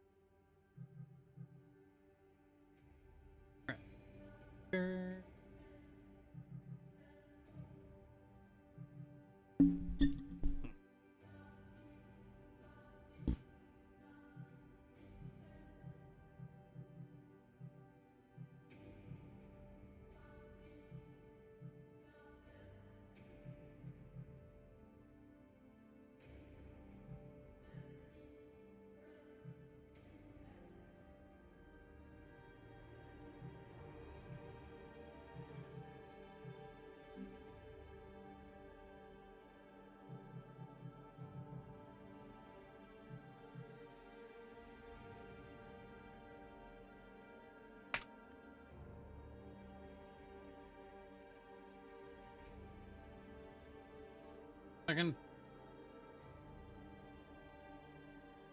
To delete your save to start a new run from scratch. Ew. Right.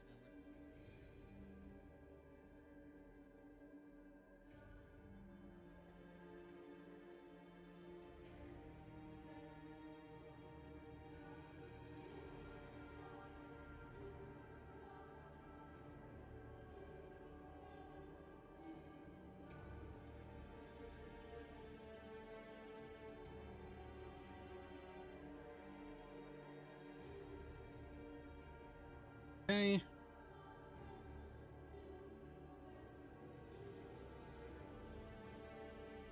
Oh, come on, stop. 1 second, everybody. Sort something out.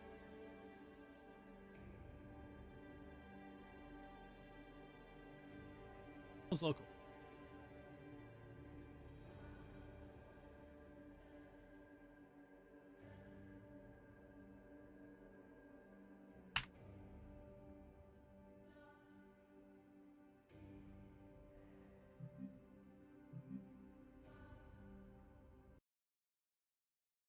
Gotta run it again.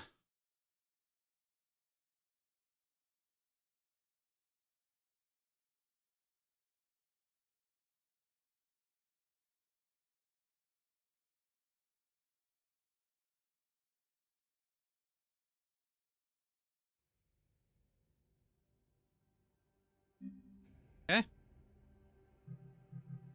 There we go.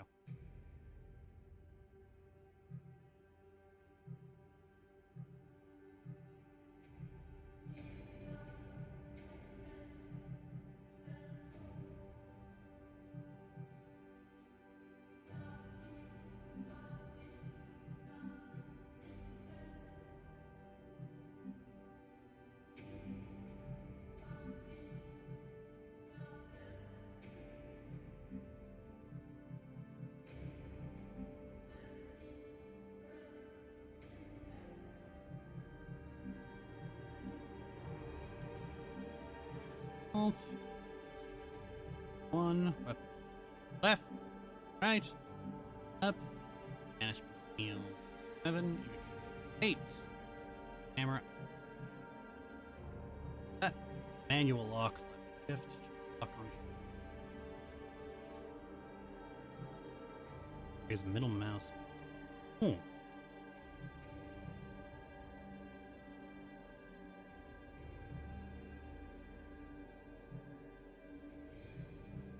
What would be better to put?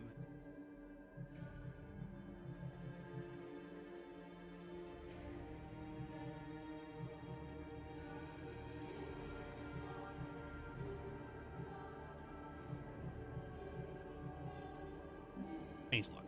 There we go. 8. 9.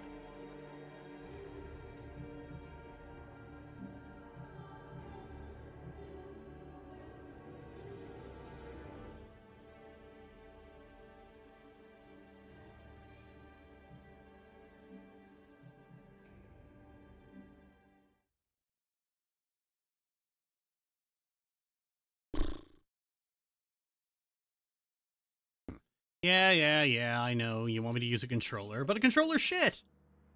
The world was subjugated by chaos. Then, the keepers came to be torchbearer, shaper, and judge. The three fought the spawn of chaos, and ultimately, they prevailed. Chaos could be banished, but it could not be destroyed. So the keepers weaved a veil with their own essence and stood guard. The world was now safe, but it was also empty and meaningless. Thus, the keepers reached beyond the veil. They seized the power of chaos itself. They gave it shape and purpose. Very normal and well-adjusted controller user, and I took that personally. Yeah, you see, here's the kicker. I'm getting real sick of PC games opening with, we strongly recommend, this was designed with a controller in mind. Like, fuck off.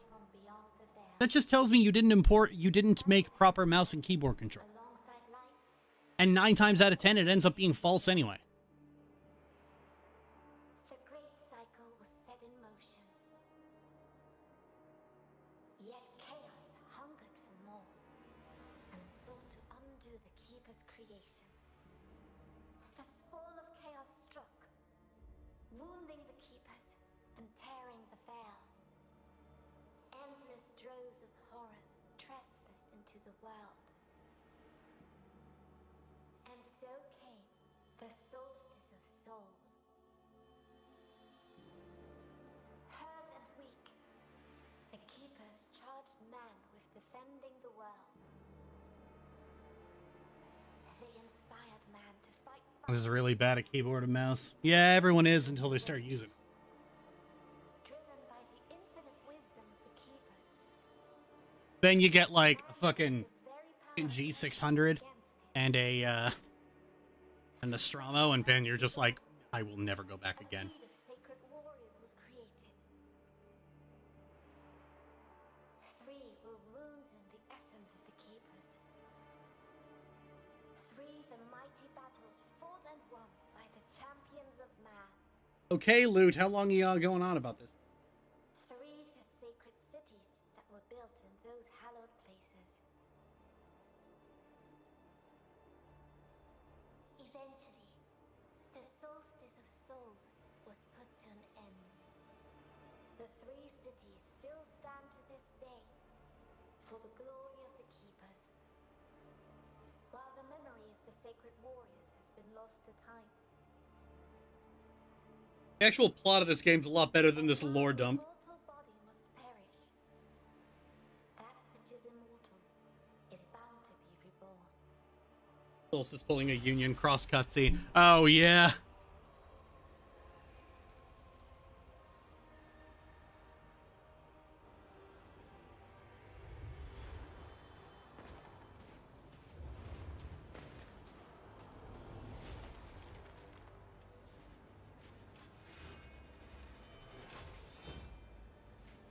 We're inside at last. Don't be too enthusiastic. Someone here is more than eager to welcome us.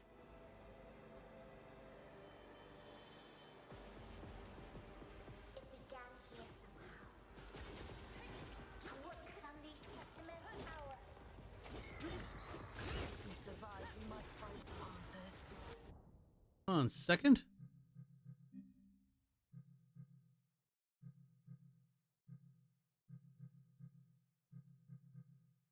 Oh.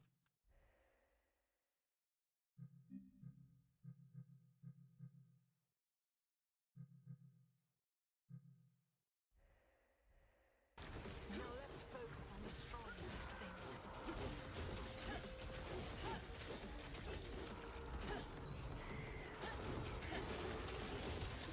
Weirdly jerky.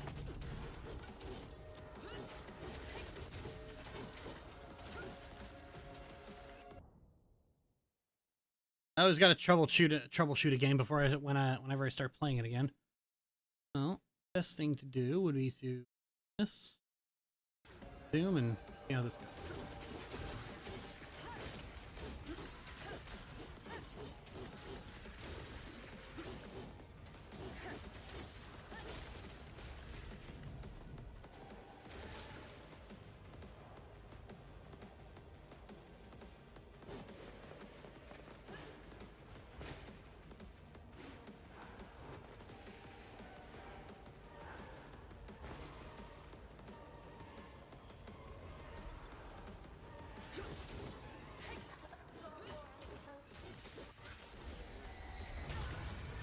It's quick and unpredictable. Be careful. It's here. Not again.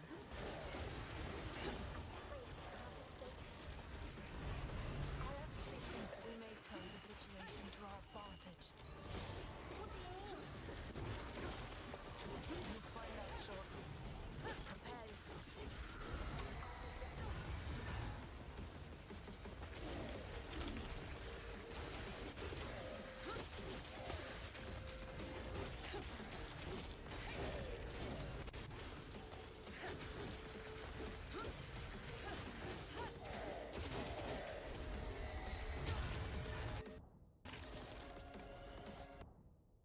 Oh. All right. Well, nothing. It isn't OBS overloading anything.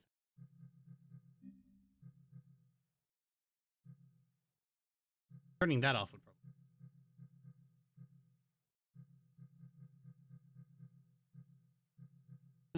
Post.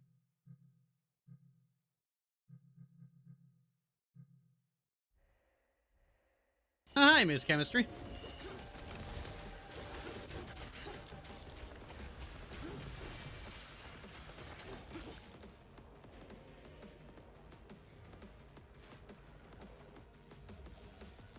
Oh, you know what? It might be because I'm using game capture, not window capture.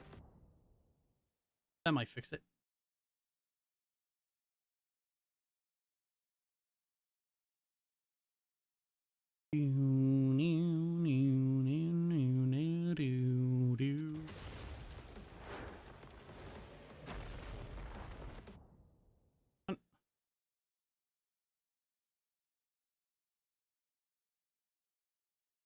There we are.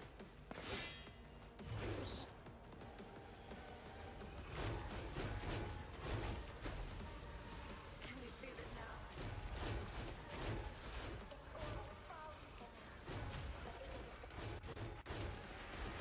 Then let's make the most of this time.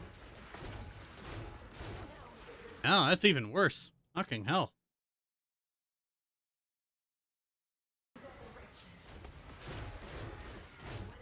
Oh well, I'll just deal with it.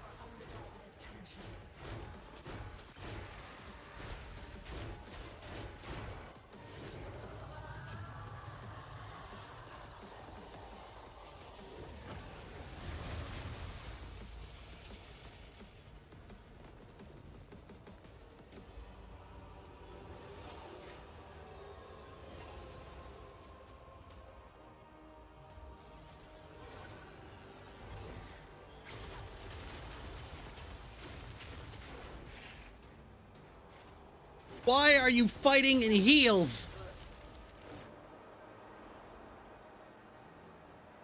On a scale of Kingdom Hearts to Dark Souls, where does this game land for you, CD?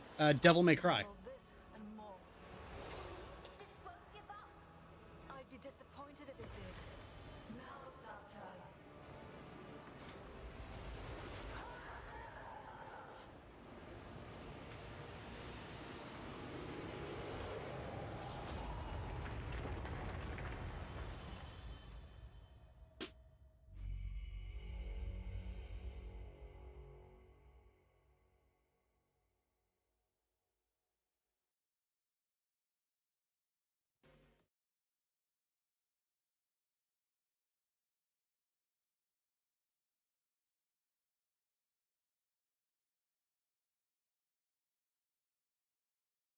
Anyway, this is anyway, these are those two were Briar and Lute. There.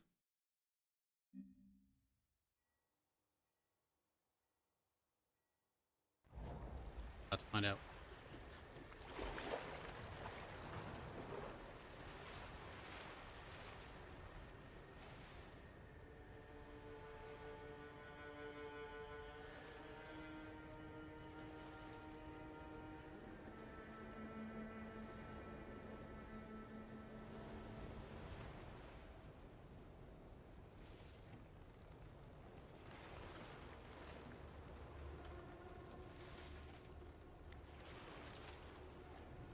One day earlier, when the world was significantly less in pieces, and Oh, the lost soul.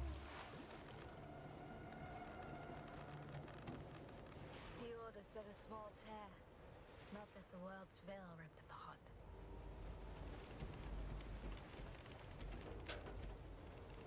Look, there, above the cathedral. Ilden. One of the three capitals. The seat of the torchbearer. Once the light of the kingdom. Now it burns. I can't do this. It's too much. I can't even fathom why the others sent us here with the other chimeras. I'm not ready. We are not ready. To them, we are just Briar and Lute. The outcasts. I say this is our chance to prove ourselves. We can't waste it. Anyway, we're late. Can you sense the others? The echo of the dead is just too strong. It dulls my senses. Lute, you need to focus. Forgive me. I will do better. Whatever ripped open the veil must be powerful. Let's look for our observer. He should be able to tell us more what transpired here. Then we best find him quickly.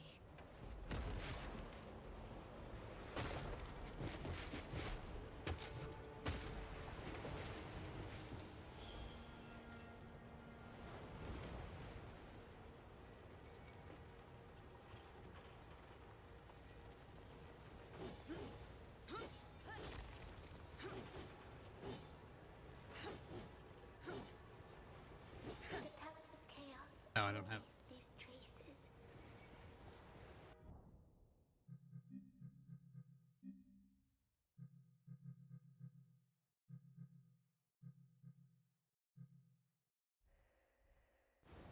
Taking the weakest first, turning them on the strong.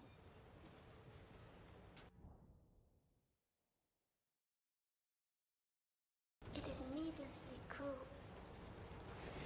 I know all too well how chaos corrupts and kills. Shards or crystals. It enhances the ability and capabilities of Ashen Knight. Collect and spend them to increase Briar's ability. I'm sorry, sister. I didn't mean... We have more important tasks than mourning those we can't save. We were saved. Do not forget.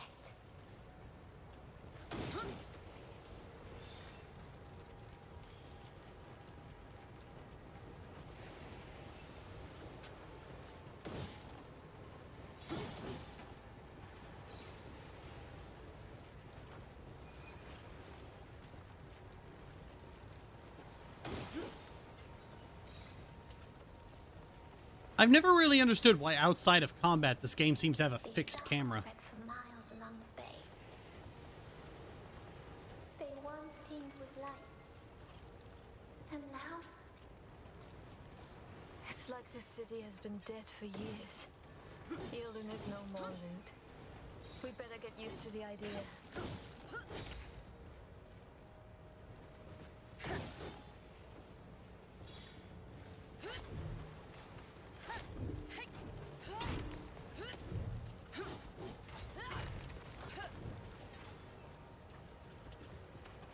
we are not alone. I like Luke. She seems nice. She is nice. These broke. They were just people once before they became corrupted. Call this the judge's mercy, then.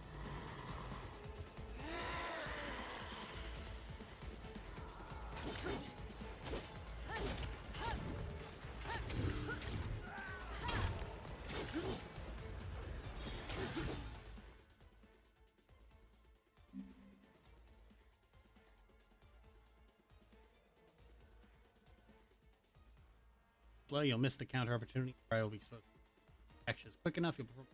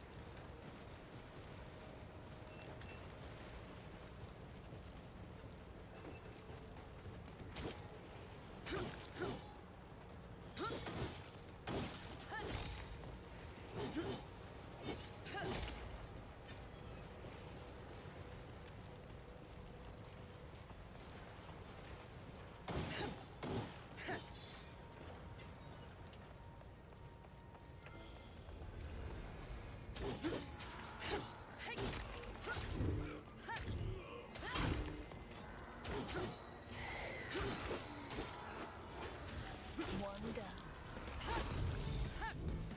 Let's keep it up.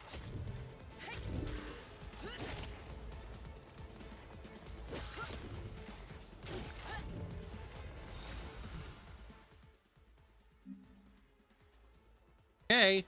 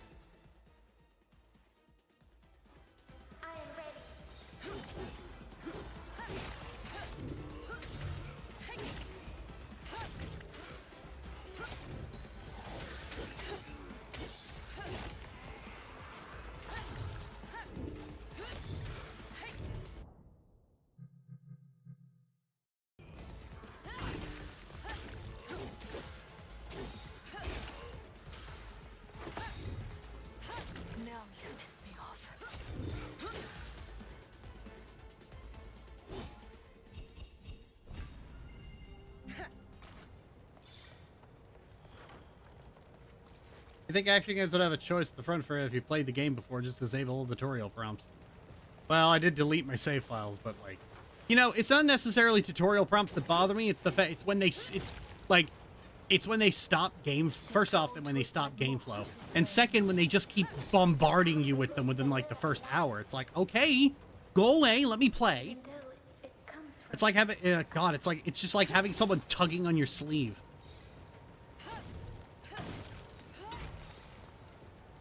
It's like, you know, people hate backseating, right?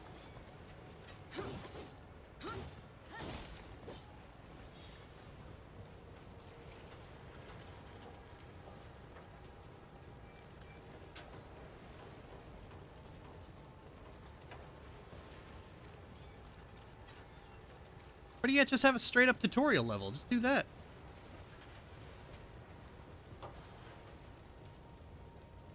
Problem child has returned.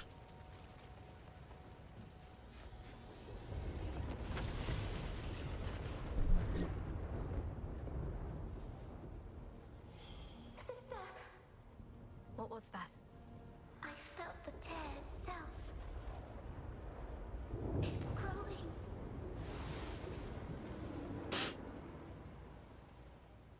The observer. The sooner we get to him, the better.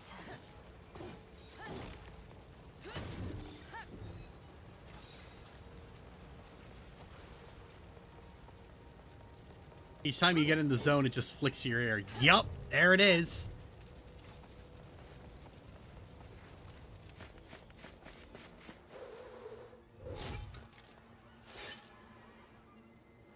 Actually, I wonder if there is a setting to just straight up disable the door.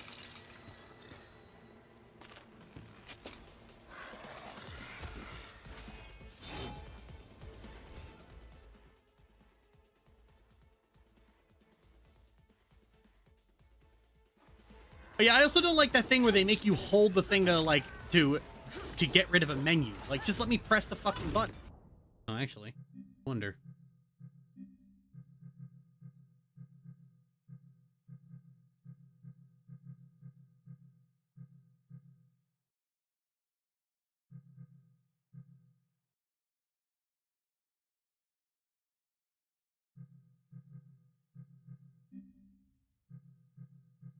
Ooh, there we go.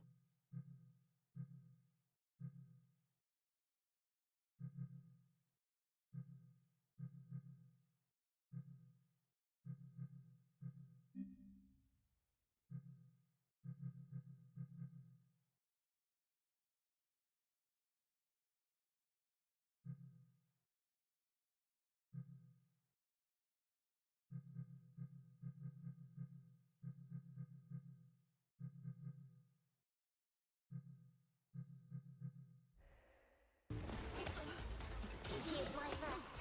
My sister.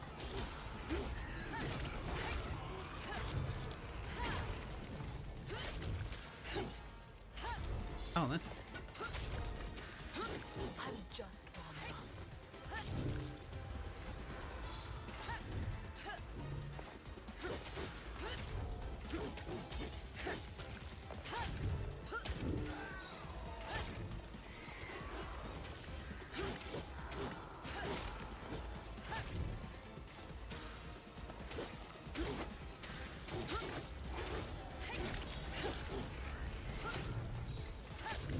I'm not done yet.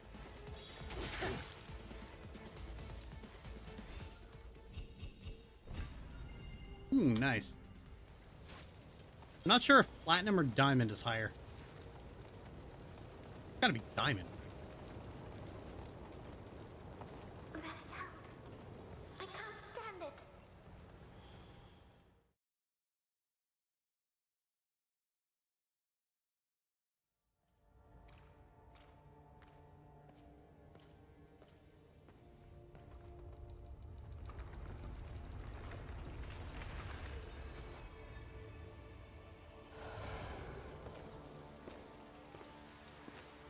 While all life must perish, that which is immortal is bound to be reborn. But the Shaper had no hand in your creation. Did he, sweet sisters. You're our observer? I am Leighton. I am here to assist you.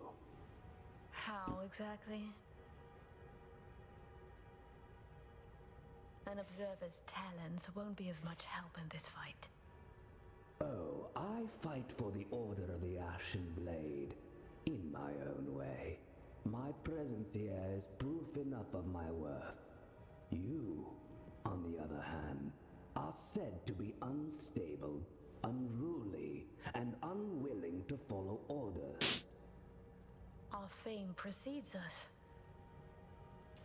Why do you taunt us? Your shade is speaking. And to me, how quaint. Somehow, your authority as an observer is not enough to silence her. What happened here? A tear opened, clearly. Its cause is unknown. But it's the largest yet seen, and, I do believe, getting larger still. I doubt the Order will be able to hide this one from the masses. And once it was open, Many were corrupted, others were possessed. They saw to the rest. The Order did not foresee it this time. That is why you were called.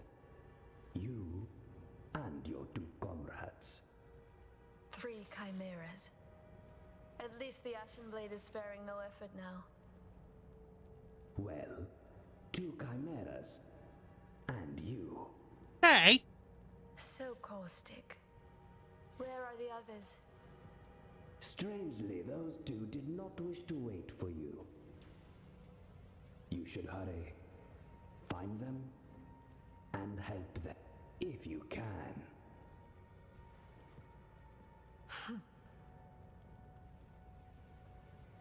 Don't scowl at me. I can offer powerful assistance. Then let it... In Okay, that's enough yapping.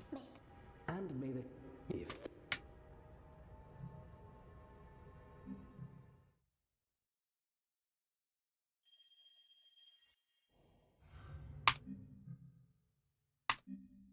I hate it when they force you to buy something.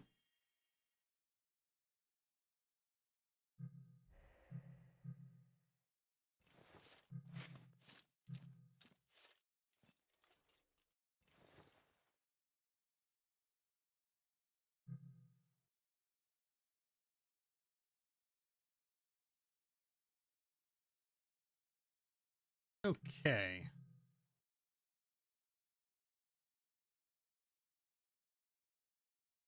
Launch sheet.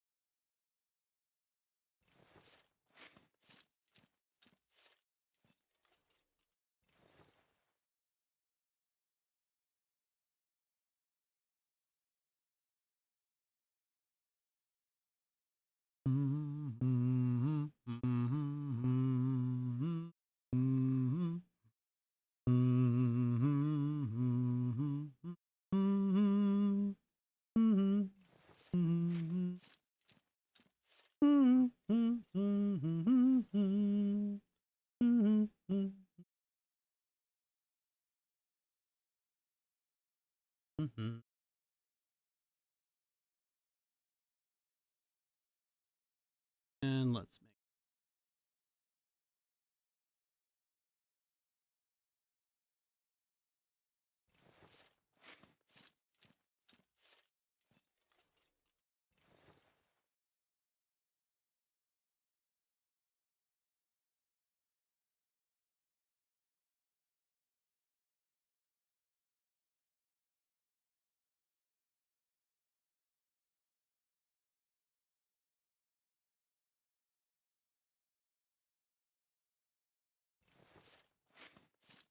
one.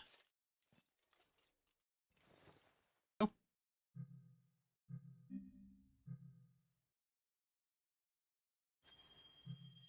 This.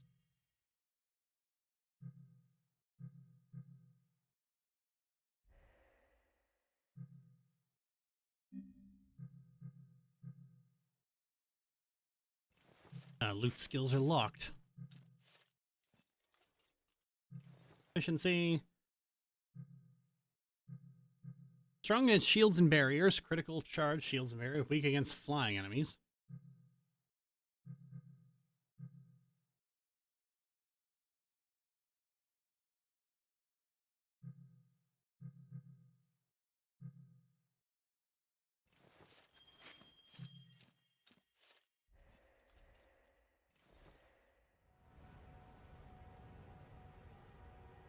May the Shaper guide your hand.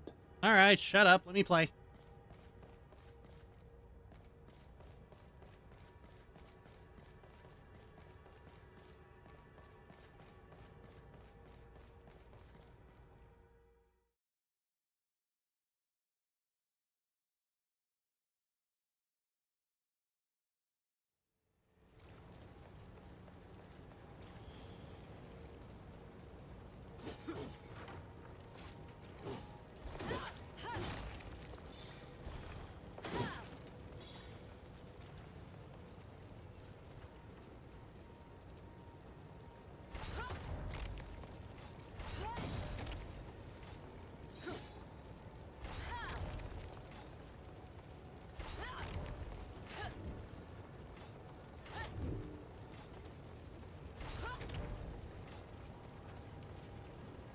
There we are.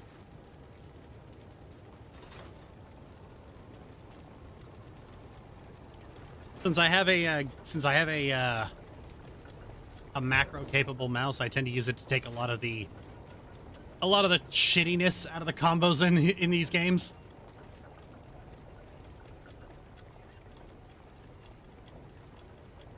Like, oh, double tap forward in order to, and then hit the thing in order to do a lunging attack. I have a better idea. Why don't I bind that to a macro and have it on one button like a sensible person?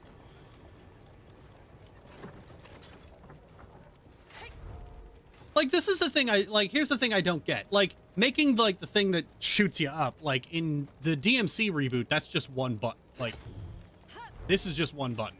But this one's really big on sub-weapons, I guess, so whatever. But, like, in the regular games, it's, in the regular DMC games, it's, like, lock on, back, then you attack. But with this one, it's just, you hit the attack button and jump at the same time. That's great. So my question is, why isn't this and this just hitting the attack and dodge at the same time? Wait a minute. Oh my god, it is?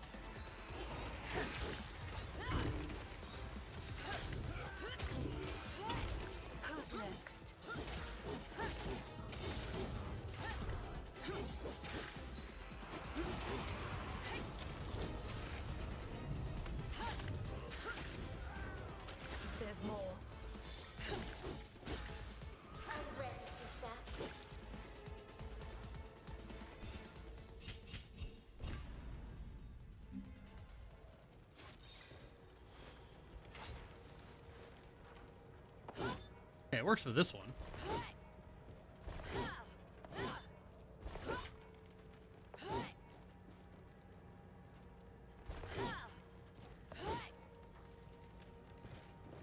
Okay, maybe I don't need that macro for that one.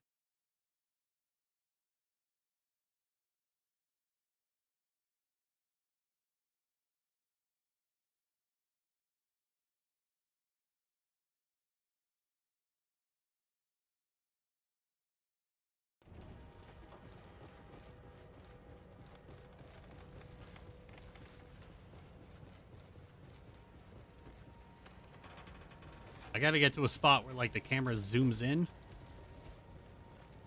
because you'll see something real cute. All right, so if I just idle for a second.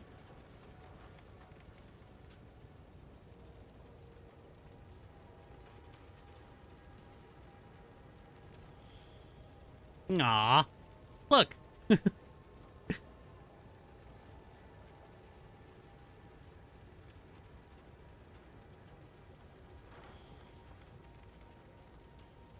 It feels like someone is watching us. It's unnerving. Ghost hug.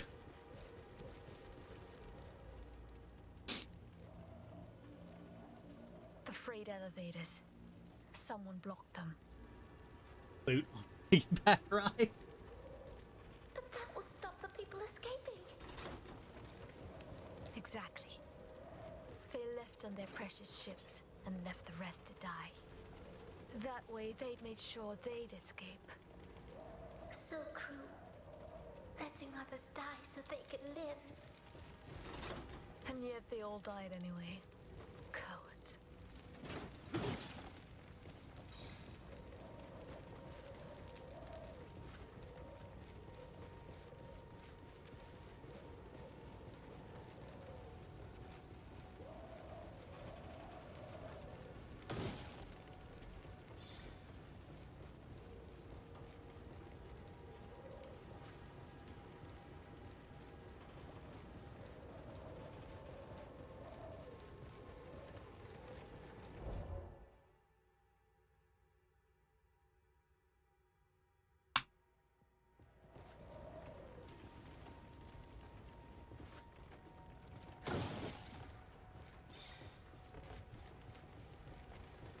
Oh, the camera in these platforming sections. Like, why do you have to pull out so far?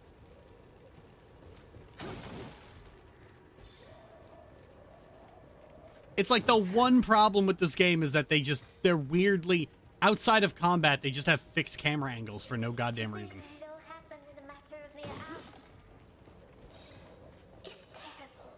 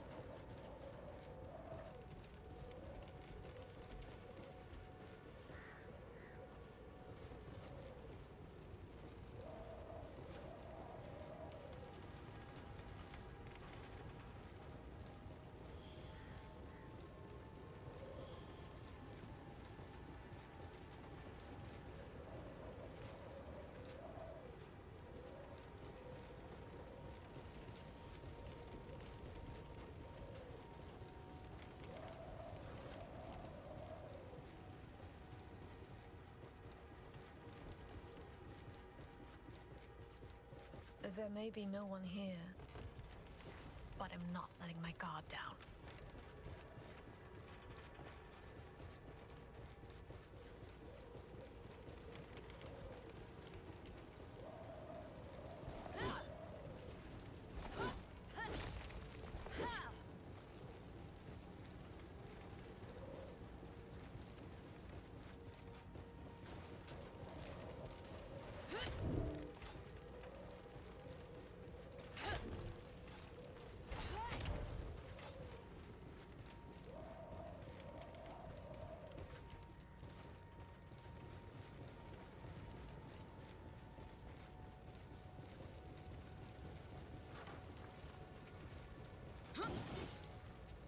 Oh my god, where the fuck are we going?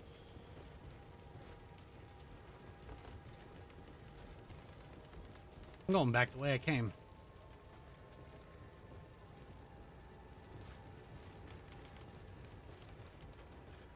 The destruction caused by the waves here. It reminds me of home.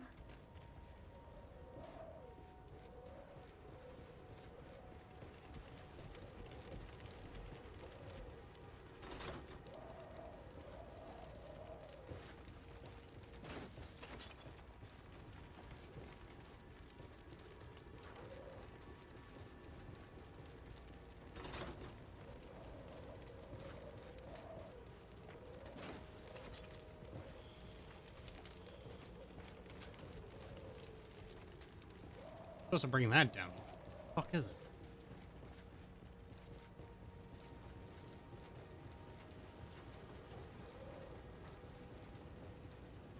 Or why I stopped playing this the first time.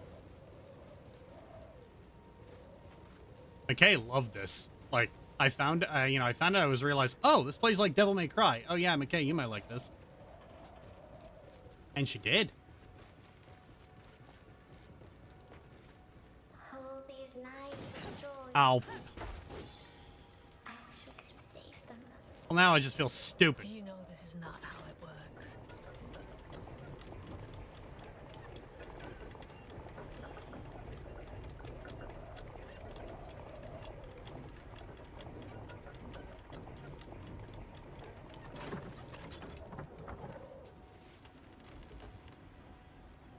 Come on, do the thing.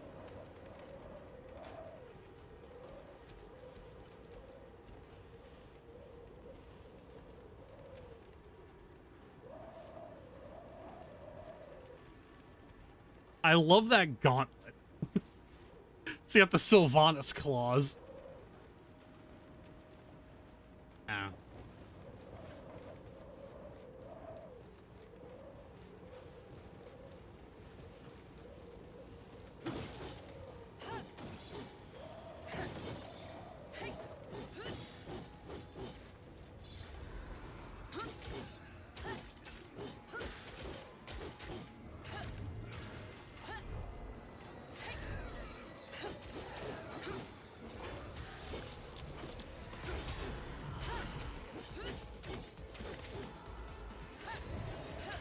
Cover me, Loot.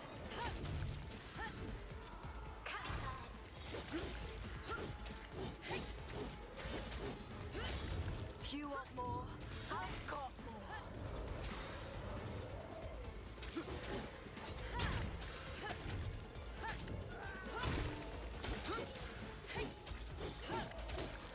We're not backing down.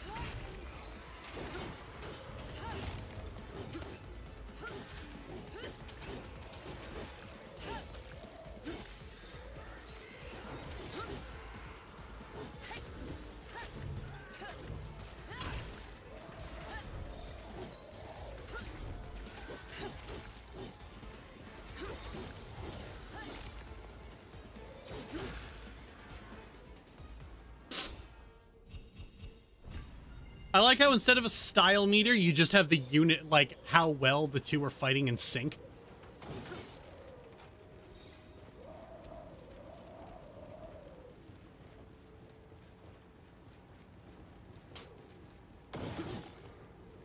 Here, we can go this way to the bridge. If it works.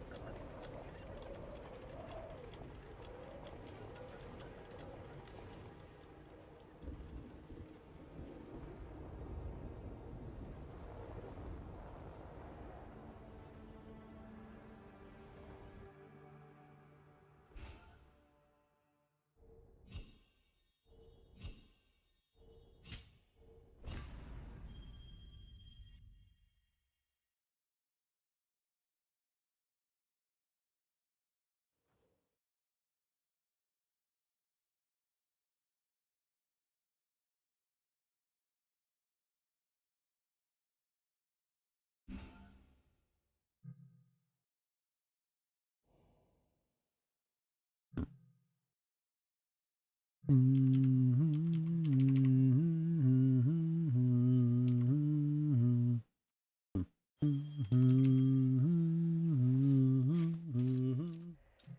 don't like that the Ashen Vindicator only gets like fucking one or two combos to it. Like everything else is in the sub weapons. This has ended up being what bothered me about the combat. I spent way more time hitting right mouse button.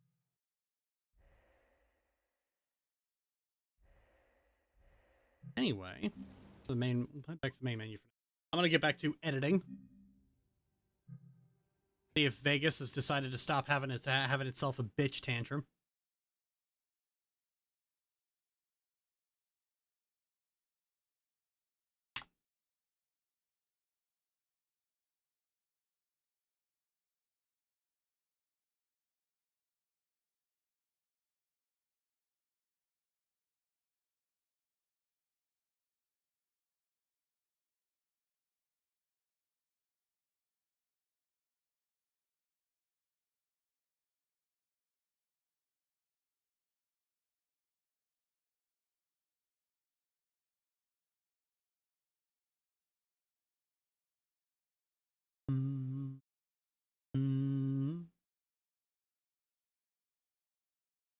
Rated on how much the combat demonstrates.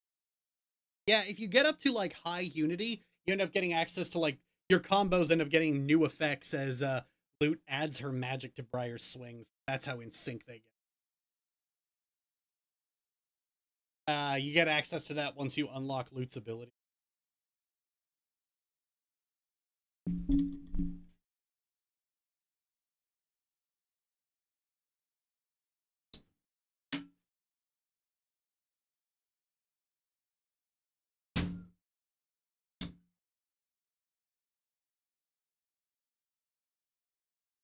I love Lute. She's great.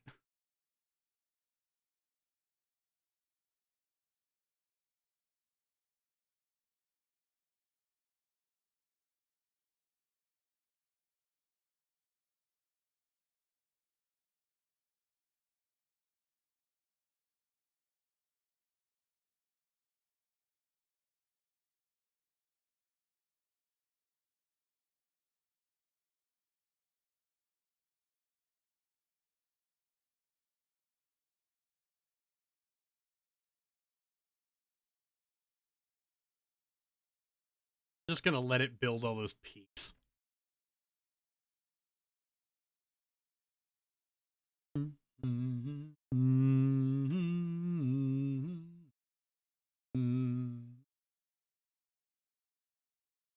I love how, like, for Solstice, the mechanics of the game all basically come down to, like, it's perfect. It's like a Devil May Cry game made specifically for me.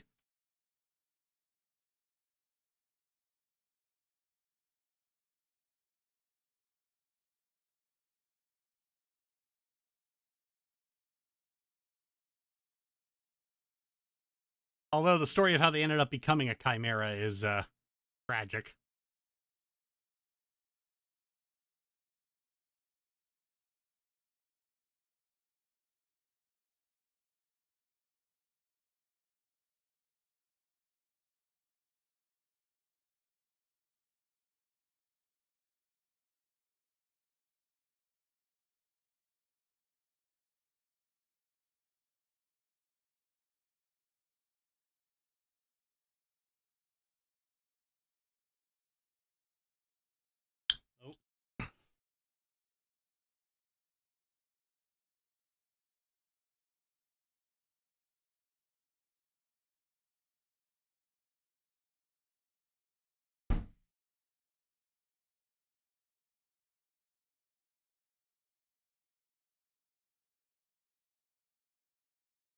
I will be back in a little bit. I'm going to put this on AFK for now.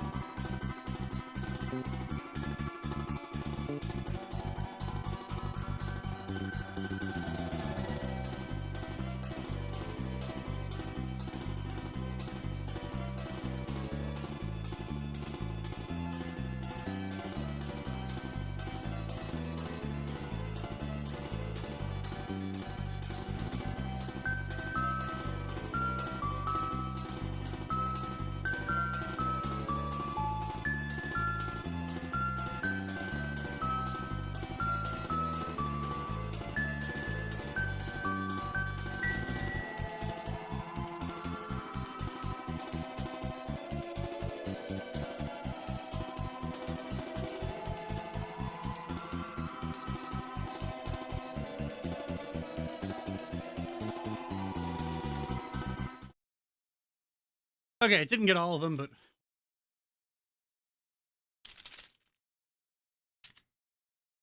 So, while I was doing that, I had to go make coffee and get me unstuck.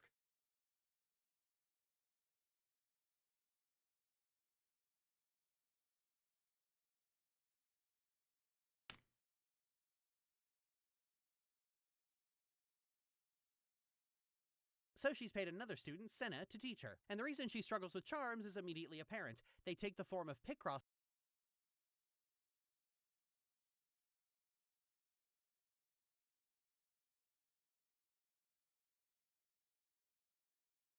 They take the form of Picross puzzles where you have to draw the charm symbol. Now, I'd never done Picross before playing this game, and I had no idea how to do it, so I was in a uniquely similar situation as Cassia, as looking at this thing confused me to high hell and back.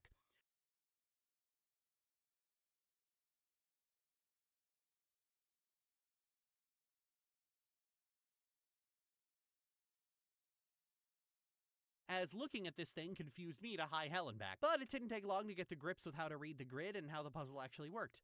I am now completely...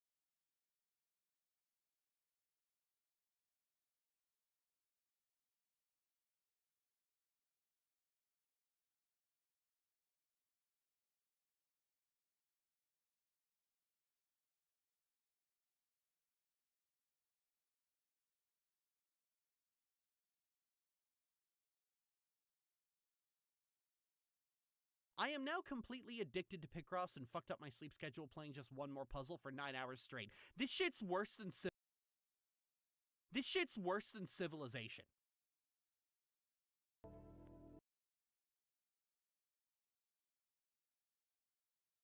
straight. This shit's worse than civilization.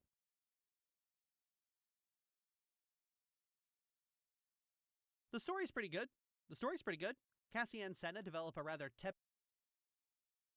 straight. This shit's worse than civilization. The story's pretty good. Cassie and Senna develop a rather... The timing on that clip. What clip? I am now for 9 hours straight. This shit's worse than civilization. The story's pretty good. I forgot just how cute Cassia was. I'm like, oh yeah, she's adorable. She shows up in Starry Flowers. Where the fuck is my footage of Starry?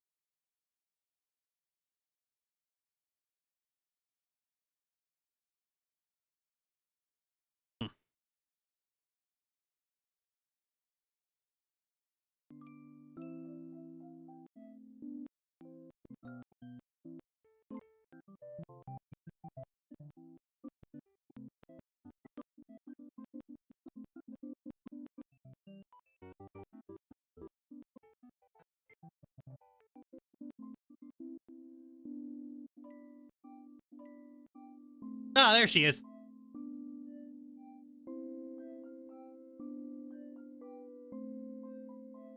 Wait, have you played Civilization? Yup.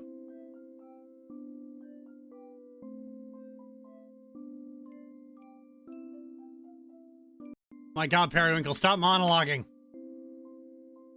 Ah, he's durable. The story's pretty good. Cassie and Senna develop...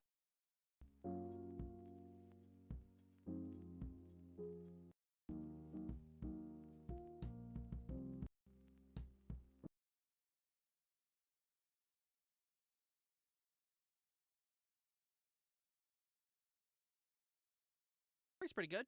Cassie and Senna develop a rather tepid friendship over several tutoring sessions. Senna's kind of abrasive because she overworks to get good grades and raise the money to get into a good and advanced school so she could be the best logician in the world. What is a logician? Good question. The world.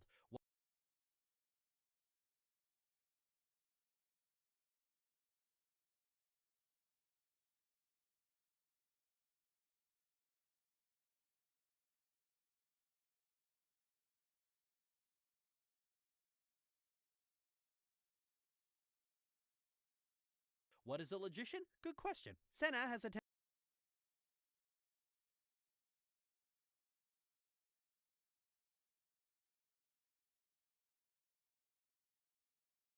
the world. What is a logician? Good question. Senna has a tendency to lose her temper with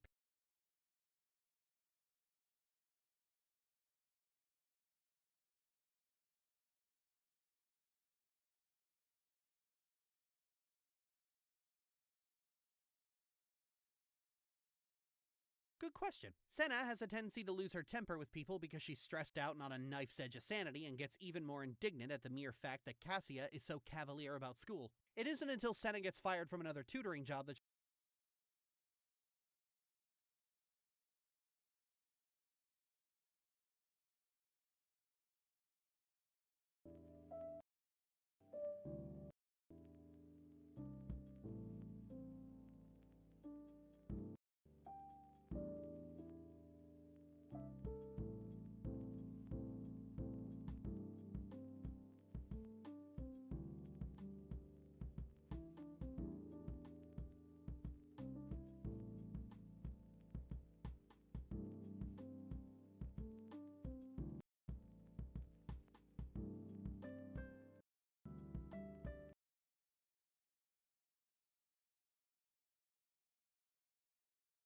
It isn't until Senna gets fired from another tutoring job that she starts reconsidering her attitude. Ironically, Cassia is completely fine with her attitude and takes Senna's anger as a sign that she's screwing up and wasting Senna's time.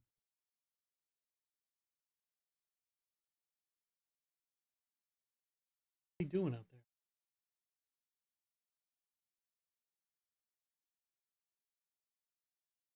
One second. I gotta go see what...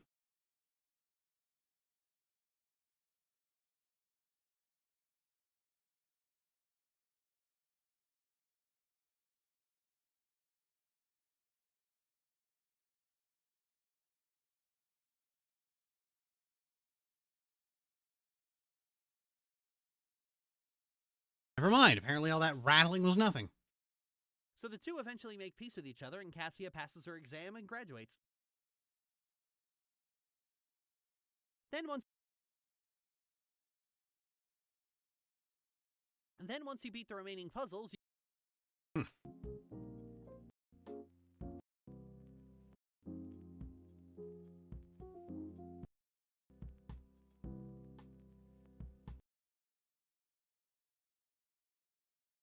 the two eventually make peace with each other, and Cassia passes her exam and graduates. And eventually make peace with each other, and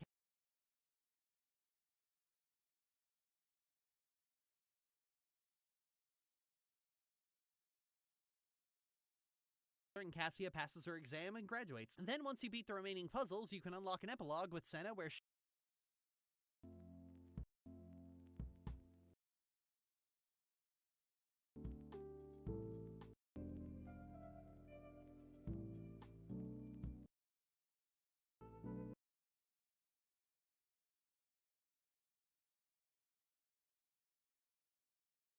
And then once you beat the remaining puzzles, you can unlock an epilogue with Senna where she and Cassia discuss the fact that Senna's going away for more. And then once you beat the remaining puzzles, you can unlock an epilogue with Senna where she and Cassia discuss the fact that Senna's going away for more school and Cassie is moving on with her life. And I think this is where the story really comes alive.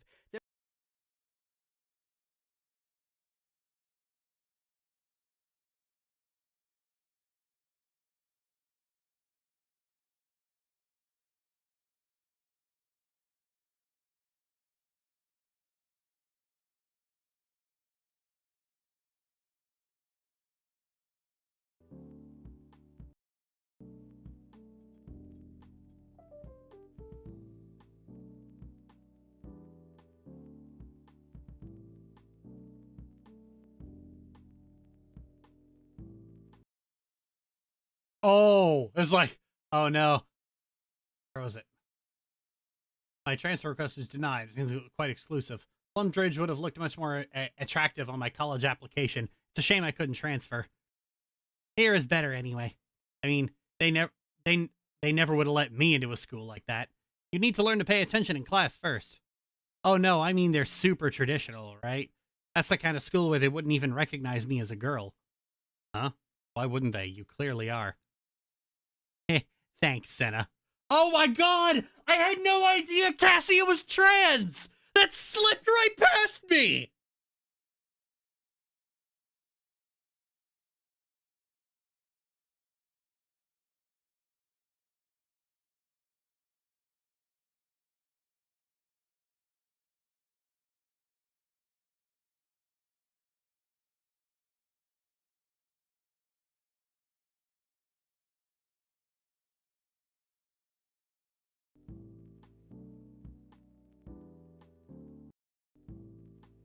It's like, thanks, Senna. Huh? Oh my god! I can't believe I fucking missed that!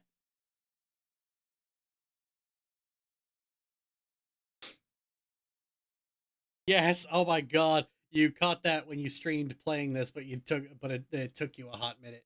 No, I never noticed! Might need to change that. Oh yeah. Oh yeah, I'm gonna have to.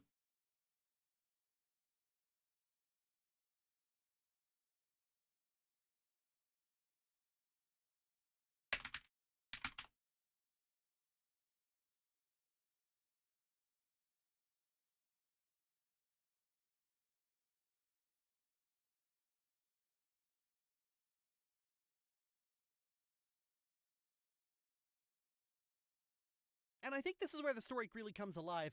Their friendship is going to be very short-lived. As once Cassia graduates, they will likely never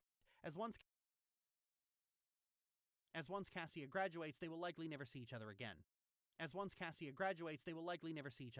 But Senna remarks that not every friendship is meant to last forever. Sometimes people you meet are just a brief but meaningful moment in your life. And while you may never see each other, something about that experience will carry with you. And she's right. There's old friends and old acquaintances who I haven't seen in almost... There's old friends and old There's old friends and old acquaintances who I haven't seen in almost or over 20 years, and yet I still think about them frequently. And she's right. And she's right. There's old friends. And she's right. There's old friends and old acquaintances who I have. And she's right. There's old. All right, how many times do I retake this? And yet I still think. And she's right. There's old friends and old acquaintances who I last saw like maybe 7 or 8 years ago. And yet I still think about them frequently. Some of them I haven't seen since I was 8 and only knew for about 2 years. Pulled back and viewed from the macro, connections are just a tiny fraction of life, which is itself just a tiny fraction of existence.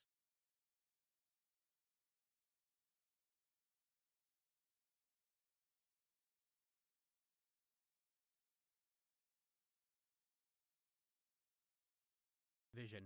But a thing isn't itself just a tiny fraction of existence.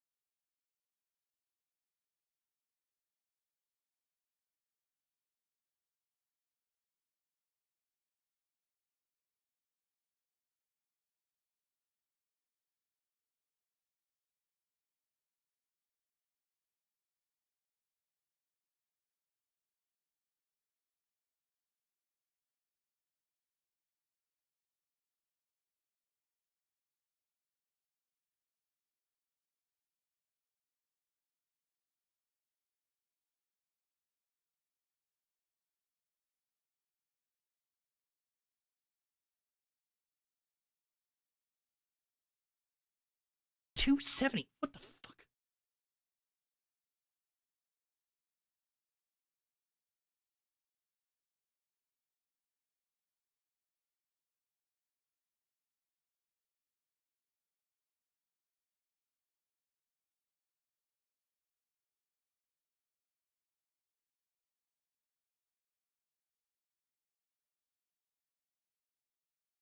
Dun, dun, dun.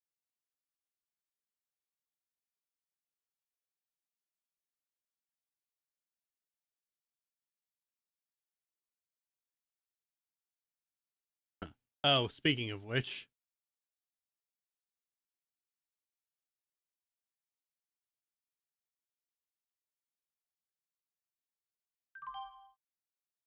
I'm proud to identify as morosexual. I'm attracted to dumbasses and dumbasses exclusively. A girl asked me what the Spanish word for tortilla was once, and now dream of kissing her under the moonlight. This same idiot. What kind of animal is the Pink Panther? Me or Cassia, you're so fucking stupid. Oh, also. Place Netherworld.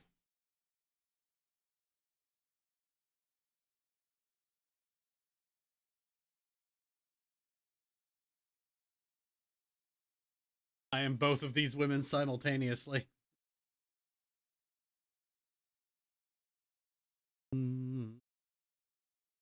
Privilege to be among them. I was born yesterday. Well, You're on. but a thing isn't beautiful because it lasts.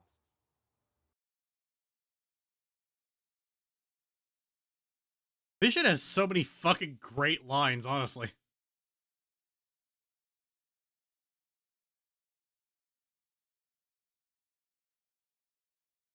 Just a tiny fraction of existence. But a thing isn't beautiful because it lasts.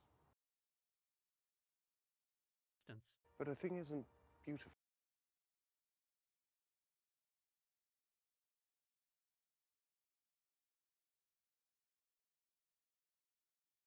But a thing isn't beautiful because it lasts.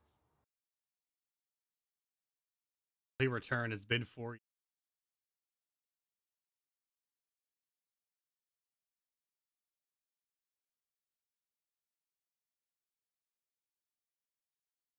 But a thing isn't beautiful because it lasts. Vision.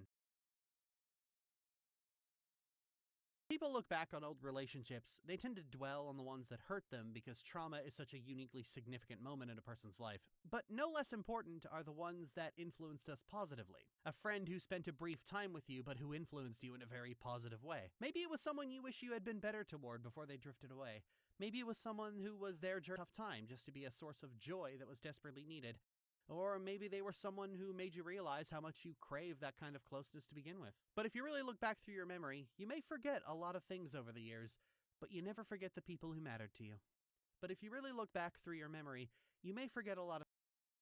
However, while you may go a very long time without thinking about them, never forget the people who mattered to you. If you really look back through your memory, you may forget a lot of things. But if you really look back through your memory, however, while you may go a very long time without thinking about them, you never really forget the people who mattered to you. That kind of closeness to begin with. However, while you may go a very long time without thinking about them, you never really forget the people who mattered to you. You never really forget the people who mattered to you. Okay, we need new.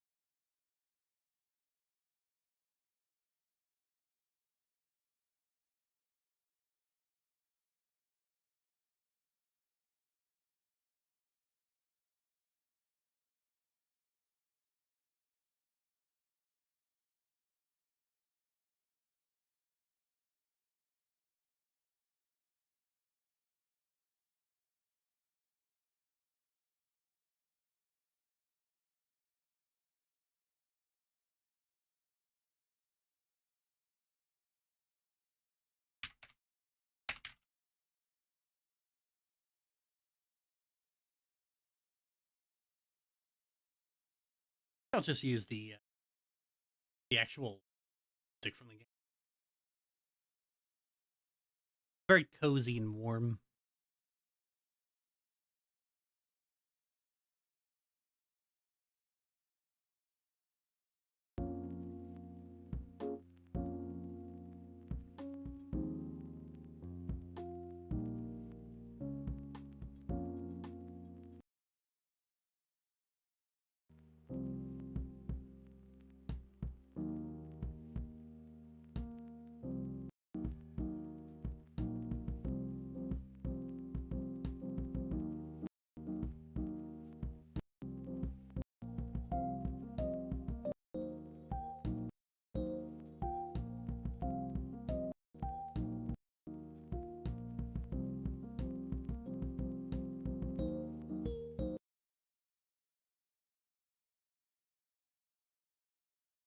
You never really forget the people who mattered to you.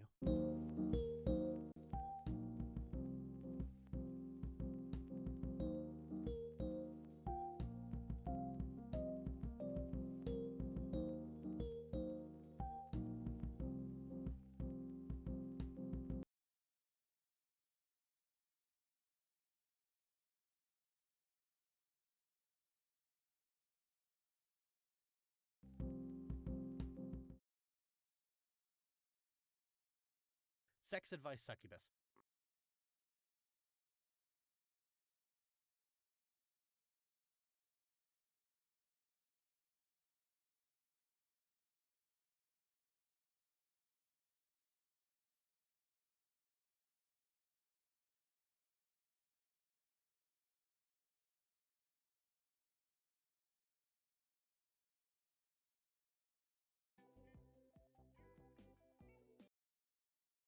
Right, I'm gonna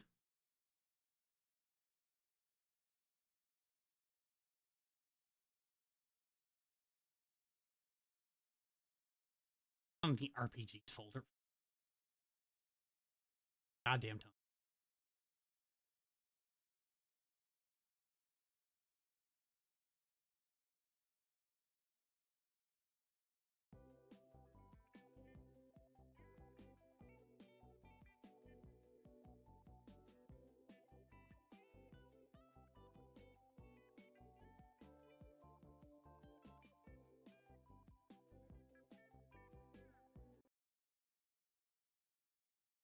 Good.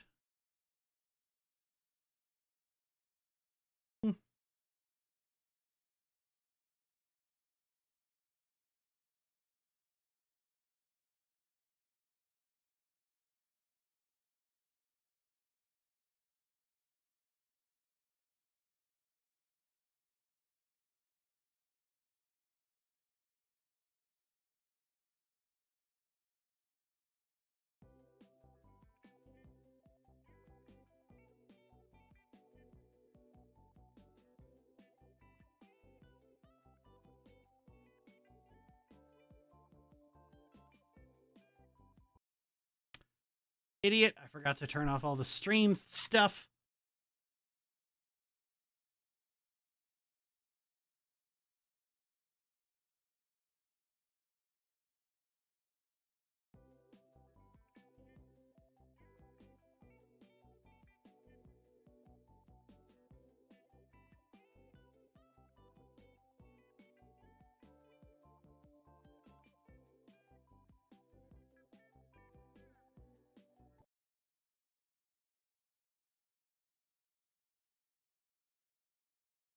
Okay. Now we can turn all the stream elements on.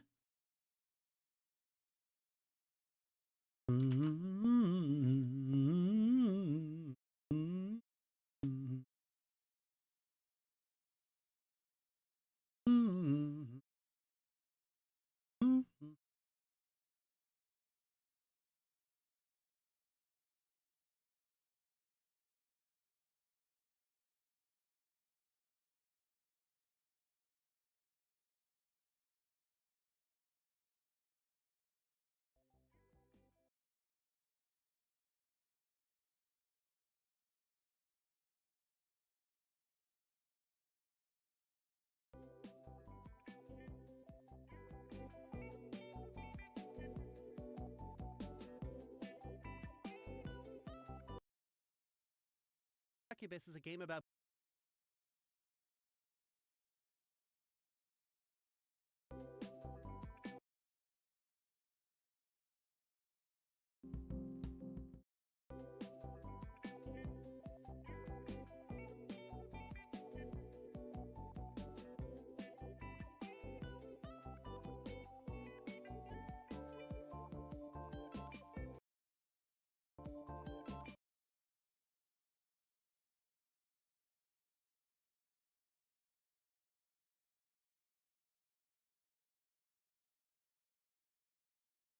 Sex Advice Succubus.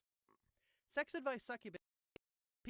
Sex Advice Succubus is a game about giving people sex advice and being a succubus.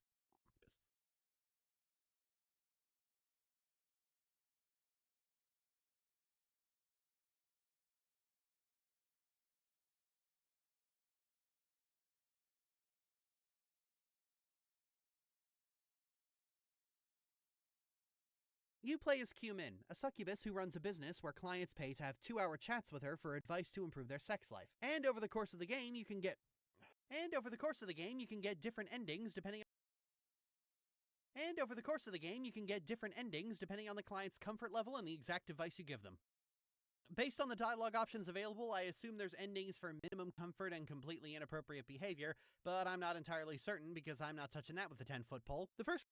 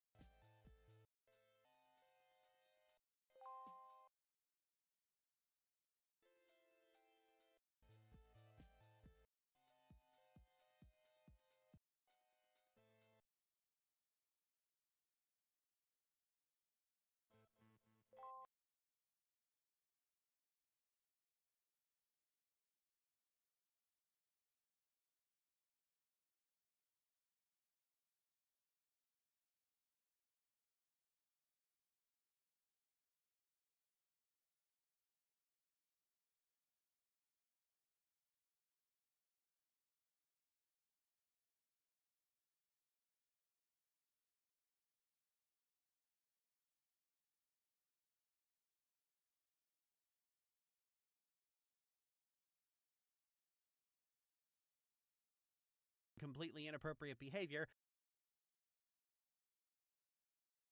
Based on the dialogue options available, I assume there's endings for minimum.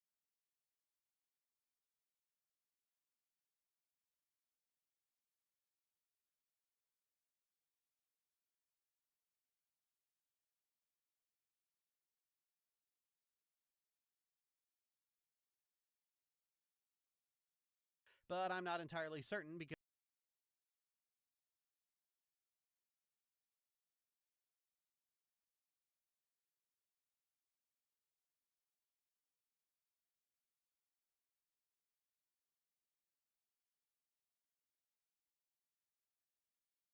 Based on the dialogue options available, I assume there's Based on the dialogue options available, I assume there's endings for.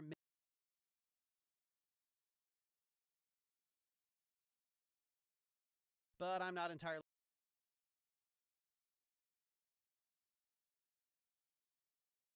But I'm not entirely certain because I'm not touching that with a 10-foot pole. The first client is Ghostly Chloe, a ghost who has a living girlfriend who is coming to visit her in the netherworld, and they are trying to figure out how they can be intimate when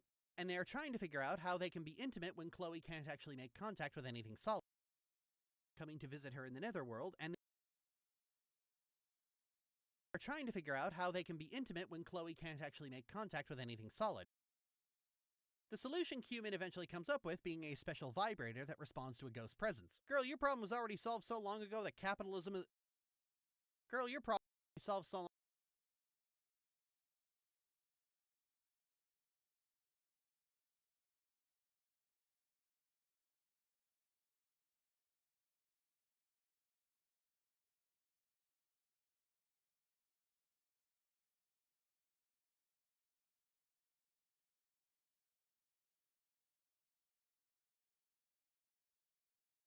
Responds to a ghost presence. Girl, your problem was already solved so long ago that capitalism's already gotten to it. Well, that was easy. On to the second one. The second session.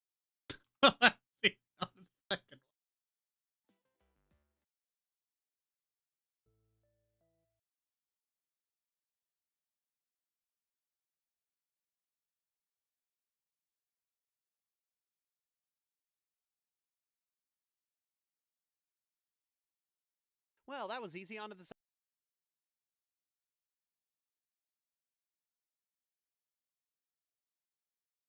Well, that was easy. On to the. Well, that was easy. On to the second one. The second session is with Magico. Oh, it's Basil, isn't it?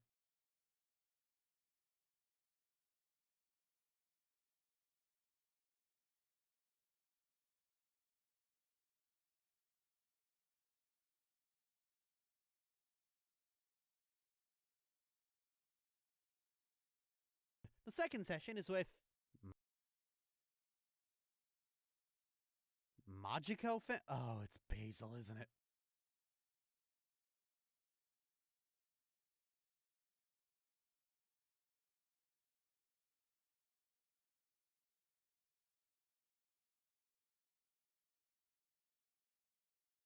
Magico. Oh, it's Basil, isn't it?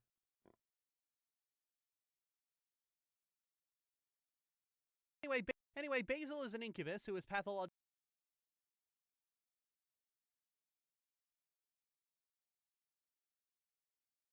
Anyway, Basil is an incubus who is pathologically obsessed with some magical girl series to the point of cosplaying as the lead character. Basil's actually appeared in several other games and another piece of candy. Some people really like Basil. Some people really like Basil. I am not one of those people. Piece of candy. Some people really like Basil. I am not one of those people. Anyway, Basil's problem is that he's asexual and doesn't realize it and thinks that's not what normal incubi do. Well, you know, Basil, normal incubi probably don't obsess over Sailor Blood Moon, so I feel that ship has probably sailed. Anyway, Basil's problem is that he's asexual and doesn't realize it and thinks that's not what normal incubi do. Well, you know, Basil, normal incubi probably don't obsess over Sailor Blood Moons,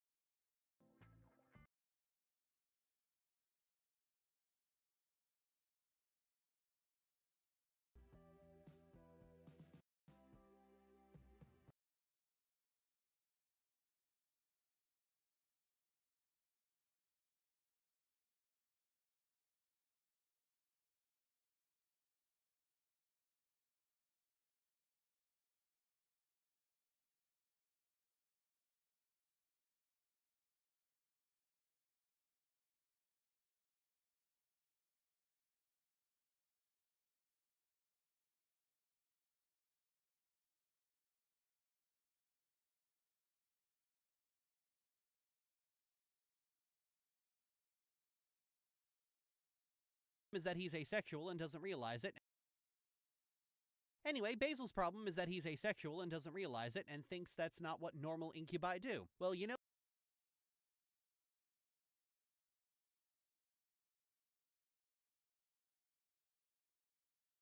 Don't do this. Ah, you bitch.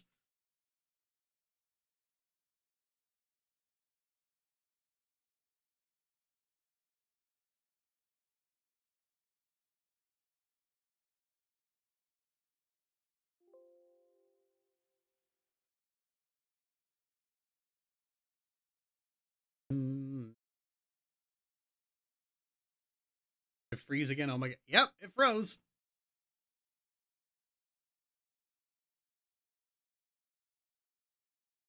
How much someone's quality of life can be improved when they don't have to stress over where their next meal is coming from. That's not it.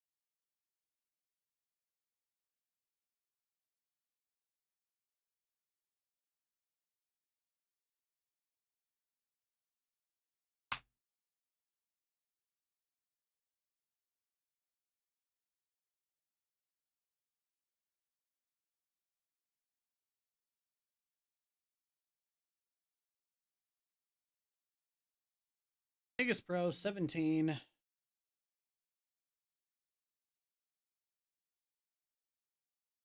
Need a new PC, Lily. It is a new PC. I just built this like 2 years ago.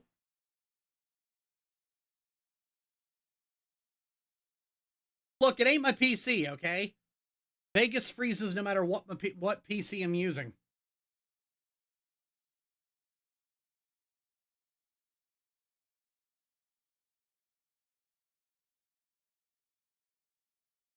No way. Yeah, oh, wait a minute. Yeah, about 2022 probably. Yeah, 2022. Hell, I had a stream where I rebuilt this thing. New motherboard, new CPU, new RAM chips, new graphics card, new everything.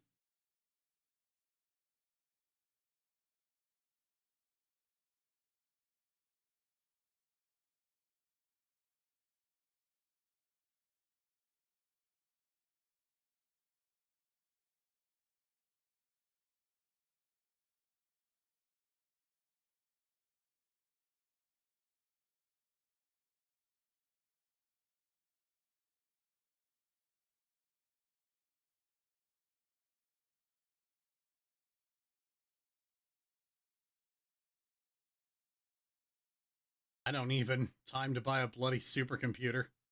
Look, these programs are buggy, okay? They always have been.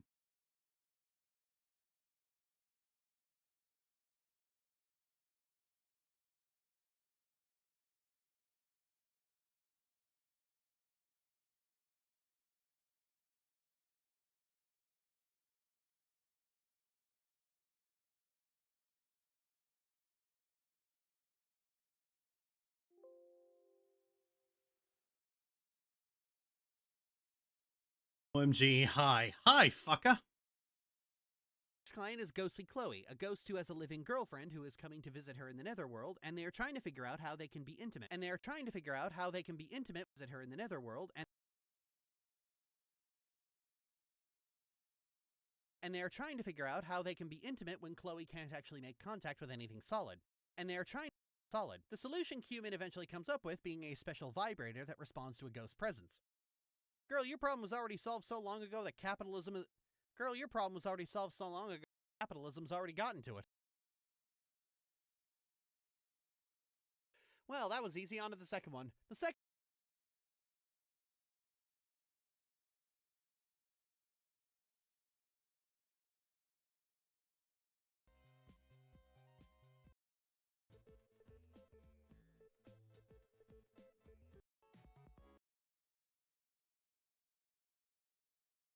Girl, your problem was already...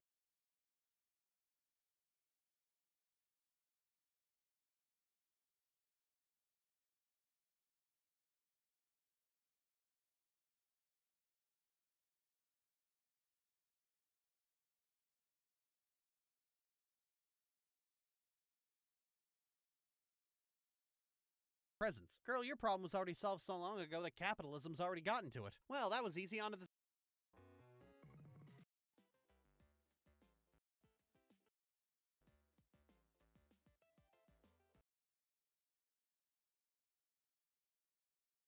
Well, that was easy. On to the second one. The second... Well, that was easy. On to the second one. The second...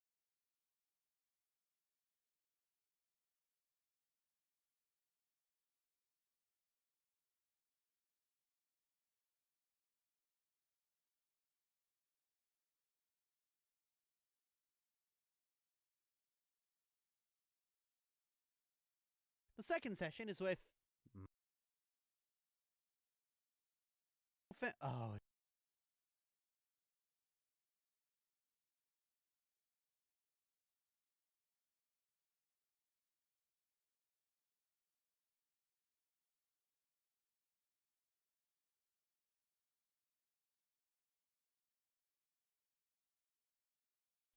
Magico fan? Oh, it's Basil, isn't it?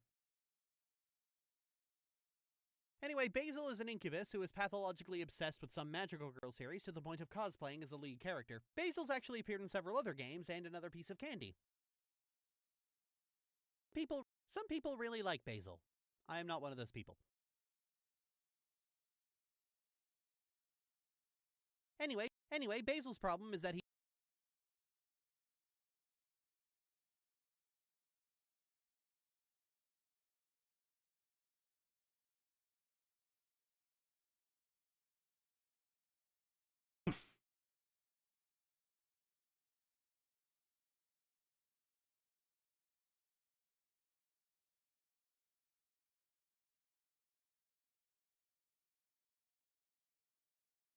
problem is that he's asexual and doesn't realize it and thinks that's not what normal incubi do. Well, you know, Basil, normal incubi probably don't...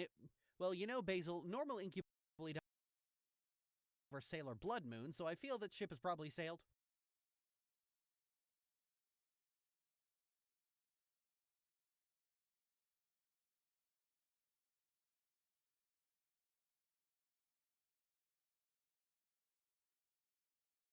Well, you know, Basil, normal incubi probably don't obsess over Sailor Blood Moon, so I feel that ship has probably sailed.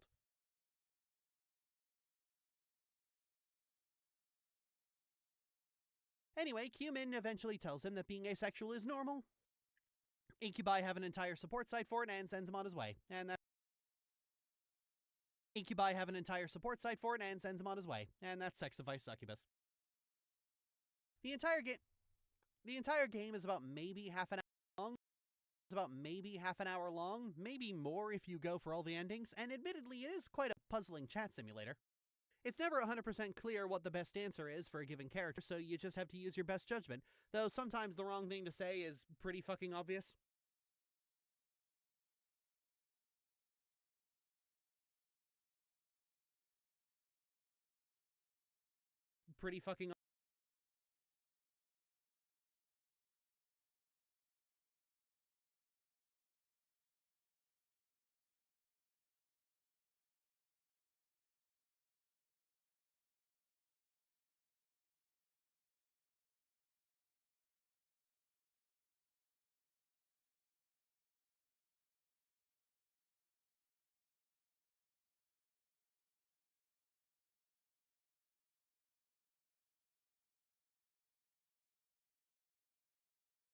Pretty fucking obvious.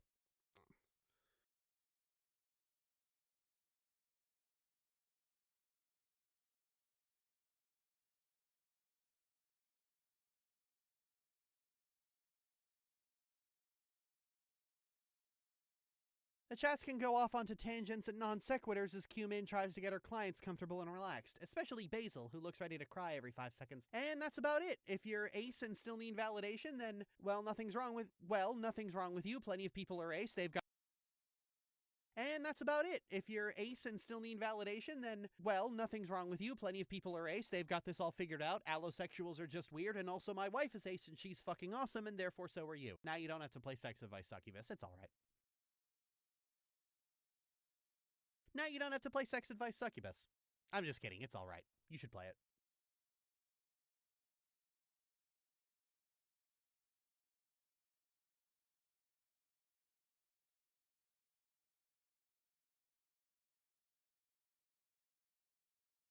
You should play it. Vagina Junction, what's your function? Taking in sperm and spitting out baby.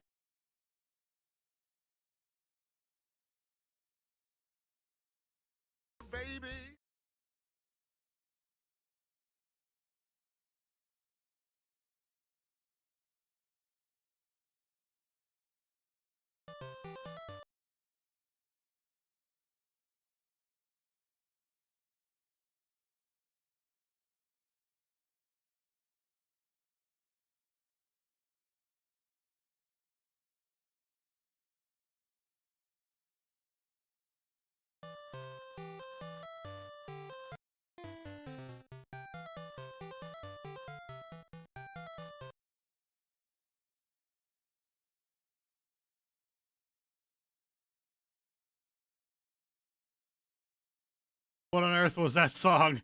Oh, that's a bit from Family Guy where they took Schoolhouse Rock and turned it into sex ed. Baby.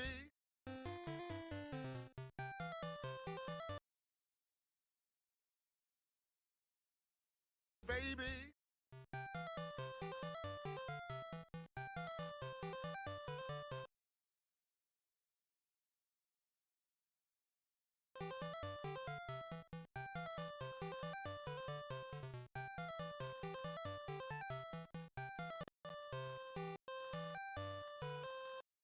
Oh.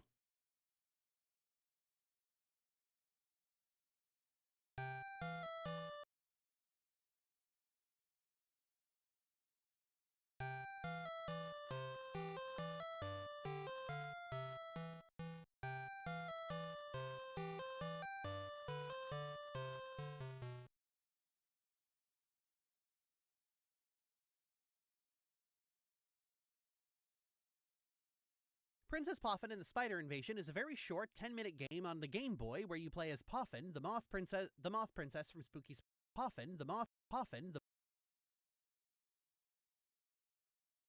Princess Poffin, the Moth Princess from Spooky Soiree. A spider has invaded the attic and strewn webs everywhere, and it's up to Poffin to clear the webs and find the spider. Along the way, she'll learn her brother has a spider fetish, and that moths are apparently unable to determine when a spider is hiding in plain sight. After catching the spider, it turns out she just covets the moonlight, and so Poffin comes to a diplomatic solution to allow the spider into this corner of the attic, so she can have all the moonlight she wants, and thus a new ally is made. And that's it. It's a short, sweet Game Boy game about being diplomatic.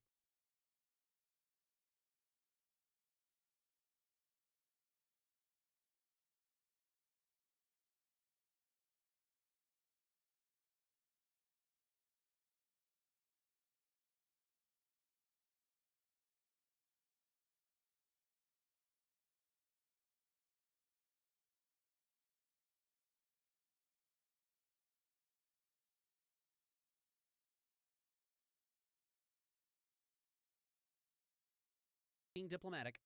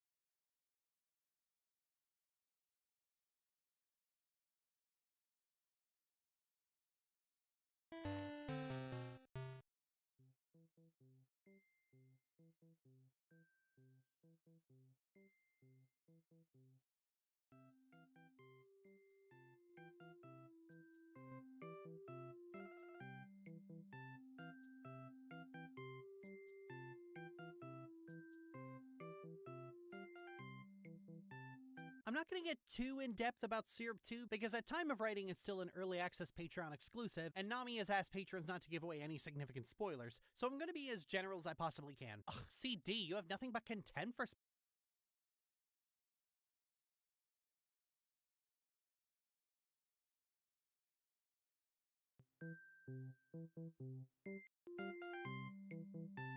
I'm not going to get too in-depth about spoilers, so I'm going to be see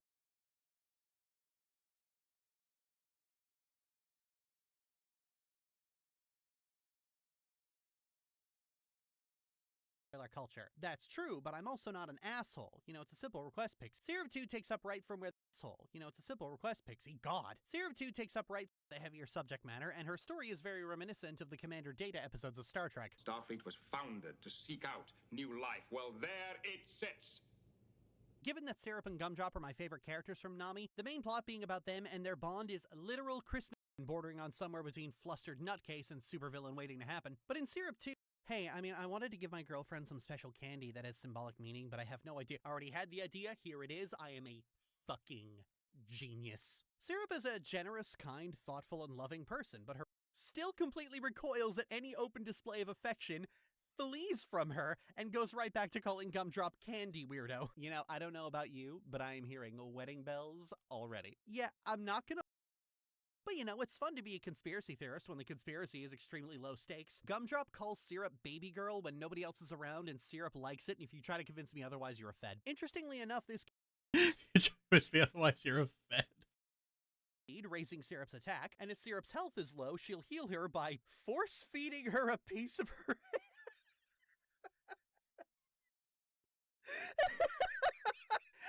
It could have been anything. It could have been just giving it to her. You can make Gumdrop's hair as a healing item, but no, it's explicitly shoving it in her mouth. I was not okay for like 10 minutes when I first saw that. So you just have to attack and occasionally use an item. Hell, if you're feeling lazy, you can craft 50 metastills, which automatic party and Syrup takes fatal damage. Pastille will retaliate and deal 999 damage to the enemy.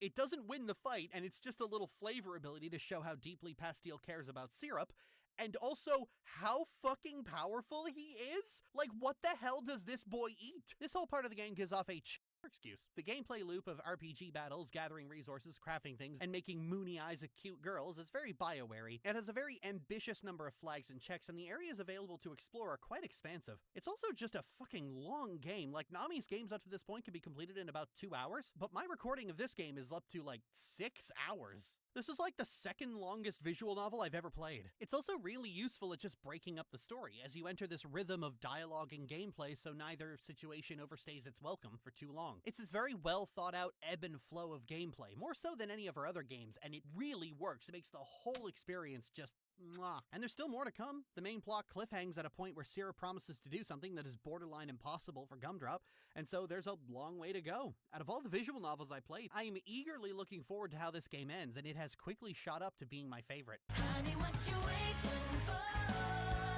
Welcome to my candy store. To being my favorite. Honey, what you waiting for? Welcome to my candy store.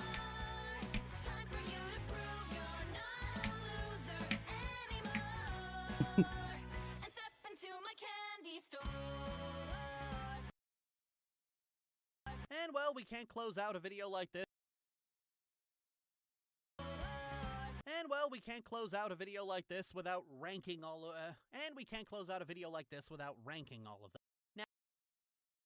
them. Now, I do need to point out before we do that all of Nami's games are good. Even if I bitch about one, it is still like an A-. Even if I bitch about them, the lowest grade I give any of them is like, I think a B. Even if I bitch about them, the lowest grade I give any of them is like, I think a B.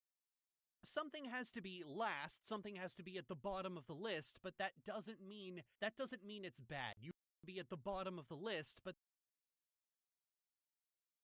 that doesn't mean it's bad. You should definitely play all of them. They're all worth it. Doesn't mean it's bad. So to that end, number 14 is Drowning. Okay.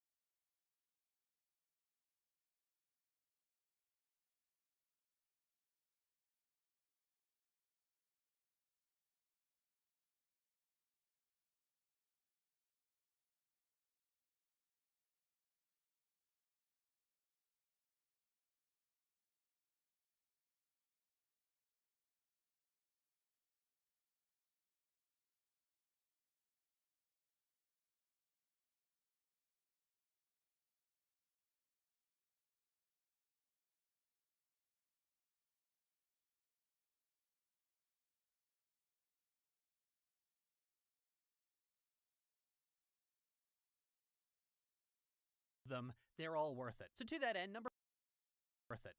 number 14 is Drowning. This is the game Nami is the least happy with, and I can see that. It's a lot of interesting ideas, but very little time to explore any of them. Especially toward the end. Maya's depression in particular is something that I would like to see elaborated on, as this girl starts the game suicidal. And in Lonely Wolf Tree, the events of this game are simply referred to as being a dream, and so she's back to being depressed. That's a shame. Number 13 is Kaima.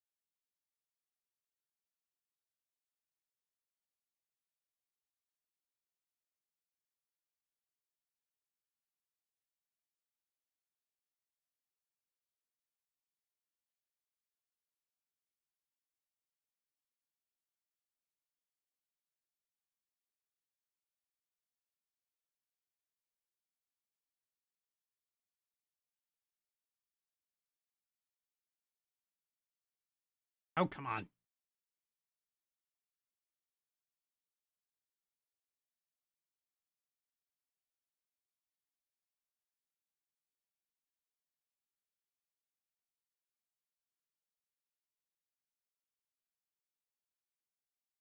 Wolf Treat, the events of this game are simply referred to as being a shame. Number 13 is Kaima.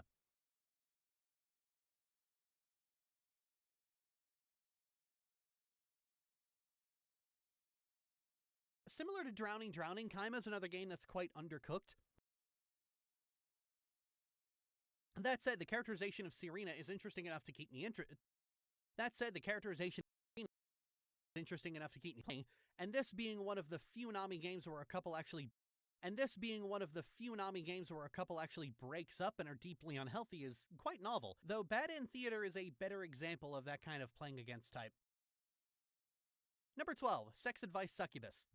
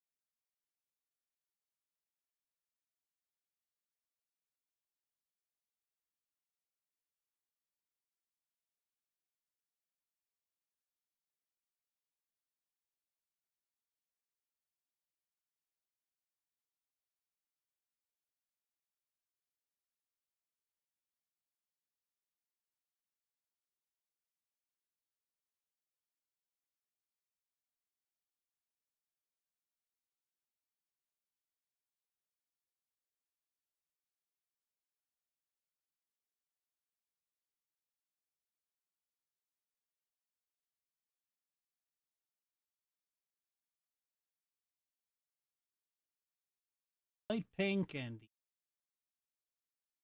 that's good.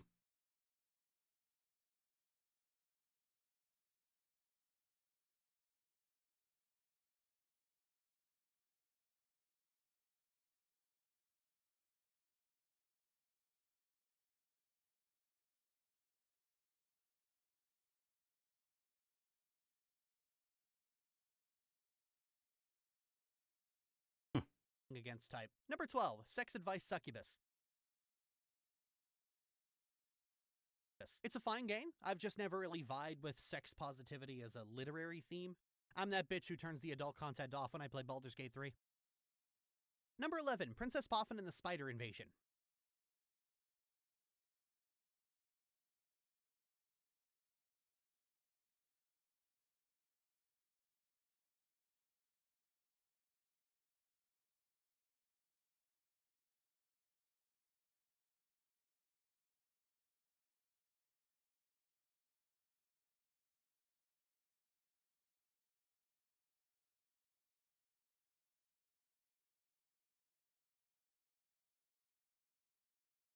Oh, Drop Shadow wouldn't be seen there.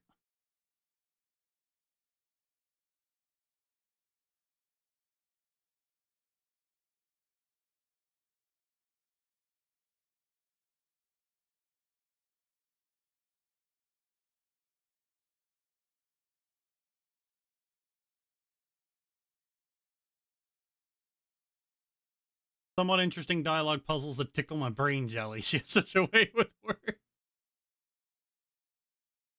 Like, I actually got that from McKay.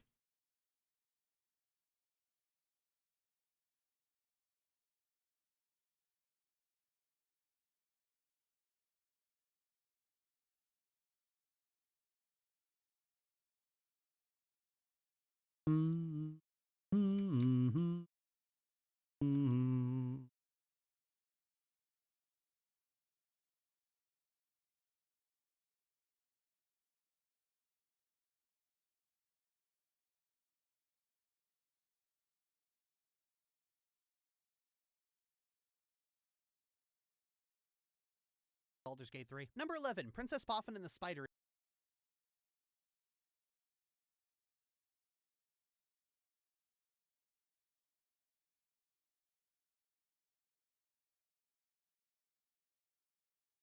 Baldur's Gate 3. Number 11, Princess Poffin and the Spider Invasion. This is a short and sweet game, nothing substantial to say about it, but it's a good 10 minutes you weren't going to spend on anything productive anyway. Number 10, First Kiss at a Spooky Soiree. First Kiss was fun to play and I love the canon ending, but I feel this game really lives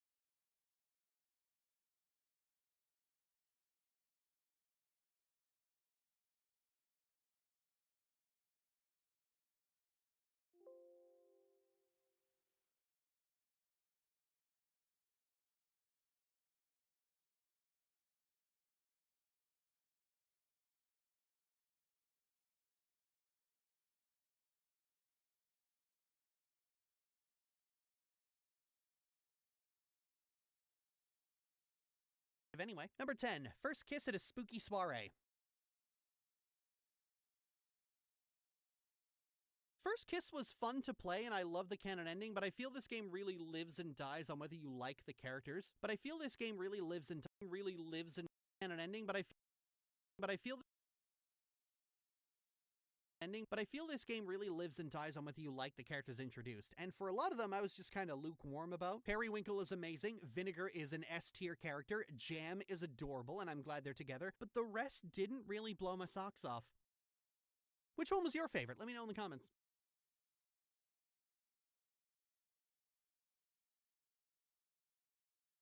Number 9, Lonely Wolf Tree. 9, Lonely Wolf Tree.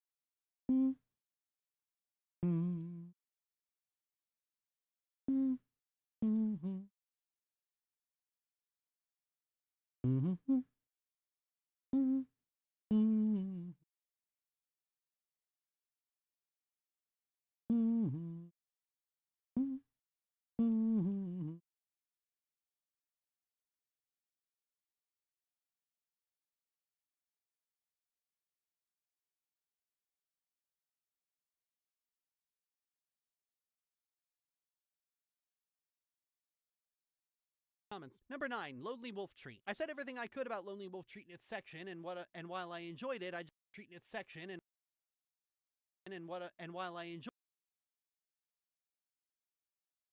action, and while I enjoyed it, I just find myself with very little else to say. Sorry, just go play it. It's good. Number 8. Number 8. Charm Studies.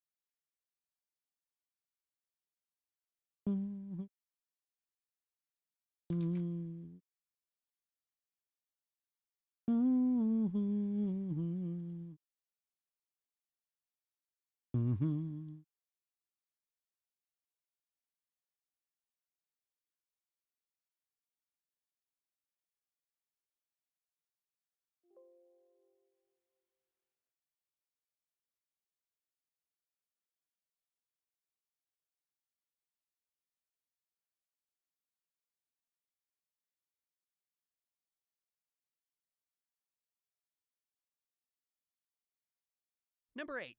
Number 8. Charm Studies. I did not expect to like Picross as much as I did, but between the admittedly quite engaging puzzles and... Okay. Everybody take a guess. What's number 1? But between the admittedly quite engaging puzzles and a cute little story about making new friend just before you part ways forever was a good mixture for a solid punch in the heart. Maybe not as meaty of a punch as Astra's Garden, but a punch is a punch, and I'm still gonna need that defibrillator. Number 7. Starry Flowers. Syrup 1 or 2, prob 2.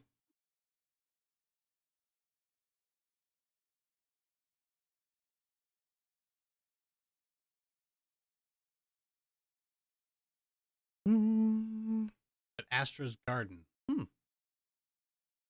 Bad guesses.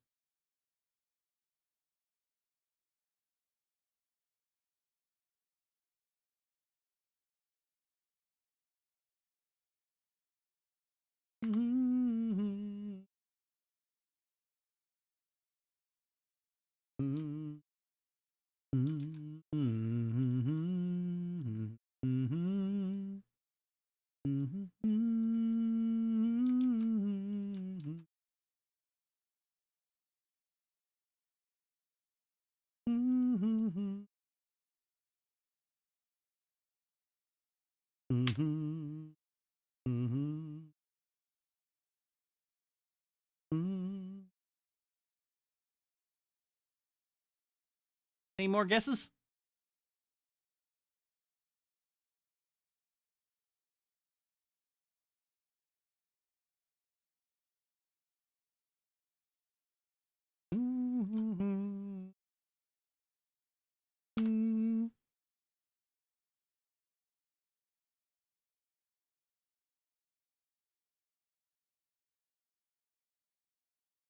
Either Syrup 2, Astra's Garden, Bad End Theater, or Her Tears Were My... Ooh. Number 7. Starry Flowers.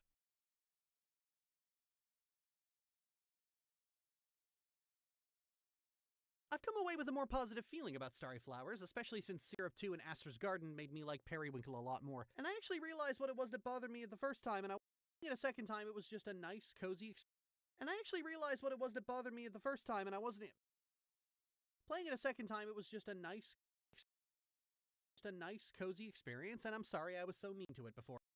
While my points about how verbose it can be still stands, and I really feel that a kinetic novel is just not a great vector for a long story like this, it is still good.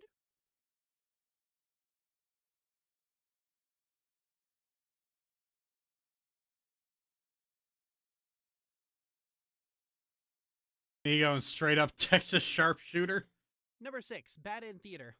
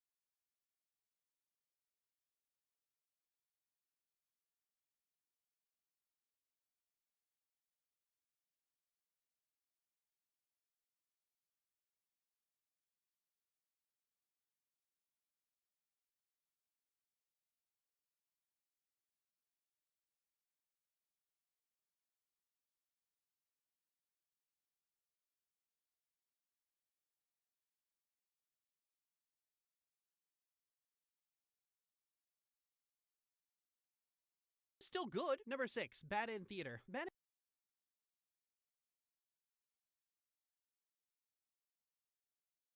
Bad in Theater sticks with me for its theme about how tragedy and comedy aren't opposites, they're partners. Each one is lesser without the other, all wrapped up in a delightful little subversive narrative about daring to hope in a hopeless situation. And I'm still salty about missing those Maiden and Overlord plushies. Number 5, Syrup and the Ultimate Sweet.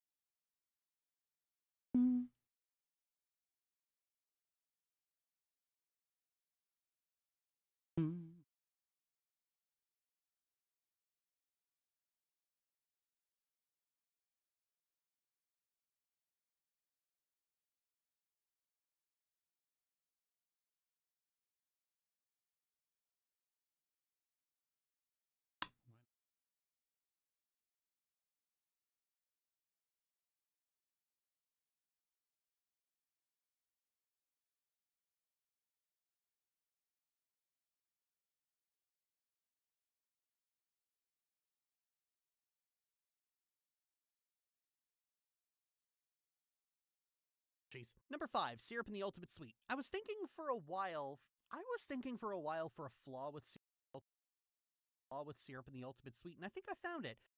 Because it's a game jam game, its different endings all barely fork off from the same critical path, leading to a lot of repetition if you're trying to go for all of them. That being said, the characterization is still top-notch, and it still introduces my 2 favorite characters from this author, so it's still worth putting up with for me.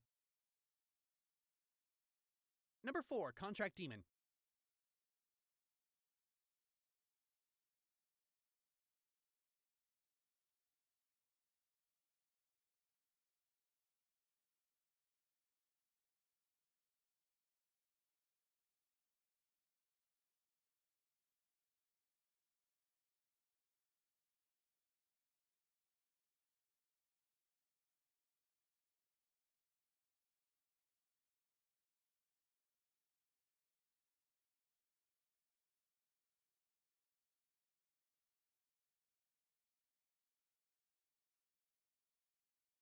I didn't even clock the Contract Demon made it up this high.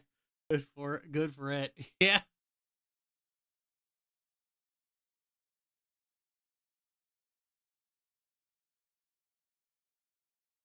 I was wondering why nobody was guessing Contract Demon.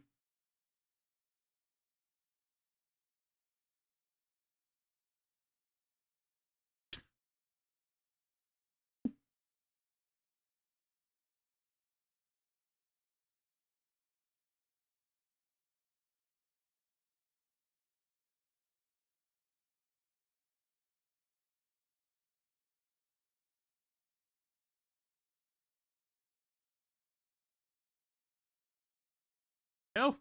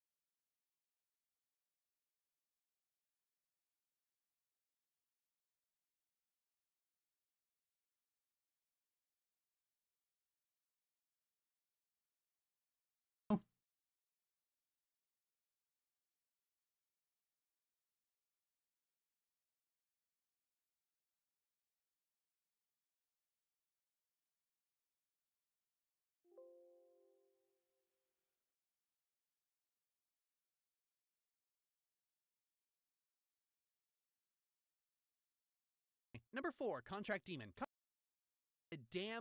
Contract Demon is just damn good. A short 45-minute story about a girl and her horribly embarrassing her cool girl persona to horribly embarrassing girlfriend melting through her cool girl persona to get at the soft, gooey center inside.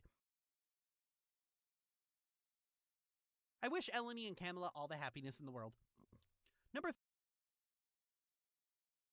3, Her Tears Were My Light.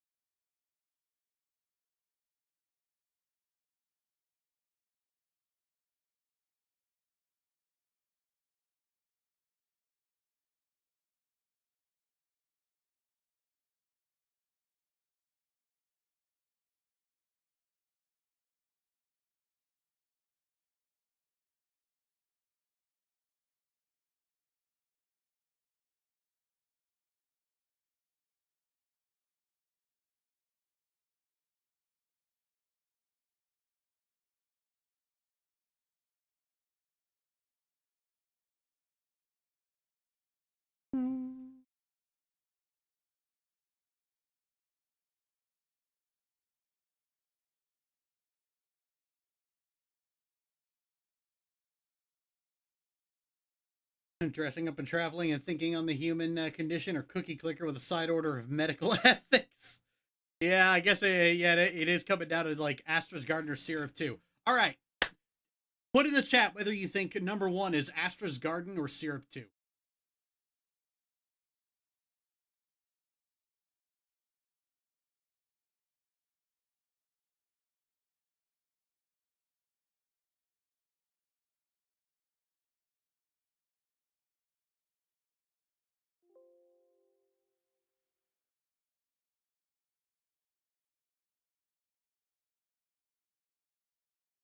In the world. Number 3, Her Tears Were My Light. The atmosphere and polyamorous themes of Her Tears Were My Light still get me right in the heart. I played it twice more before sitting down for this video, and it still got to me. The music and the beautiful moody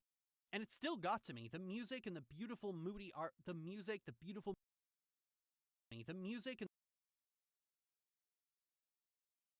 video, and it still got to me. The music, the beautiful moody artwork. It's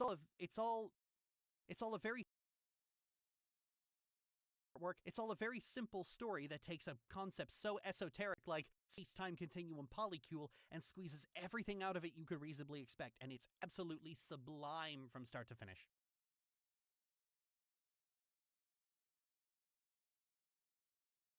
Anyone else want to make a guess? Come on, guys, these editing streams are no fun if you don't participate.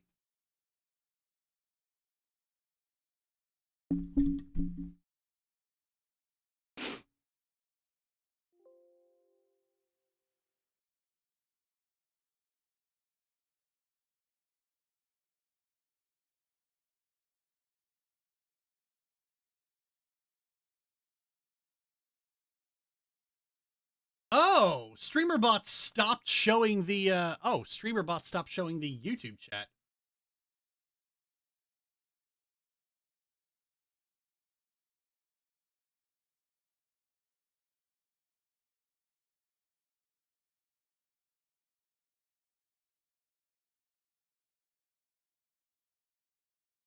Okay, so Gasm says 2, Elon Cawthorn says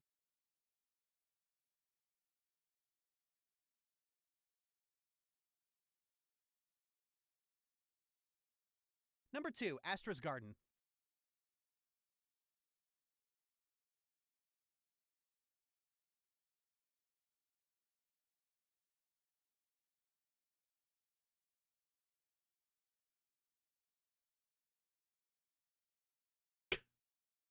no, it's so over. I'm not a failure.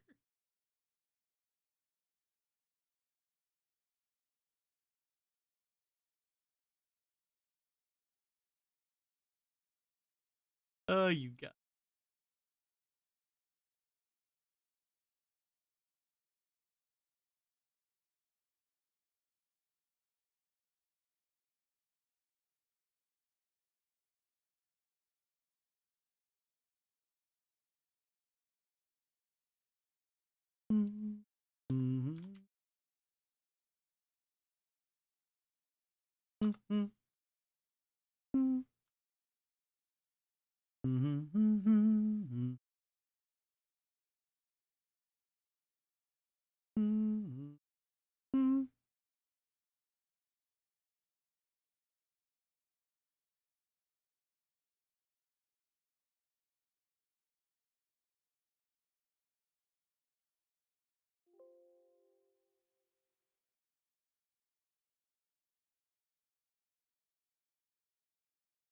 Number 2, Astra's Garden. The subject matter explored in Astra's Garden and the willingness to come out of it, and the willingness to come out of it, and the willingness, and the Astra's Garden, and the willing garden, and the willingness to come out of a difficult discussion with a non-reassuring answer is what makes this game so good. Honestly, it was only the idle game gameplay that kept it off the number 1 spot. This game had me actually crying toward the end, and when the game was done, I had to just sit there in the dark for a little while processing everything. Number 1, Syrup.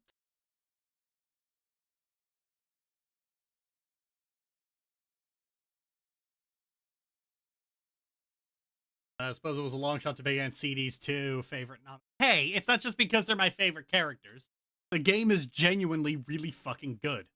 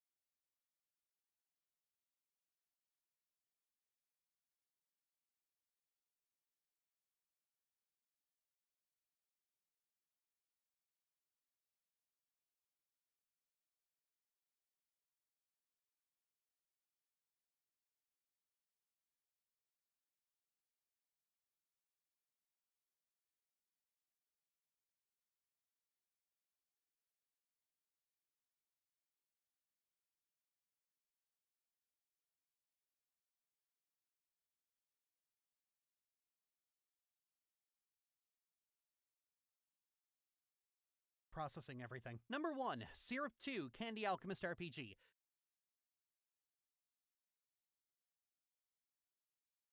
Syrup 2 is a phenomenally good game. Syrup 2 is a phenomenally good game in its own right. Building off some of Nami's most interesting characters and dealing with a variety of heavy subject matter, all without having to sacrifice in the gameplay department either. The cozy workaday life simulator, As a cozy workaday life simulator, it's probably the best mix. As a cozy workaday life simulator, it's probably the best mixture of story and gameplay, where the gameplay isn't an overly complicated mess of recipes and ingredients, and the story is both expertly lean and fascinatingly deep. I wasn't able to discuss the specifics of the story due to the fact that she requested patrons not give too many spoilers, but everything they did with the characters had me hooked from start to finish. Even Butterscotch, and I don't even like Butterscotch.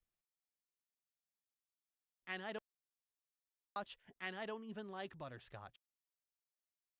And I don't even like Butterscotch.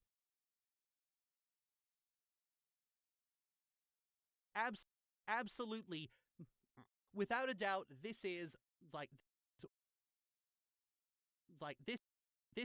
without a doubt her best.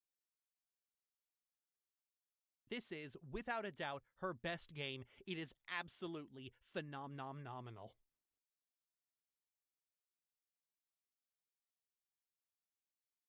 I'm DD Call. Thanks for watching.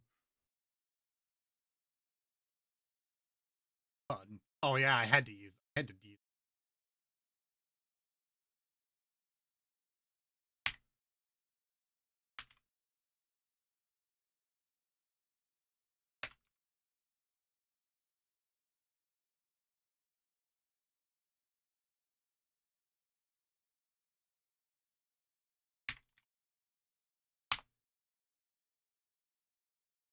Phenomenal. That is an incredible pun.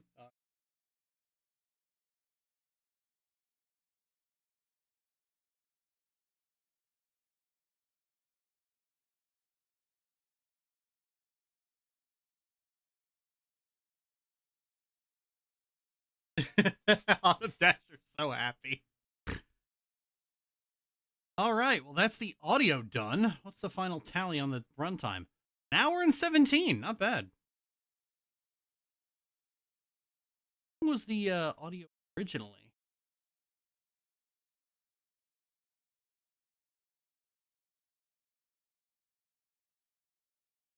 Out.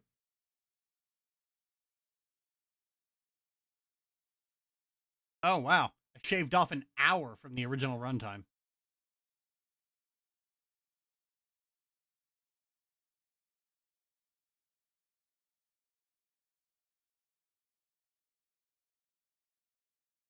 That's how much audio I cut.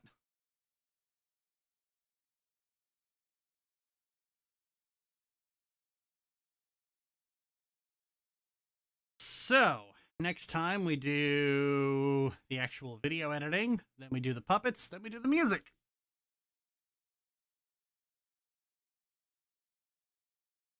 Yeah, this one turned into something of a behemoth, so like, yeah, that's why it's been a month since I've uploaded a new video.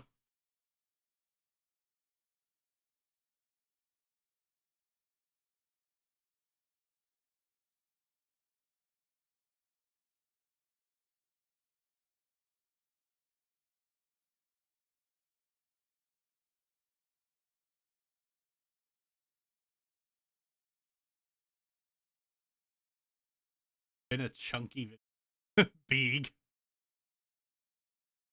Even then, yeah, about a third of the video editing is already done. I'm making good time. To think, the first time I made a video that was over an hour long, it took me 2 years to work on. No, sorry, it took me a year to work on. Now I just fucking push these things out whenever.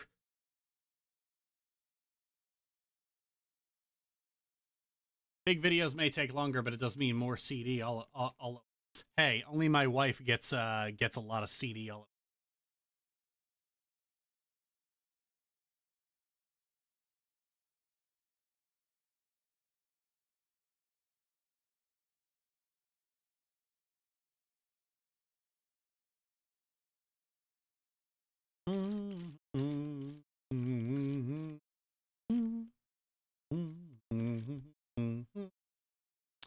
All right. Well, that'll be it for this stream. I will see you all later.